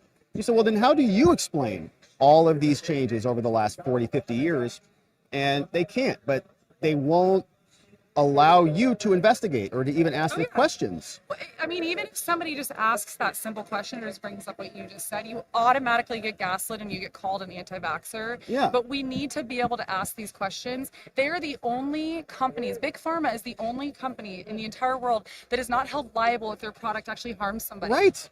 That is unacceptable. It's if insane. they're so safe, then why do they have to have that protection? Exactly. And I'm not even saying, all I'm saying is that I just want to be able to study that and get the facts and the truth. Exactly right. That's it. That's it. Right, and I don't know why there's even any opposition about this. I think know. that like they have kids. Yeah. Don't they want them to be healthy? Don't they want not to be poisoned by the food? Exactly. Let's talk about these things, but they get that pharma money and they get those ads on their commercial, and Rachel Maddow gets 20 million a year for a show a night or whatever it is, and exactly. They run the line. They're getting funding from these pharma companies. They spend a lot of their money on the media because they want to be able to control the narrative. And that's also something that Robert F. Kennedy Jr. wants to change. Yes. Also, we are one of 2 countries in the entire world that allows direct-to-consumer ads for pharmaceuticals. Yeah. Us and New Zealand. That's it. Nowhere else in the world do they allow them to do these pharma ads directly to the consumer. Right. And it's also why we are the most heavily medicated country in the world. Right. They get them on both ends. They're selling their drugs and they're paying off the media companies. Yep. And they're also creating the problem in the first place because they're all connected. Right, The USDA, the FDA. Right. They're getting people sick with the food, and then they're creating the problem, and then they're giving us the solution with the drugs. I know it's amazing. It's sick. I remember when there was like a restless leg drug or whatever that was. Yeah. Like there's all these drugs. I'm like, I got restless legs all the time, all right, but I don't need to take a pill for that thing, And there's try it. You might die, right? But Exactly. your legs will stop if you're dead. So. Side effects are cancer, seizures. Yeah. But at least your legs won't move. Your legs won't be moving. Yeah. So it's just it feels like a very perverted system. Yeah. And I'm very excited for RFK Jr. I didn't see that one coming. I think a lot of people were very relieved. I think a lot of people were relieved. People are very ready. I think RFK aligning with Trump was a lot of what got Trump elected. Yeah, I think it was because people are sick, and they're sick and tired of Yeah. being gaslit by these companies. We're sick and tired of having lower quality food. Totally.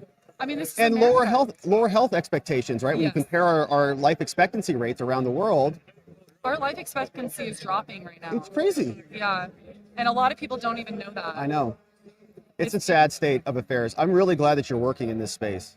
Thank you. I appreciate that. And Yeah. so where can people support your work, connect with you? Shout out your name and your podcast again. My name is Courtney Swan, and I have a company called Real Foodology. I'm found all over the internet on Real Foodology. I'm on X, I'm on Instagram.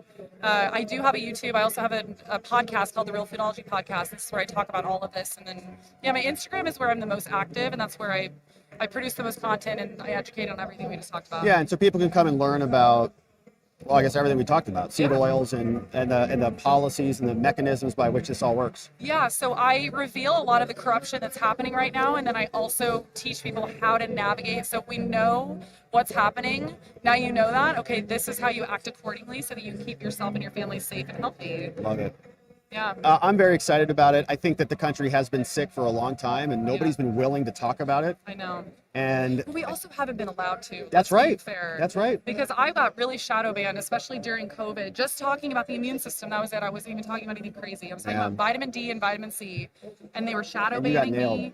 Oh yeah, I got so many flags on my account for really simple stuff like that, and so a lot of us have not even been allowed to talk about this on a public stage, and that's why we were so excited Yeah. about RFK. Yeah. We talked a lot. This show was born out of COVID, basically, because I was furious with the lockdowns and all the things, and we were looking at it from. We got vaccine misinfo strikes on YouTube, medical misinfo strikes. We got it all, but we were looking at it from a policy perspective, like the law. Like you can't lock people down. Where's your authority to do this? This is not what the emergency powers are for, and all of that. But I do remember, man, if you were in the nutrition space, if you were talking about this or talking about how to mitigate the effects or anything, man, they came at you guys hard. They came at us really hard. I'm Yeah. honestly shocked I was able to keep my account. Yeah. It was a balance of trying to talk about this and reveal the truth to people, but also hold on to my account because they went after us really hard. They did. And those censors now lost the election. I know. And we have a whole new crew coming in. Thank God. I'm so Truth. happy. I know. Yeah, the truth. It's going to be amazing. The truth is being exposed. That's right. Okay, Courtney Swan. I'm really glad that we got to do this. Yeah, me too. It was Thank you super so fun much. It was to meet so you. nice to meet you. My friends, Courtney Swan. Go subscribe to her stuff. Check out her podcast and get healthy. Yes. Thank Make you, America Courtney. healthy again. Make America healthy again. Thank you All so right. much. You're amazing. Have a great rest of the event. Thank you so much for coming over. My friends, man, just a wealth of knowledge. And I'm really glad she validates us on the seed oils. Got to get those seed oils out. Here you can see all of our, this is our little sparkling water, energy drinks, protein shakes, Trumpy Bear right over there in the house. Now, okay, my friends, what a beautiful day it has been. Let me check in with the team and see if, yes, she's very healthy. She looks very healthy, vibrant. Is there anyone else, or do I have an interview? We have the interview over there in 10 minutes. 10 minutes. 10 minute interview with Faith and Law. Okay, cool. Okay, my friends, so we're going to wrap it up here for the day. We are going over to, there's another podcast called Faith and Law. Faith and Law. And so we're going to go over there in 10 minutes, and we're going to interview with them. And then we're going to come back tomorrow. Trump's going to be here, 10:30 Arizona time, so about 12:30 Eastern time. Trump's going to be here. We're going to live stream his whole talk, and we'll see who's here, and it's going to be a lot of fun. So, on the day, I just confirmed with him 10 minutes over there, 5 o'clock. great. All right, right on. So, my friends, so we'll wrap it up. Let me see if we have any donos or super chats to say thank you to before we call it a day. I do believe we do. We got some other comments. All right, let's see who's here. Boyce, good to see you, Goofy. We got those donos on YouTube. Thank you, my friends, for sending those in. Hey, we got Doggy on Twitch. What's up? We got a viewer on Twitch. Thanks for watching on Twitch. Hey, send us to Faith and Law, Rob. Are they live? Hey, Michael, are they live? Are they live, or are they live recording or just recording? Recording? Okay, it's not live, everybody. Sorry about that. Yeah, not live. Hey, shout out to our friends on Twitch. Hey, Play and Hooky says we had Kool-Aid. Everyone is different now. Name and organization from Barb. Got that one. Courtney Swan. Big seed oil is the reason people think bacon is bad. Well, bacon is not from seeds, right? Eat all the bacon you want, baby. We love bacon. Hey, what's up? Playing Hooky. 5 hours plus, baby. Yeah, 5.5 hours we've been going. It's been good. We've had some great guests today. Can't find the channel. It might be on Instagram. I wonder why you can't find it. Not sure why that is. All right, my friends, we also had some donos come in on local. So let's say hello to our locals friends, and then we'll wrap it. Let's see who's joining us here today. Oh, Real Foodology. Real Foodology. Thank you, John McGarvey. Hey! Someone got my butt slap of Alexis. Oh, man. They screenshotted it. Amazing. All right, so let's take a look at what's happening over on X, my friends. I'm sorry, over on Telegram. AmFest Day 3. Hey, John McGarvey and Donut are clipping for us. All right, so let me share what we've got over here, my friends, as we call it a day. Pine Cone in the house. Sodium Soldier says, Trump's mom, grandma, was Elizabeth Christ. Coincidence? You hear AC/DC back there? Thunderstruck, baby. All right, Sodium Soldier. Just Me says, good morning, MAGA. Good morning, Just Me. Thanks for the dono, my friend. Blue Sky says, don't buy olive oil in plastic containers. Another good idea. Plastics. Microplastics are a problem. Hey, here's one. Thank you, Rob, for streaming AmFest. Thank you, Alexis and Mama G, for taking good care of Rob at AmFest. I figured that I should help a little since it's too far to travel. Thank you, Villa Plot. Yeah, Alexis is making me drink water today. I was very dehydrated yesterday. Thank you. Thank you, baby. All right, she's over there. We've got, here's us. Our beautiful hug. Isn't she amazing? Waldo, what's up? Waldo is bringing in Fleece in the house. Waldo, thanks for gifting a new membo. Sharpie Guy says, the guy that reportedly saw Whitney Bulger gave me a bit of a snake oil salesman vibe. What am I missing about him, Rob? Well, I don't know. I don't know if Whitney Bulger's alive or not. Gave me Jeffrey Epstein vibes. I don't know much about Whitney Bulger or what that story is, but I also have my doubts that Epstein is dead. So I don't know. It's been fun. Thank you, Tara. I think I did get that article. Merry Christmas, everyone. God bless President Trump for already making Canada great again. Governor Trudeau is on his way out. Amazing. Jennifer says, mute the stage feed. Hello. Mute it. Tony Hay says, I'm jealous right behind you, buddy. Jennifer can't wait for a new badge. I love badges. The America streams are awesome. Thanks, Robert. We appreciate it. Hey, LKD 503 says, look into Bitterman's theory of collusion. Oh, yeah, this is funny. I saw a headline from the Babylon Bee. They say Dan Crenshaw paid off the national debt by donating the money from his swear jar because he swears all the time, screaming at people. You effing idiots on Twitter, effing sons of whatever. He's kind of nuts. Spuds. The problem with DST, daylight savings time, is that it starts too early, ends too late. Your guest is wrong big time, says Spuds. Where are you at, Spuds? What state you in? NY says, as a nocturnist who has to change his circadian rhythm for work, it ain't worth the health risks to try to change the time. So I think you're a standard time. Is that right, NY? Drew M says, we need to get you to more events, Rob. This is fun. I'm having a great time. Yeah, we're definitely going to come back to AmFest, and we'll see what else is out there. Hey, Pookie's Mom says, for tomorrow and Sunday, create a QR code for people to scan since you don't have any business cards. We got one right here. We got the crew made one up for us. It's right here on the front of our bench. I love this format. You're crushing it. Absolutely love the interview with Sammy and the daylight savings time guy. Sammy was a Holocaust survivor from yesterday, and it was insane. That guy was a force of nature. Here's a QR code. We have a QR code. We have one here right on the front of our bench, but it's a super smart idea.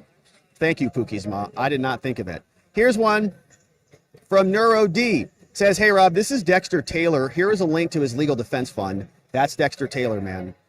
Thank you for that. And Adam Johnson shining a spotlight on his case. We're grateful for that. Give, Send, Go, DT Taylor, 2A Legal. Thank you for sharing that, Neuro D. Really, really appreciate it. We've got, hey, here's the link for Save Our Children.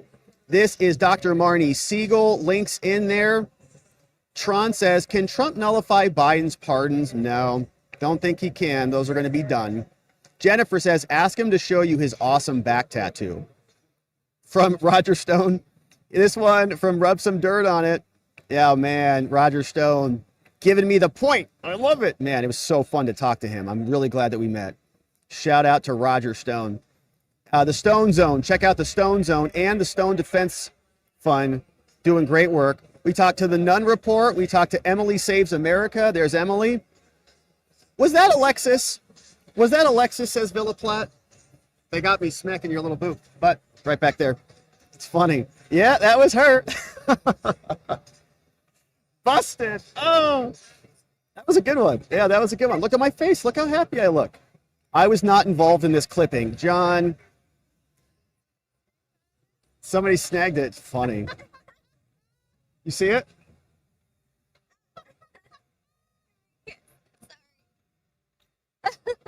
All right, Goofy for Jesus says, Moshi, great interviews, Rob. Thank you, Goofy for Jesus. Voice of the People says, I'm going next year. Ravicus shared this from our friend Amuse. We love Amuse on X. Saying Zelensky got caught in a bribery scheme. Oh, no. Seed Oil Scout. John, thank you for clipping for us today, brother. I know you're not feeling well. Hope you are feeling better. realfoodology.com. Courtney Swan. Amazing. That was a ton of fun, my friends. It's been a heck of a day. Okay, so we're going to leave it there. I've got 4 minutes. I got to run and hit the restroom. Then we're doing an interview with Faith and Law. And then tomorrow, we're going to come back. We're going to live stream the Trump speech from right here. We'll talk to people, get their reactions, and it's going to be a beautiful day of AmFest. And so, my friends, we'll leave it there. Thank you so much for joining us. We're coming back tomorrow to get into it again. And so until then, I hope you're out there making it a great night. And we're going to see you back here tomorrow. And we do need to see you back here tomorrow because the president's going to be here. And so while he's here and while you're here, together with your help, we can shine that big, beautiful spotlight of accountability and transparency down upon our system with the hope of finding justice. Make it a beautiful night, my friends. Sleep very well. Happy Saturday. I'll see you back here tomorrow on Sunday. Be well and bye-bye.